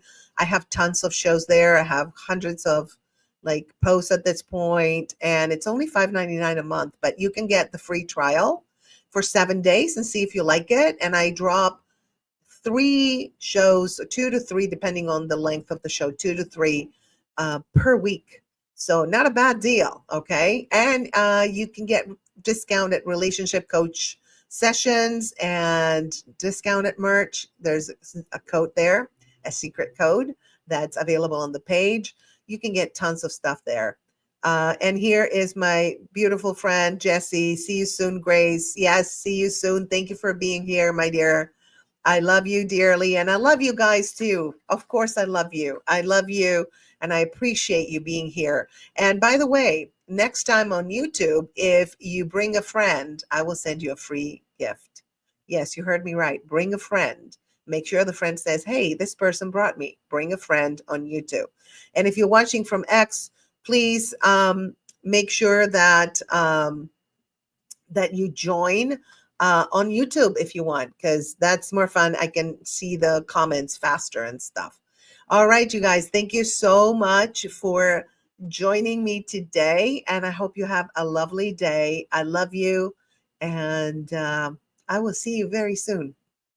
Bye. Dating is like trying to find a needle in a haystack, except the haystack is full of frogs and weird DMs. But who says you can't have fun while you're searching for that needle or prince? Say goodbye to dating disasters and hello to love that lights up your world. In Love, Laughter, and Lessons, a fun guide to dating, I spill all the secrets to navigating the dating scene with grace, humor, and just the right amount of sass.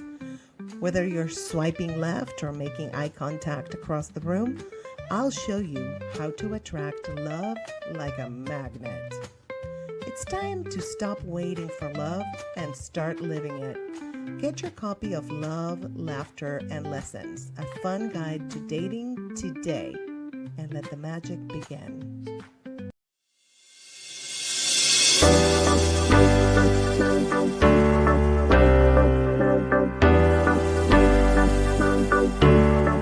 Hi, everyone out there. Thank you for joining us. We already have people joining Relationship Coaching Live. Today we have a really cool episode, and I'm going to ask you some questions. Have you ever wondered what it's really like to date a celebrity? You know, the glitz, the glamour, and the behind the scenes chaos, right? That's what we're going to talk about today. On this episode of Relationship Coaching Live, my fabulous friend and comedian Lauren Kirshner and I are spilling the tea on our experiences dating famous faces. From red carpet moments to fan encounters, we're comparing notes and sharing the highs, the lows, and everything in between. Trust us, this episode, you don't want to miss it, because sometimes the real story is way better than the tabloids. Please welcome Lauren Kirshner. Hi, everybody. Hi. Hello.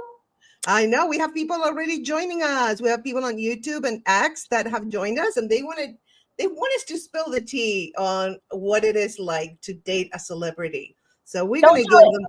Oh yeah, but we're not going to say who they are, right? Nope, No names, nope, because nope. we keep it hush hush, right? Mm-hmm. So let me ask you, first of all, like, how did you meet the celebrity that you dated? We're gonna call them X. How did you meet? Well, no, because it reminds me of Lots of X. X's there, Grace. How did you meet What's his name? Let's Celeb? go. Celeb. Okay. How did you I- meet Celeb? I met Okay. him at a house party, and Ah. I didn't know he was famous. I think sometimes if you know somebody's famous, you act differently. Yes. But when you don't know, it's like you're more of a challenge. And Totally. he totally tried to fool me. He was following me around this whole party. I'm like, who are you? And I was complaining about my neck that had hurt. I had just gone to a chiropractor, and he goes, "Oh, I'm a chiropractor." And he's like, "Turn around and squeeze me to do the back like crack or whatever." And I'm like, "Oh my gosh, that was my C6. You got it." And that's how he got in the door. And so for a while, I thought he was a chiropractor until we went on our official first date. He says, "No, I'm a famous actor." That is insane. Wow. I'm going Mhm. to tell you how I met mine because we're going to share stories here. Okay. Okay. This is a whole different vibe of relationship coaching life. So I actually had a friend introduce me to this person, and he left me like a couple of messages. And the second message, he was annoyed because I didn't return his call because I had no idea. He was like, "Hi, this is Celeb One," right? And I was like, "Oh, no idea." He told me like, "I've been on this and that." I was like, he actually told me up front that he was a celeb, right? Right. And I was like, "Dude, I have to Google you because I have no idea who you are." So after I Googled him, he was like way older than me. So I showed my mom the picture and she was like, "And no, you're not dating him." And I was like, "Yes, you say no, then I will say yes." So that's how it started. So, That is so funny. Yeah, you Googled him. Like, yeah, this celeb was on the highest ranked sitcom at the time. oh my God. Wow. It was so funny. And what was your first impression of him? I kind of thought he was annoying because I was at this house and I kept going to like different rooms. So I'd go from the kitchen to the living room to the backyard, and there he was. Like, and when he asked me out, like the next weekend, I asked if we could just go out in a group setting because I didn't Yeah. want to be by myself with him. And so a bunch of friends and I went out, and it's one of those things you don't like him at first, and then you're like, oh, and you get to know him, and then you start to like him. Totally. Well, I had the same thing. Like he annoyed me by, leaving a message like, "Well, you haven't called me. I'm leaving another message." I was like, "Dude, you're kind of like a pain." So that we have that in common that that we're like very persistent. Oh yeah. Incredible. When did you know that this person was a celebrity? Well, after he told me, but then like when we started hanging out, not in groups, we would go out and everyone would Yeah. recognize him. I mean, we'd be at the movies, we'd be out and about, and people would be like, "Hey man, I saw you in, I know you from blah blah blah. Can I Yeah. get your autograph?" And I mean, he's really, into himself, but like Yes, they I was usually like, are. and then I would like watch the show, and Yeah. after that, he had like 5 more sitcoms. Oh my God. Wow. He Yeah. was working. Mine was a character actor. Oh, Yes, older character actor. And yes, I totally understand. Like when people came up to you, like, were you annoyed when people came up to him and you were like nowhere to be recognized? Right? yeah, I was kind of annoyed, but it was more like the way that it fed his ego was like, Yeah. I'm, No. I'm not that impressed. I mean, I'm Yeah. impressed that people recognize you, but you're Yeah. just doing your job like the rest of us Yeah. do our jobs, Yeah. and super, he's ego, just very ego. Totally. The ego. Yeah. Same here. The egos Yeah. are out of this world. Mhm. At some point, that's why I was asking you because people recognize them and I would be, he would be like, "Oh, this is my girlfriend, by the way." And what were Yeah. you on, honey? Like, you didn't even remember what I was on. Can you believe that? Yeah. And he would have like bit parts. Like he had a bit part on Seinfeld at one point. Everyone remembered the show, but that's like one show. I get it. It's a great part to get, right? But Yeah. Yeah. Give it yeah. up. Let it Yeah. go. Yeah. No, the ego, it's like, and people, you just stroke their ego even more. So it's out of control sometimes, I think. And they feel very entitled. I mean, I know my guy felt very entitled, and it's very hard to live with someone who feels entitled like that, and very narcissistic. I don't know about your guy. Was he very narcissistic? It was all about him. He relished in everybody asking him about him and his parts, but not once did he ever ask you about yourself. And like, as a comedian, he didn't want to go to my shows because he didn't want to sit through 9 other comics just to see me. Yet come to my premiere, come see me, go to my show, because he did a lot of stuff and wrote a lot of movies too. So like, it was all about him wanting to see everybody come get him. I'll tell you one thing. When he had a huge house, right? And it was like a revolving door, like, of people coming in all the time. And he does a lot of hosting, and his friend had just lost her mother. So they did a memorial at his house, and I mean, probably like 100 people there. And he does a toast. And instead of toasting the mother that passed away, he said, "To my friend, you and I have done a lot of work together, and we're going to make more movies together. Cheers." And it was like, what about the tribute to this girl's mother? Like, it was just everything turned into him. Oh yeah, everything is about them. Yeah. And whatever doesn't serve their needs, it's like, bye, I don't want you, but it's all about serving their needs. Well, apparently we both dated, they're somewhere in the NPD, narcissistic personality disorder. And I talk a lot on this podcast about narcissism. Yeah, 2 diagnosed that I know of. Undiagnosed. Yeah, of course. They're not going to go are diagnosed. Like, oh, he is diagnosed? Mm-hmm. Oh, did he go by himself? Like, I'm going to diagnose and see if I'm like a narc, or? He just told me that. So I'm taking his word for it. Yeah. Well, you don't even need to do that because right? He has all the traits. Yeah. That's crazy. How long were you with him? I'm embarrassed to say that it was on and off for 20 years, because every time I would actually have a real boyfriend, I'd put him to the side. But he's like peppered into the last 20 years. And I finally, you want to hear how it ended? Yes. I don't know if it matters. He took me out for my birthday, so to speak. And, he's like, "Come up to my house. I have this event to go to." He was a spokesperson for some big product, right? Okay. So we'll take an Uber from here. We'll go up there, and then like whatever. I brought my dog up there, and then so I get to his house, and the Uber app coincidentally didn't work. So keep in mind, we're celebrating my birthday where he's taking me to an event where he's like the spokesperson. So he's like, "Why don't you get the Uber and I'll pay you back?" So we fought both ways just about him being right all the time. And I'm like, "You're not right all the time."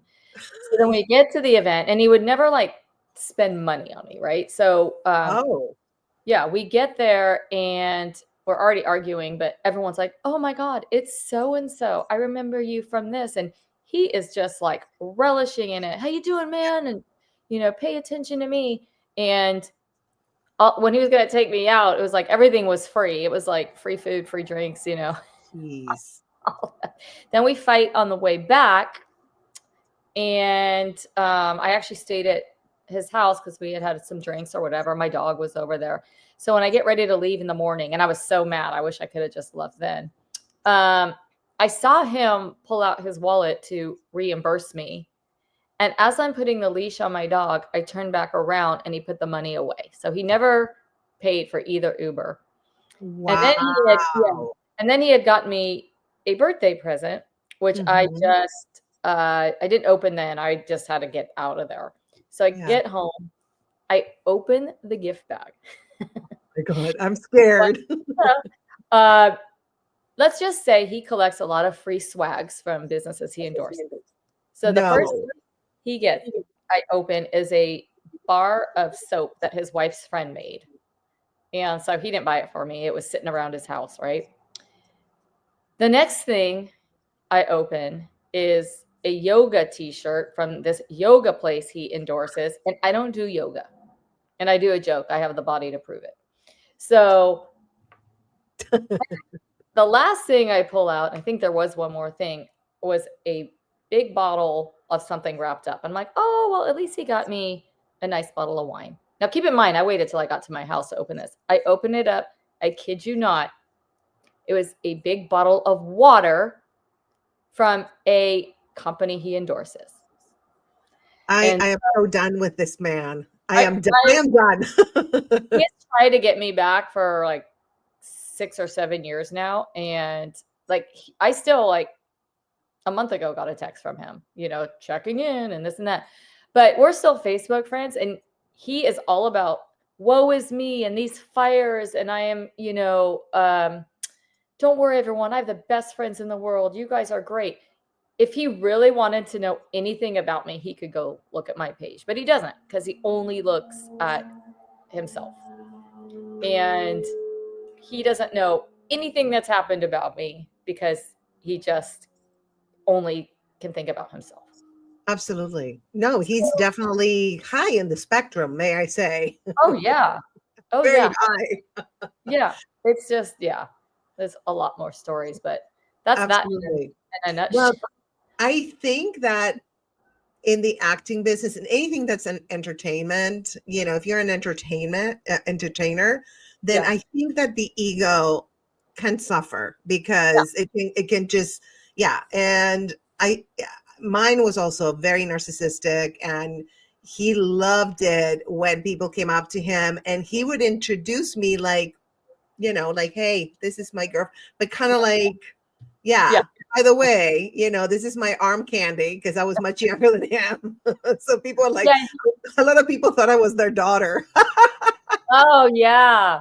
This one, he always said too, this is why I never, I got sick of it, but he didn't believe in monogamy. So he says, it's not our biological imperative to be monogamous. And I said, well, you take that with you and I'm going to leave, right? So you're not going to convince me. I'm not going to convince you. Let's agree to have our own opinions. And that's pretty much why I was out. So what happened one night, my friend, it was like 1 a.m, sent me a screenshot of him on Bumble.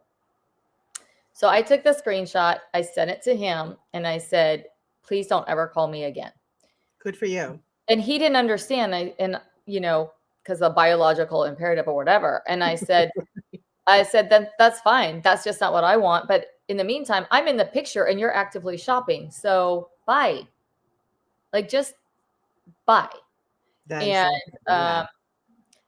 just kind of how that went down. And then he really was like, oh God, I really can't see her anymore. And he's like stomping his feet like a 2-year-old that can't because he can't get his way. They want to get their way. You're like supplied to them. We're supply because we provide. Totally. And I said, listen, instead of stomping your feet like a 2-year-old, why don't you say thank you for all those years I did give you? You know? And then he had the audacity to say, would it be okay if I would love to marry you, if it would be okay if I could still date other women? No, honey, no. And I go, hold on. Let me go ask my friends if they think this is cool. Yeah, no. Oh my God, the audacity. Yeah. But it seems like you guys were on different wavelengths when it came to relationships. 100%. So what made you continue even though you knew that he was not a monogamous person?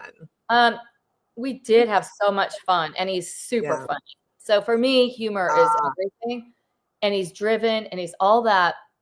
But it just got to the point where it was all about him. And like I said, when I did have other relationships, he was out of the picture. So I didn't juggle. I'm not a juggler, right? So I just got to the point where I would rather be alone than deal with this dingbat. I just I couldn't. It's absolutely not worth the stress. No. When we grow out of the excitement, because it's kind of exciting when it's like on and off and all that. But then when we get older, it's like, I really want peace. Well, also, like, I was in my 20s when I met him, and I think, like, not to be stereotypical, I can change him, but we had such a great one-on-one dynamic. Yeah. And just the laughing and the collaborating, and like, he really did appreciate me. But you know, this is really funny. So the first time we broke up, whatever. Yeah. He had invited me to a celebrity golf tournament in Aruba. And it's not Aruba, it's the other one I can't pronounce. What's the one we can't pronounce? It's down there. Anyway. So I had said, sure. And it was like the day he was leaving, and he kind of like uninvited me. Not really. He just blew it off. And then I had said, wow, I guess you went, or you're going on your trip. So sorry, I can't make it. Have a great time. Like, being sarcastic, right? Yeah. So then I see all those pictures of him like hanging out, like doing shots off girls' bellies and stuff like that. Oh my God. So annoying. So annoying. So I said, now I see why you didn't want me there. And he sends me, I swear to God, a scrolling like 20-page message, and saying like, this isn't The Bachelor. There's obviously like, I guess he was dating somebody else too. I didn't know about her, but it's not. Oh my God. Not a bachelorette situation or a bachelor situation where someone wins. It's not like, oh, I'm dating these people, whittling it down, and one wins. But, I really care about you, but there's this other girl that I really like, I care about more. And I think I kind of want to like go that avenue or whatever. So it was like a 20-page message. And I responded with K. And he always like hated the short answers, right? Well, of course. Yeah. And so I didn't know I was ever competing with somebody. I didn't like know that it was me and this other girl. And so that didn't work out. She got sick of his shenanigans too. And then he tried to come back to me. And I'm like, oh yeah, I love being sloppy seconds. But then I did become like the one that got away, because to this day, he still tries. Like, wow. Yeah. Oh, that is crazy. Did you notice like there's a difference between his public persona and when he was behind closed doors? Yeah, he was public. It was like he acted like he was always on the red carpet, like, hey, how you doing? And then like we would fight, like because guys don't like being called on stuff. So I would just call him on stuff, and but for the most part, we had a lot of fun. Like, I could still hang out with him and have a great time. It's kind of not what I want in my life anymore. Yeah, absolutely. No, in your 20s, it's exciting. But then after that, I totally get it. Yeah. Did you ever have to deal with the paparazzi or media attention? And how did you handle that? We were at the movies one time, and people were stopping him like in the lobby, and that event that we went to for my birthday that was all about him. There was a lot of paparazzi there, and it was the autographs and the whatever. And I'm just not impressed with that, because I think like celebrities are just doing their jobs like we do our jobs. It's just the path they took, right? So to me, it's like, great job. But he was like I said, like 5 or 6 sitcoms. He's been in so many national commercials, Motel 6. He's been in Coors commercials, like so much in everything that. But people were like, how do I know you? And they would call him that guy. So he even wrote and produced a short film called That Guy. And it was I love that. Yeah, it was about him being everywhere going, oh my God, you're that guy. Like we actually created a show with my older celebrity guy called I Thought You Were Dead. Oh, that is funny. Yes, it was really fun to do. I mean, did you ever work with him? Like, do any projects together? He did. Oh, this is funny. I was doing a project, and he was like a contact to have, because in his business and producing his own films, he has all the connections of film people and sound people and blah, blah, blah. So Yeah. we did a project together that I wrote and I did, and he tried to make himself the star of it. Dude, this isn't your project. Like, come on. Like, just for once, it's not about you. Yeah. No, you can't change that. You know, when I lived with my guy for 3 years, and when my mom went to the house, she was like, "This is like his house," because all his stuff was on the wall. Mhm. You know, all his like memorabilia from the Oh, business totally. and stuff. And so my mom was like, "This doesn't feel like your home. It feels like he's just It- invaded your space." Yeah, it exploded with his stuff. You know. That's funny you say that, because in his house, and he has a huge house, Yes. every like wall or frame is, look at these marathons I ran. Look at my stuff I did. And it was just, Yes. dude, you're like old now, and your place looks like a fraternity room with all your achievements. Yes. You know? Oh my God, same here. I remember we had a his and hers office, and mine had like little stuffed animals, and his had all these plaques like from the Hall of Fame, because he's in the Hall of Fame of Yeah. like athletic stuff. I'm not going to be specific because I don't want Yeah. people to know who it is.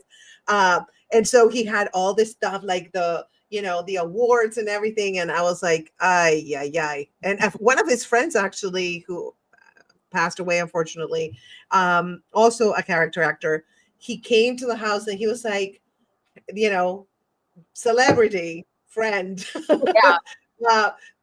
your office looks like so cold, and then her office is like so warm and nice. I was like, Warm and fuzzy, like. yeah. Well, you know what's really funny? So when I first met him, he was obviously friends with a lot of famous actors. And one of this guy, his friends, was so sweet. And he was on like Miss Congeniality. He was a really super nice guy. He was like national commercial for Tabasco. Like, do you remember when the guy was sitting there eating a pizza? It was in the Super Bowl, and a mosquito lands on his arm and dies because the guy, he ate Tabasco, whatever. So he and I became really good friends. Yes. And my celeb went a little cuckoo during COVID, right? Because he's very vocal and very opinionated, and can sound somewhat mean sometimes. Like, we've had those kind of fights too. But I guess he and this guy had a huge fight, and celeb blocked the other guy, and the other guy like messaged me going, "What the hell has happened to our friend?" And I go, well, he went a little crazy. He's a little over passionate about his beliefs, and he tries to change the world to think like him. And Yes, I have a friend like that, and she still keeps texting me, "Don't do this, don't do that," because of COVID, right? And I'm like, Right. I went through cancer, sweetie. You cannot tell me what to do. Only my doctor can tell me what to do. Exactly. So so stop it. But they still try. They're so annoying. It's like, I have my beliefs. Boundaries, please. Stop it. Well, it's so funny because he'd always get on me by not like pursuing my passion. And what he doesn't know, I did pursue my passion, not the comedy that he doesn't support, but I did a one-woman show back in September, and it's called "You're So Blank, Why Aren't You Married?" You're so beautiful, successful, and talented. Why aren't you married? I love the title.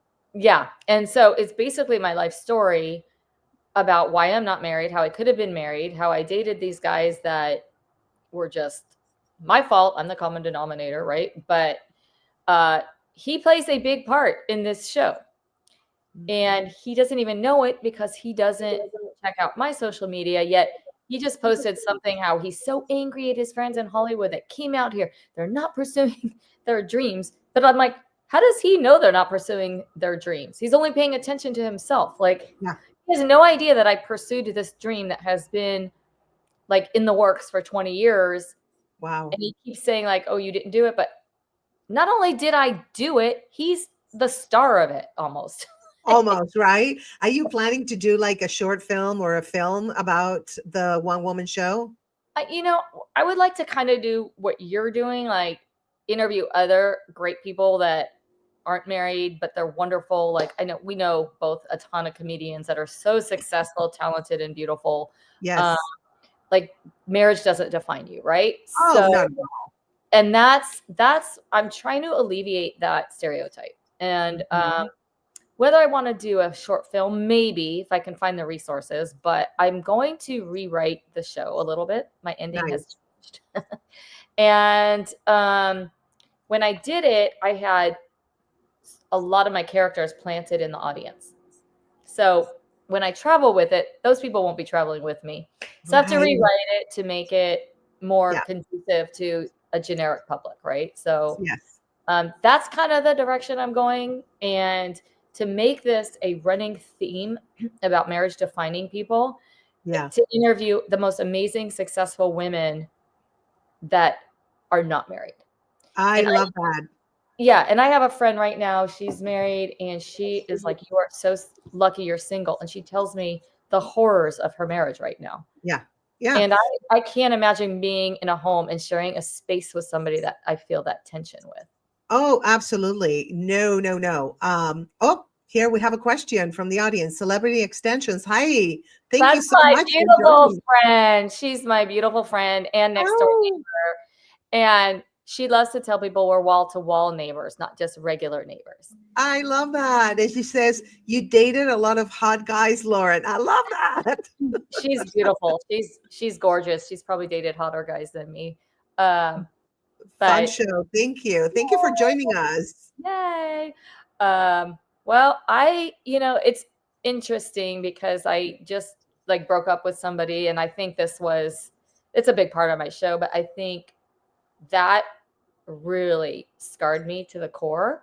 Yeah. That I think I need time to just really be single right now. And I think when you meet people when you're putting off a vibe that you really don't want to, and I've just like met 2 guys recently.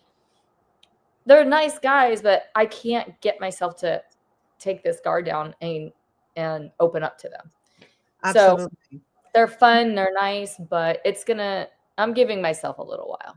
Absolutely. I think sometimes we do need to be with ourselves and kind of like fall in love with ourselves so that we don't accept people that are not for us just because, society tells us we have to be married. We have to have somebody or else you're nothing or whatever. Right. So I think, I personally am going through the same thing you're going through where I'm single and oh my God, I have so much energy, by the way, not wasting my energy with people that suck it out of me. And and it's great. It's well needed. I went through like my cancer healing journey. So I really need to like regroup because things have changed. And I think you're going through something similar where, relationships were not working out the way you wanted them to work out. And now you're reassessing what you need and what you want and what you're going to accept in your life, the kind of energy that you want in your life. And I think once we get right with ourselves and we love ourselves, then I think that naturally we will attract the people that are for us, whether it's friends or romantic or whatever, or even business associates. I mean, we attract the right people. So, but I love that you're taking the time to grow and reassess your life, especially your romantic life. I'm trying. I've never understood people that go from one to the other. I really have to be over somebody to give myself to somebody else. But I know other people, it's a really, I think it's a good quality to just move on, to forget. But I can't. Yeah, I hear you. And so whenever you had like the fans, right, encounter, it's just the fans coming up to him, what was the most awkward or funny fan interaction you experienced while dating him? The most funny? Yeah, or fun or awkward or anything that just I think it had to be like that last event, thinking like, dude, you're not that famous. I mean, you're famous, right? But like the product he endorsed was those what are those big motorhomes that celebrities travel in? The the RVs thingies. Yeah. Celebrity RV or something like that was what it's called. And it was just like, I think you think you're bigger than you are. Like, Yeah, they do. They do think that. yeah, we're just like the party was at an airport hangar somewhere, and we walk into the thing like it's the red carpet. I'm like, no, this is just like a room. Yeah. This is just Yeah. a room. And then people going, oh my God, I saw you on Seinfeld. And look, I'm like, that was 20 years ago. You're right. I know. I know. And it was Yeah. one episode. And I'm not going to bring up the other 5 sitcoms he was on because that will give away who he is. But Yes. it's just thinking that he's something bigger than he is. But it was Totally. one of the guests on one of his shows was Flavor Flav, like years ago. And then Flavor Flav started following me. I'm like, No, that's so funny. I like him. see with his big old gold chains. Yeah. Ty Diggs followed me. It's like, oh my gosh, follow You me. know- But I'd actually like to really know you, not on Twitter or whatever it was. Yeah, or X, whatever. Yeah. So you know what I think that he really liked the fact that you are so down to earth and he Yeah. is not, that it was like you were exactly what he needed. Well, everybody else thinks he's so great that they're like this to him. They bow down Oh, to him. totally. I know. And I know. I just can't.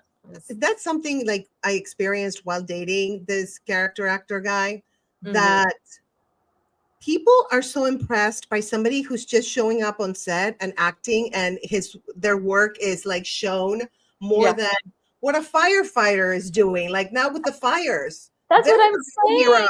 It's like, it's just the profession you chose. Those firefighters, I'm more impressed with their jobs. You know, like, it's just whatever you pursue, be good at it. Absolutely. And I So- think it's also people's just idolizing of these celebrities that makes them, their ego go even like crazier. Exactly.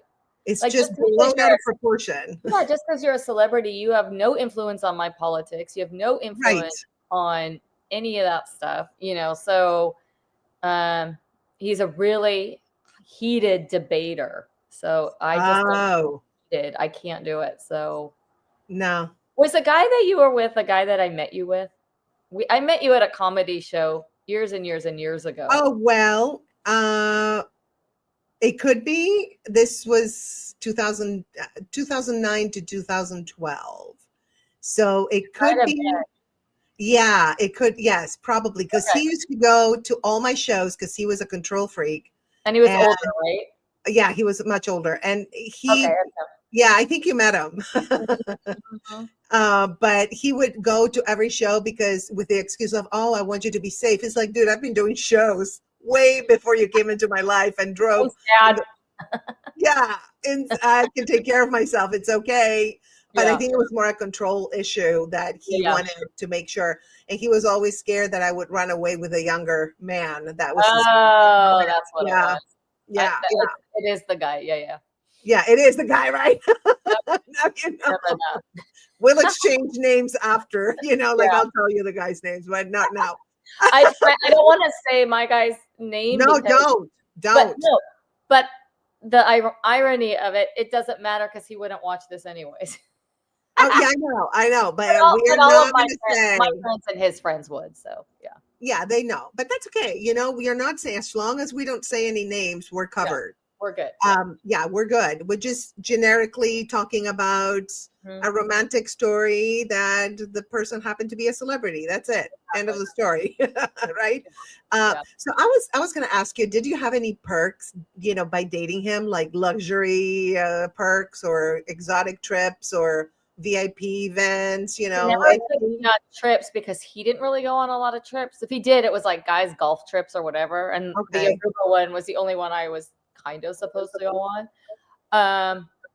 But he was a little bitter with women, so he was kind of cheap. Like our favorite thing we would go do is I would go up to his neck of the woods and we would go out to this really fun neighborhood bar, get chicken wings, and he gets so mad at me, but when he wasn't looking, I would go sign him up for karaoke. And it was always the same song. It was like the Stevie Wonder, Superstitious. That's funny. So we'd be there and they'd be like, so-and-so, it's your turn. He'd be like, you did it to me again. And Like, That's of awesome. course, he loved the spotlight, so just like stuff like that. It was Oh yeah, they no, thrive when they're in the yeah, spotlight. yeah. He I was think just I think what it is they need other people's validation so yeah. badly. Can you imagine living like that where you need other people's validation? Well, that's how he lives. One time I went to the set where he was filming the sitcom, so I got to sit like, in his dressing room and go get the food with everybody, the buffet, whatever they call it, craft services, and like I was kind of like, like that. If that's a perk, I mean, big deal, but Yeah. so yeah, no Yeah. big perks. Mm-mm. No, how about red carpet events? Have you ever gone with him on a red carpet event? No, because he was that guy. He was never. He was never at them, or No, he was that guy. He was like never like like that's what I'm saying. He was always like in these sitcoms he was big, right? But that would more be the Grammys, not the Oscars. So, but I don't know. If he went to those, he didn't invite me. he didn't invite you? Mm. Mine invited me to a couple of them, and I'll tell you a story. So I'm sure you're going to relate to this. So we went to an event, red carpet event, and we were going to walk the red carpet together, right? So he took me with him, and he's like, they asked the person that's going to walk the red carpet, like there were like the bleachers were filled with people, and so they asked him like, okay, what are your 2 credits, whatever that you want to say. And then they asked me, and he says, they asked about me to him, and he was like, oh yeah, what were you on? And I told him like 2 good credits, and he goes, says, he didn't say the credits I told him. He goes, oh, she's been on Telemundo, so they introduced me as Grace Fraga to Telemundo, whatever. No way. Oh my gosh. Way, girl, way. And so That's so funny. I know.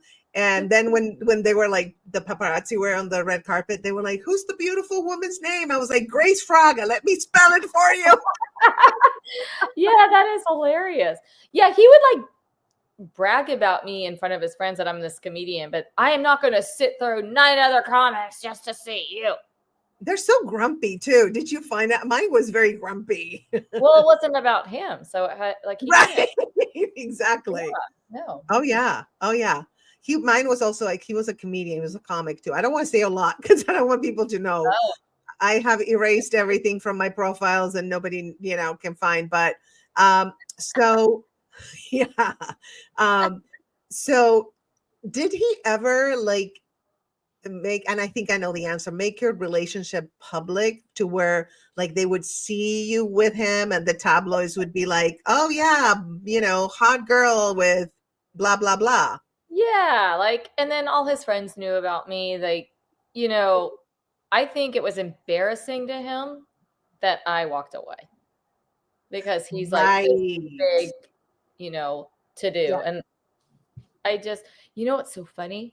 In December, like randomly, I butt dialed him. And how do you butt dial someone that's not been in your phone for like 5 years? Like, I don't even know how that happened. Sometimes if you have an iPhone, which I think you do, because Yeah, I do. Yeah. It's sometimes it does crazy things. Like it has a mind of its own, and like, what is this? Oh my God. I didn't touch anything. Yeah, I so was it's like, probably one of those. yeah, and he's like, "Are you okay?" I go, "Yeah, I'm sorry." As a butt dial, he goes, "Well, it's so great to hear from you, anyways." And then for like a week, all in December, No, I'm like, "Dude, it was an accident. It didn't mean to." it's like subconsciously she loves me. Oh, Jeremy, he says, I'm working. Can I watch this later? Oh. Yes, Jeremy, it's going to stay on LinkedIn because you're joining us from there. You can watch it also on my YouTube, and you see the handle at the bottom on the ticker at the State of Grace Fraga. So yes, definitely watch it. Thank you for tuning in, Jeremy. Woohoo. Yay, Awesome. Jeremy. Yes. People want to know what it's like, Yeah. It's I know it's a crazy experience. I would not trade it for anything because I learned so much about myself, about narcissistic abuse. I learned about Hollywood. I learned about, actors and Yeah. and celebrities and what being famous entails. And I was not too impressed what being famous entails, because I feel like the ego, and it can happen to any of us, like the ego can totally get out of control. The ego gets out Yeah. of control. I will say this guy was very talented. He Yeah. wrote 20 independents that all won awards. Like, he's very creative, very, very talented. And just because he's not cast in a Oscar-winning movie doesn't mean he's never working. So I admire that part of it, right? I love that. Yes. You do learn something like that. And it is a really short story. Years ago, I dated a very, very famous hockey player.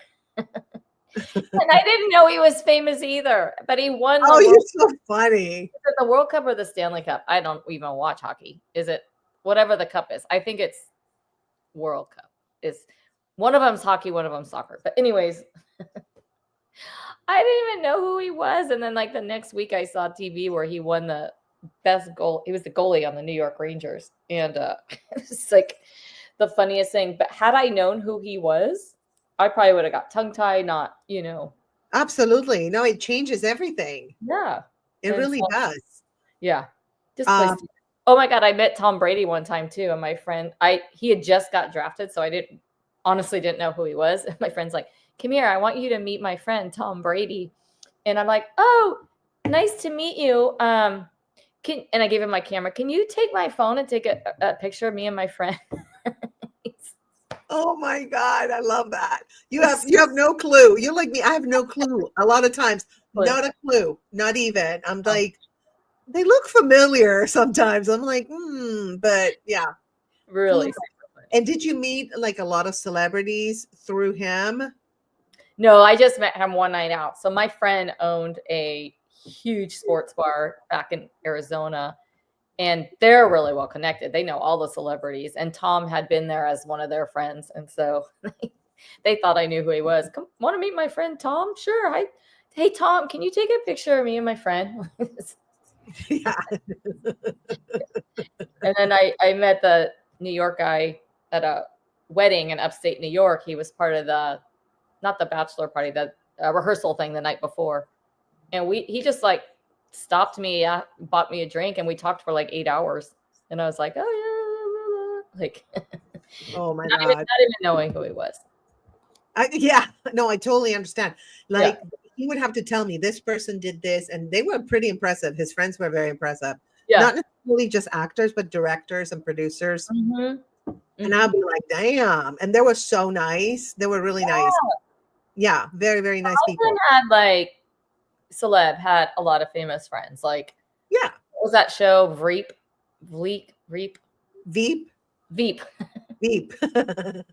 With Julia Louis Dreyfus. Yeah. Yeah, some of those people. And I used to get, people probably don't believe this, but I was born with black hair like you. And it's super curly. And back in the day, I used to get mistaken for Elaine from Seinfeld all the time because I wore it super frizzy, like on top of my head or whatever. Oh, that's so funny. And I used to get into bars, like when your clubs when you're younger, and I'd go to the front of the line because they thought I was her. And then I was out with my mom one time, and there was this group of flight attendants out. I'm like, oh my God, it's Elaine from Seinfeld. Can we take a group photo with you? I'm like, sure. And to this day, they probably still think they have a photo with her. That is so funny. But you have blue eyes, so I don't know. Maybe they don't pay attention. I always said she has brown eyes. I'm like, people are stupid, right? But it was the hair. It was the hair. Yeah, they didn't care about the eyes. It's like, and also like, ooh, we found her. It's her. Yeah, they get excited. I think that celebrity idolizing has to at some point taper off, because it's just like, I don't think it's good for the celebrities or for people to put somebody up on a pedestal. It takes away from them and their life. And I am not starstruck. It doesn't. Me neither. Not at all. No.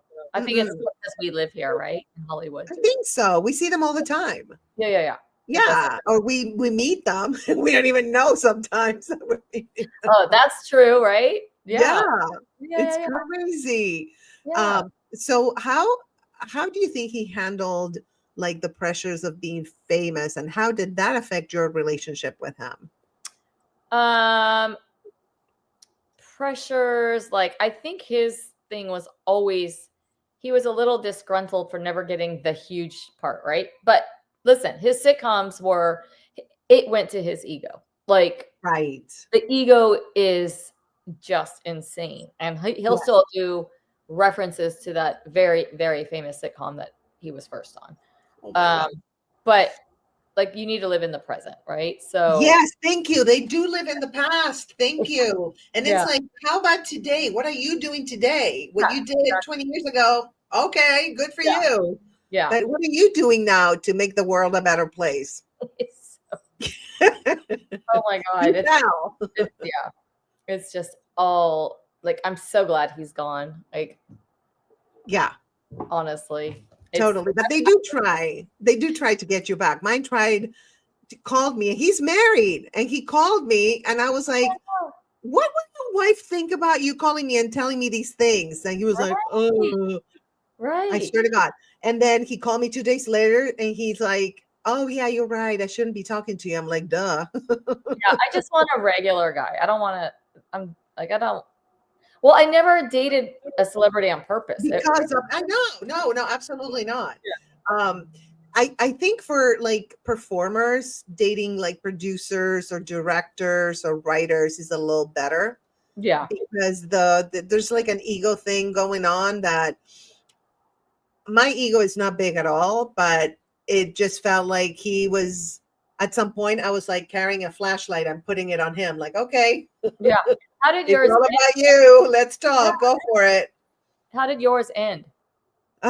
Well, he was very abusive. He would scream at me when I didn't do what he wanted me to do.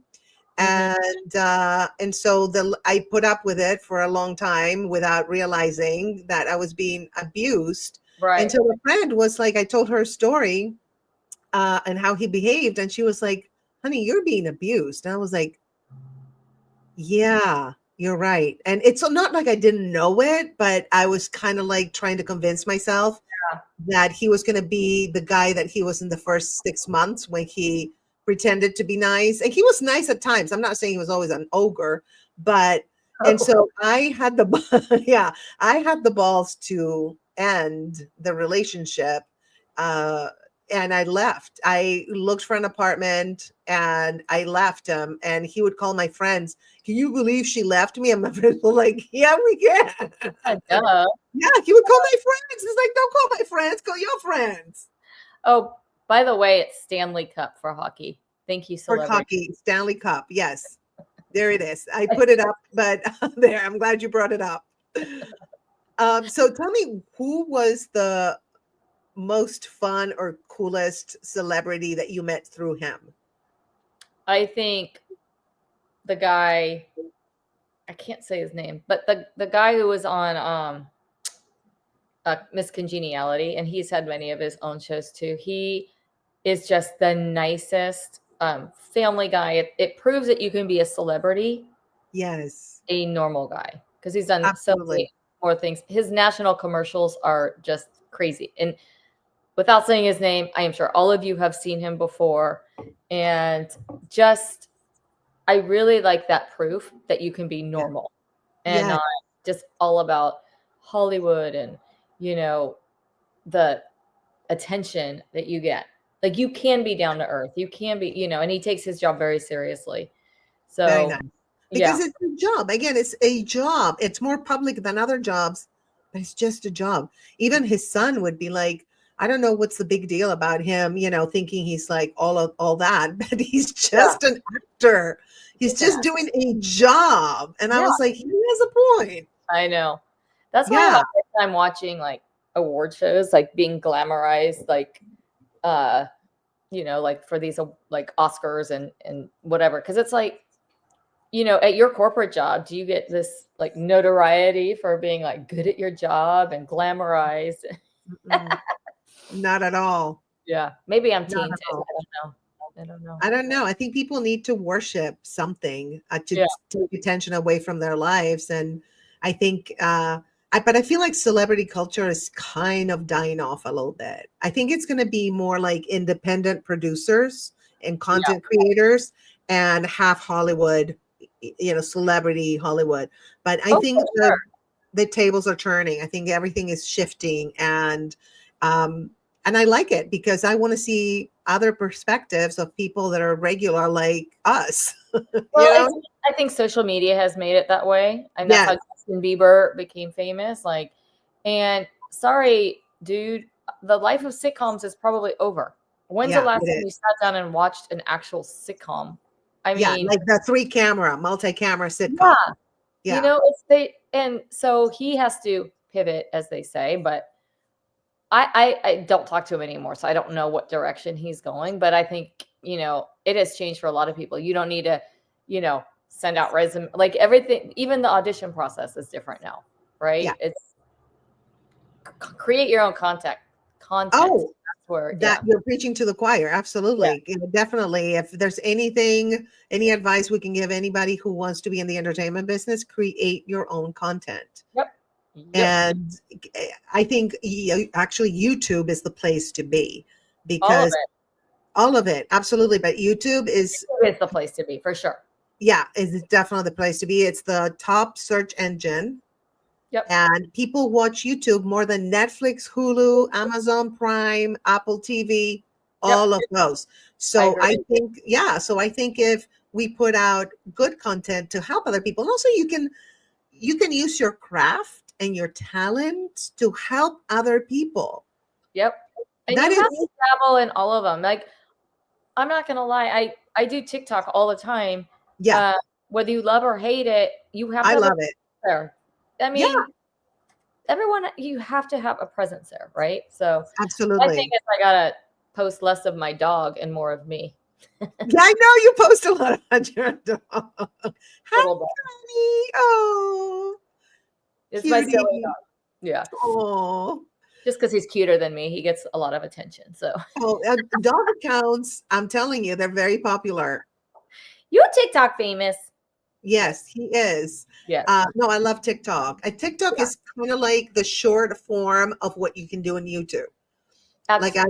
Yeah, absolutely. And so if we know how to handle and manage the different platforms that are constantly changing, by the way, even YouTube as the number one is changing for the better, but we have to keep up with the changes. So I have a lot of fun doing content creation. I would tell you, more fun than auditioning and driving to stand-up comedy shows.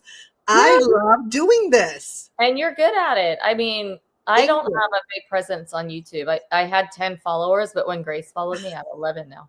Yes. Only because I am like opposite of celeb. I don't like watching myself, right? So I don't put a lot of my stuff on YouTube, but that's going to change. And I'm focusing on my show. But like with your one woman show and with your podcast, creating that podcast, you can help a lot of people. They can identify with your journey. They can learn from your journey. They can find it cathartic. So it's all about helping other people, really, what we do. Right. Exactly. And that's the bottom line. Anything else is just vanity and ego. Vanity. There you go. Boom. Vanity. Word of the day. Vanity.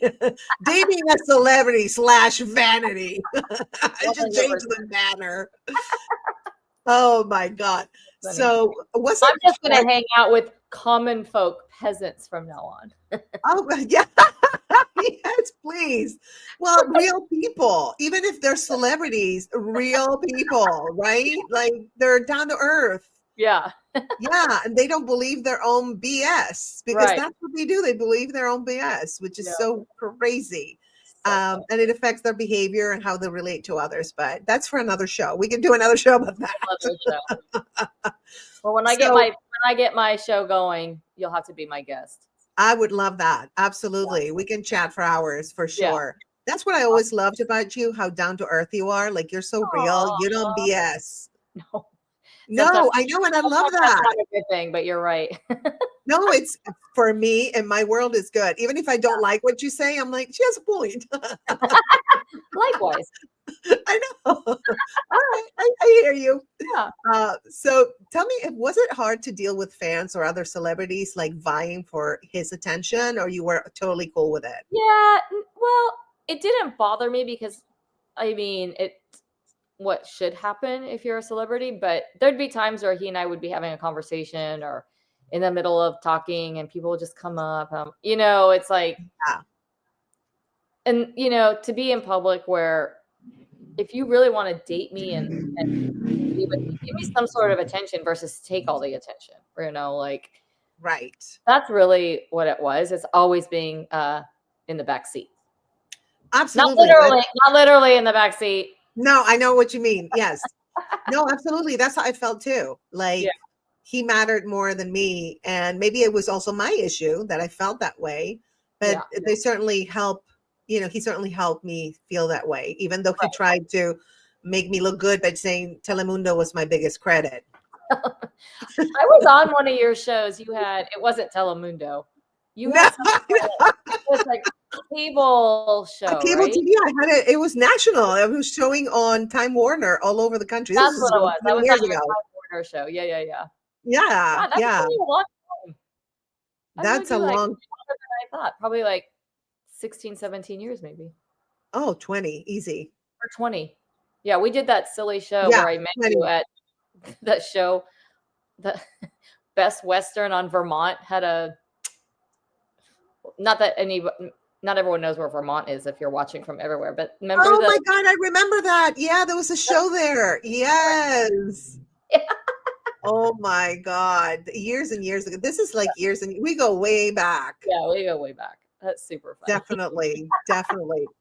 And so if you guys work together, I'm always wondering, like, if when you work together, especially with someone with a big ego, if you work together, how did the creative process influence your relationship, positively or negatively?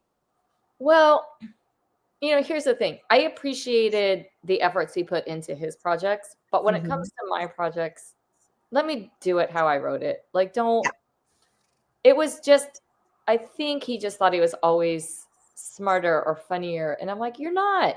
I'm smart and I'm funny. And I wrote this. Like, he's just always had to be like the center and the boss. But for all his, and he just always made everything about him, even when it wasn't. Like that girl's funeral. Like, really, you just turned this into you? Wow. I mean, that's give them a chance to be buried, for crying out loud. Well, that's the typical mark of a narcissist. Yes. There's a tragedy and they make it about themselves. Yes. That tells you everything. Yes. Yeah. It's just like everything is all like these fires right now are all about him. I'm like, no, it's kind of about our whole city, Yes. No, I totally understand. It's all about how he suffers, how it's affecting him. Yeah. No, I totally get it. Yeah. And all these people going, I'm so sorry. I'm thinking about you. Oh my, like, so glad you're okay. But he's not doing that about anybody else. I know. He's not reaching out to other people wishing they're okay, Yeah, absolutely. This is a tragedy for sending much love and healing to everybody that's going through this. Oh, yeah. Even, you lost your home, you lost a loved one, you lost a pet. I know. You lost everything. Survived? What? I was talking to my dog. He survived. Oh, okay. So yeah, no, this is incredible. And they're still burning. The Palisades and the Eaton one, they're still burning. I had a view from my window here that my whole window was bright orange from the fires. Like I could see the flames off the mountain. I posted them on my social one, because you're not close, but you're on the coast, so you can kind of see more direct. I'm like 2 cities away, but like the view is right outside my window. Yeah. Crazy. No, it's just, it feels apocalyptic. 100%. Yeah. The air, like we finally have a clear sky today, but the next day my place is super, super bright inside, and I woke up and the whole sky was black and it looked like it was like 9 o'clock at night in my house. What? Yeah, it was Oh my God. very depressing. It's different when you Imagine. hear about it in the news in other cities, but when it's your city, Yes. No, yeah, I know. I get it. The yeah, Sunset Fire was close to me, and I was ready to go out to like Manhattan Beach or Redondo, go south yeah, and book a hotel or even yeah. sleep in my car. I don't care. I've escaped hurricanes in New Wow. Orleans when I lived there. We used to board up the house and leave. And I've slept in my truck once. I had a truck Oh mama my gosh. with a puppy because they would not take dogs. And so we were like, people leave their dogs No, behind. no, Who does no. that? Well, luckily this one is only 10 pounds. He could fit my Yeah. purse. So Yeah. yeah, No, but the three of us were in the truck, it's like trying to sleep, but we didn't care. It's like, I'll sleep in my car if it's necessary. scary because like during the heart of this, when it was coming all the way down to Santa Monica, which is my next city, I was like, do I even have a backpack? Like, what would I bring? I thought, could this happen to me? Like, and it It didn't. can. You I'm should very have lucky. like a bag full of I prepped it. I had it prepped in case of earthquakes, but Yeah, now I added and I changed some things and I added everything. I have a list of things that I need to gather before I leave, but at least that bag, if I have to leave, like in that's a like smart idea. yeah, I have it. So Yeah, with all the stuff that I need, definitely for everybody that lives in an area where there can be earthquakes or fires, yeah, that's number one. And even yeah, hurricanes where you have time, you still have that bag already packed and you're yeah. not stressing out what should I put in, You're right. what yeah, it's very stressful. So if you plan ahead, I'm a big planner. I'm gonna start to be. Yeah. I plan everything. If it's yeah, I have to, or else it's I can improvise, but I like to have a plan in Yeah, advance, and that's then I good. can improvise based on the plan. That's good. Note to Yeah. self. Note to self. Yes. So I'm going to ask you a very difficult question because I don't know if you already processed this, but what do you think made the relationship work for so long? I think once I realized I knew I was never going to get what I wanted from him, but I falsely believed, like many girls, like he cannot like anyone more than he likes me, right? Yeah, I know, Uh, right? We all think that. Yeah. yeah, but I think once you just say I don't care anymore, Yeah. um, they come after you. And I also I'm guilty of giving people way too many chances. So Yeah, I same. gave him Mhm. like 18 more chances than he should have had. Yeah. But I think once I realized what I want, because we only live on this planet for so long, right? What do I want between now and the end of my life? And it wasn't that, It right? wasn't that. I love that. That And you came to that realization. That's amazing. he's like, well, we could have kept that going. I go, well, I think we kept it going too long. So Yeah. Time to say goodbye. yeah, yeah. Not happening. What's a stereotype about dating a celebrity that was completely untrue in your experience? He does have a real side. Okay. As much attention as he needs all the time, as much as he needs to make it about himself, he actually is very capable of deep conversation. Sorry, earthquake. Okay. Yeah, my computer's on a table and I knocked it. So he's very smart. Okay.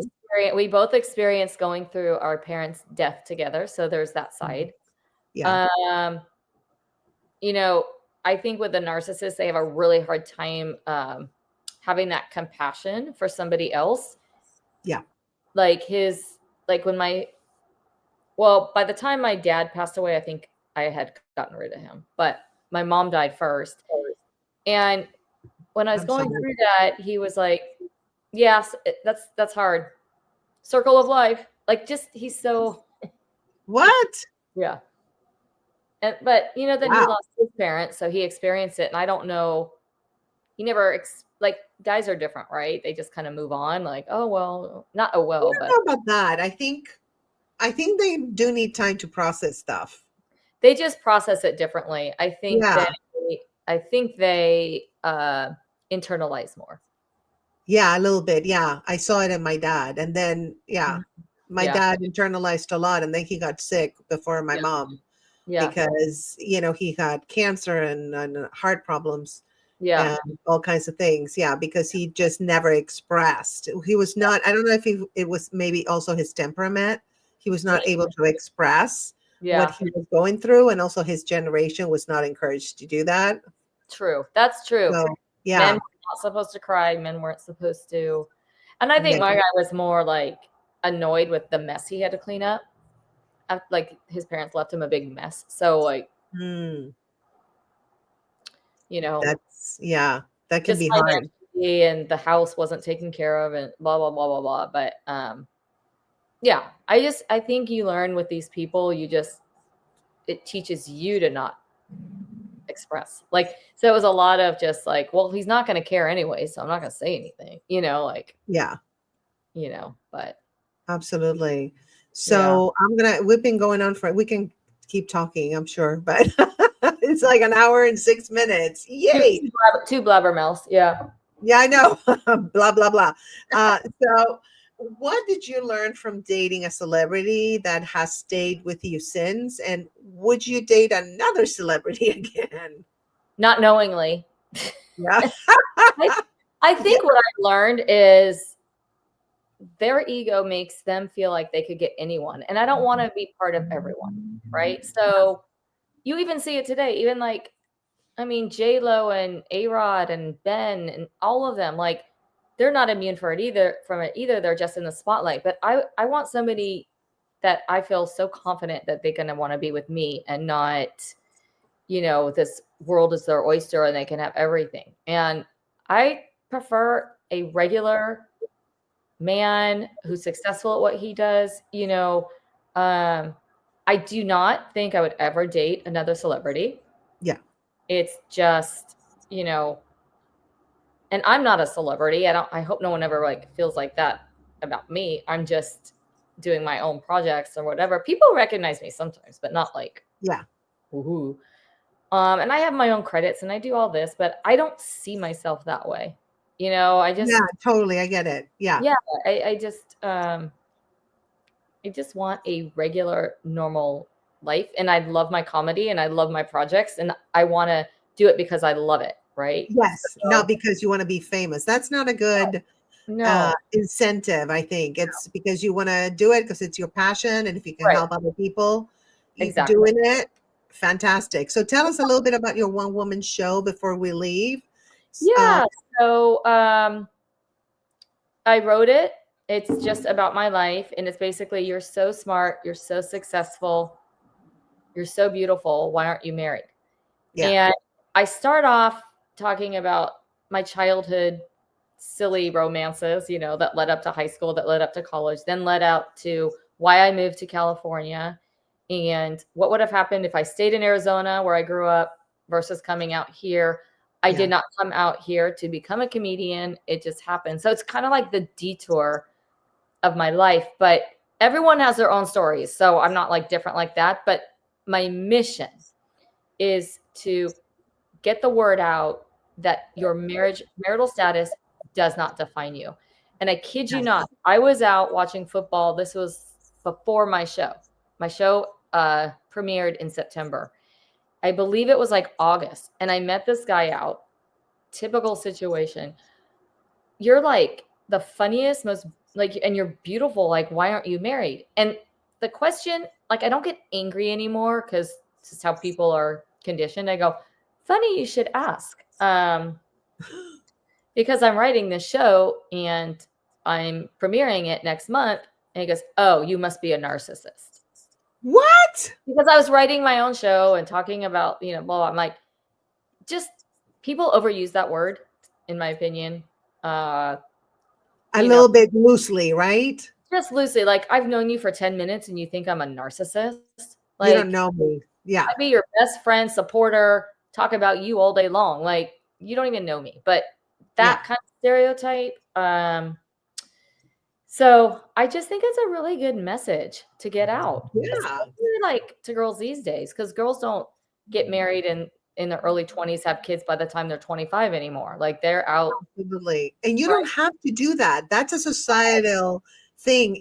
And also monogamy is also an imposed societal paradigm. It's a paradigm, and they need, the governments and religions need people to have kids, so they have more workers and more people. They give them money, to be honest. That's basically the bottom line. So Right. you don't have to get married, you don't have to have kids. You can be No. single and not have kids and devote your life to living your purpose. And that, to me, that's more exciting than getting married, which I've been there, done that, or Yeah. having a relationship, or even having kids. Right. So I didn't have kids, and that's not how I envisioned my life, but I didn't have them. Guess what? My money isn't going to put kids through college right now, or pay any of that. Now I get to travel. I get Yeah. to do. I mean, not get to. It's just how it worked out. So Yeah. It's whatever makes you happy. If having kids makes you happy and you love taking care of them, go for it. yeah, I think your message is more like, you don't have to do this. You right. can be whoever you want to be. And that's a great message. It is, and I've never whatever age I've been, I never felt like I fit into societal norm. I still don't. I don't fit into Yeah. the cookie cutter. Whatever, like, not even thinking outside the box. I am outside the box. Like, I just, Yeah. it's just not how I'm cut. So Yeah. yeah. Well, if you're an artist, you're not thinking inside the box. True. Never. You True. have to think outside the box to be able to see what's in the box, right? 100%. I agree. Yeah. And we love those Amazon boxes, don't we? I probably have like 12 of them outside my door now. I have this every day. I don't even know how I can pay for my Amazon credit card. I know.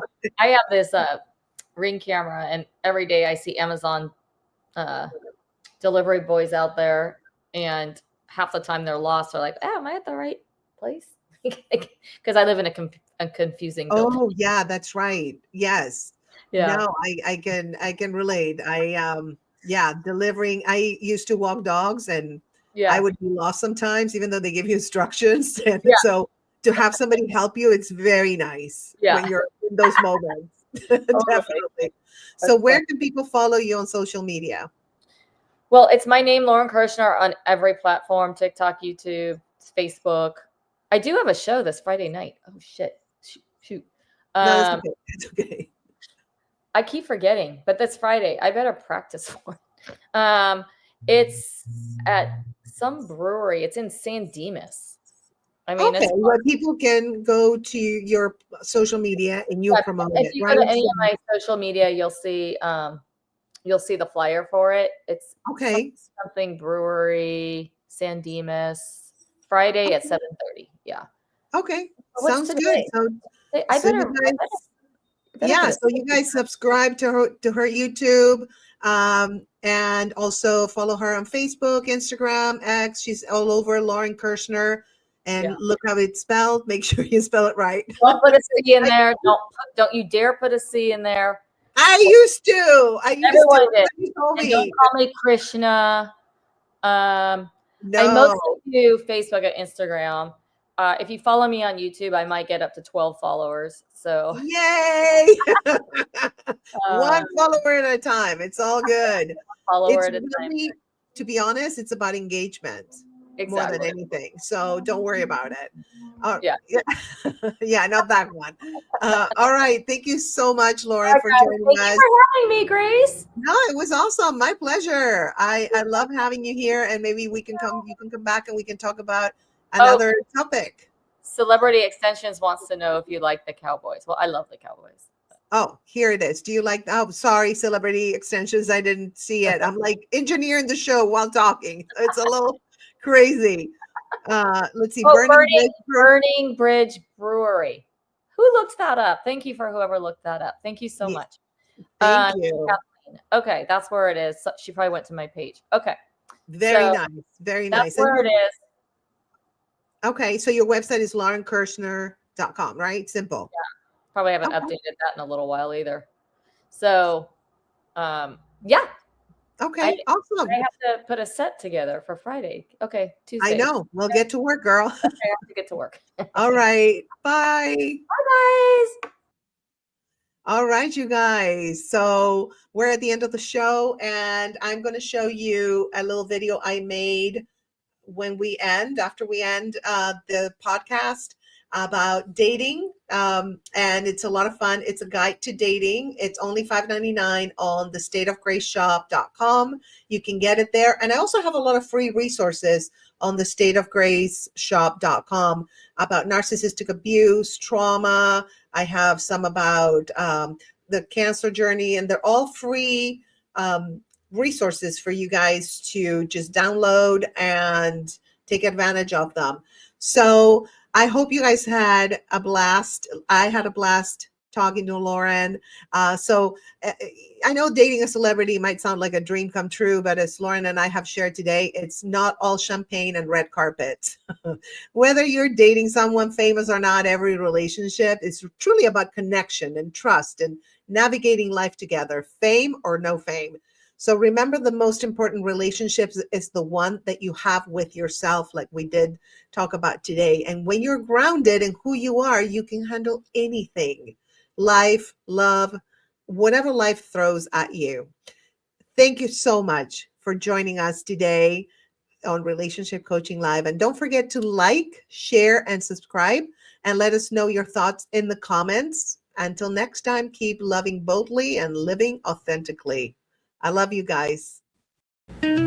Dating is like trying to find a needle in a haystack, except the haystack is full of frogs and weird DMs. But who says you can't have fun while you're searching for that needle or prince? Say goodbye to dating disasters and hello to love that lights up your world. In Love, Laughter, and Lessons, a fun guide to dating, I spill all the secrets to navigating the dating scene with grace, humor, and just the right amount of sass. Whether you're swiping left or making eye contact across the room, I'll show you how to attract love like a magnet.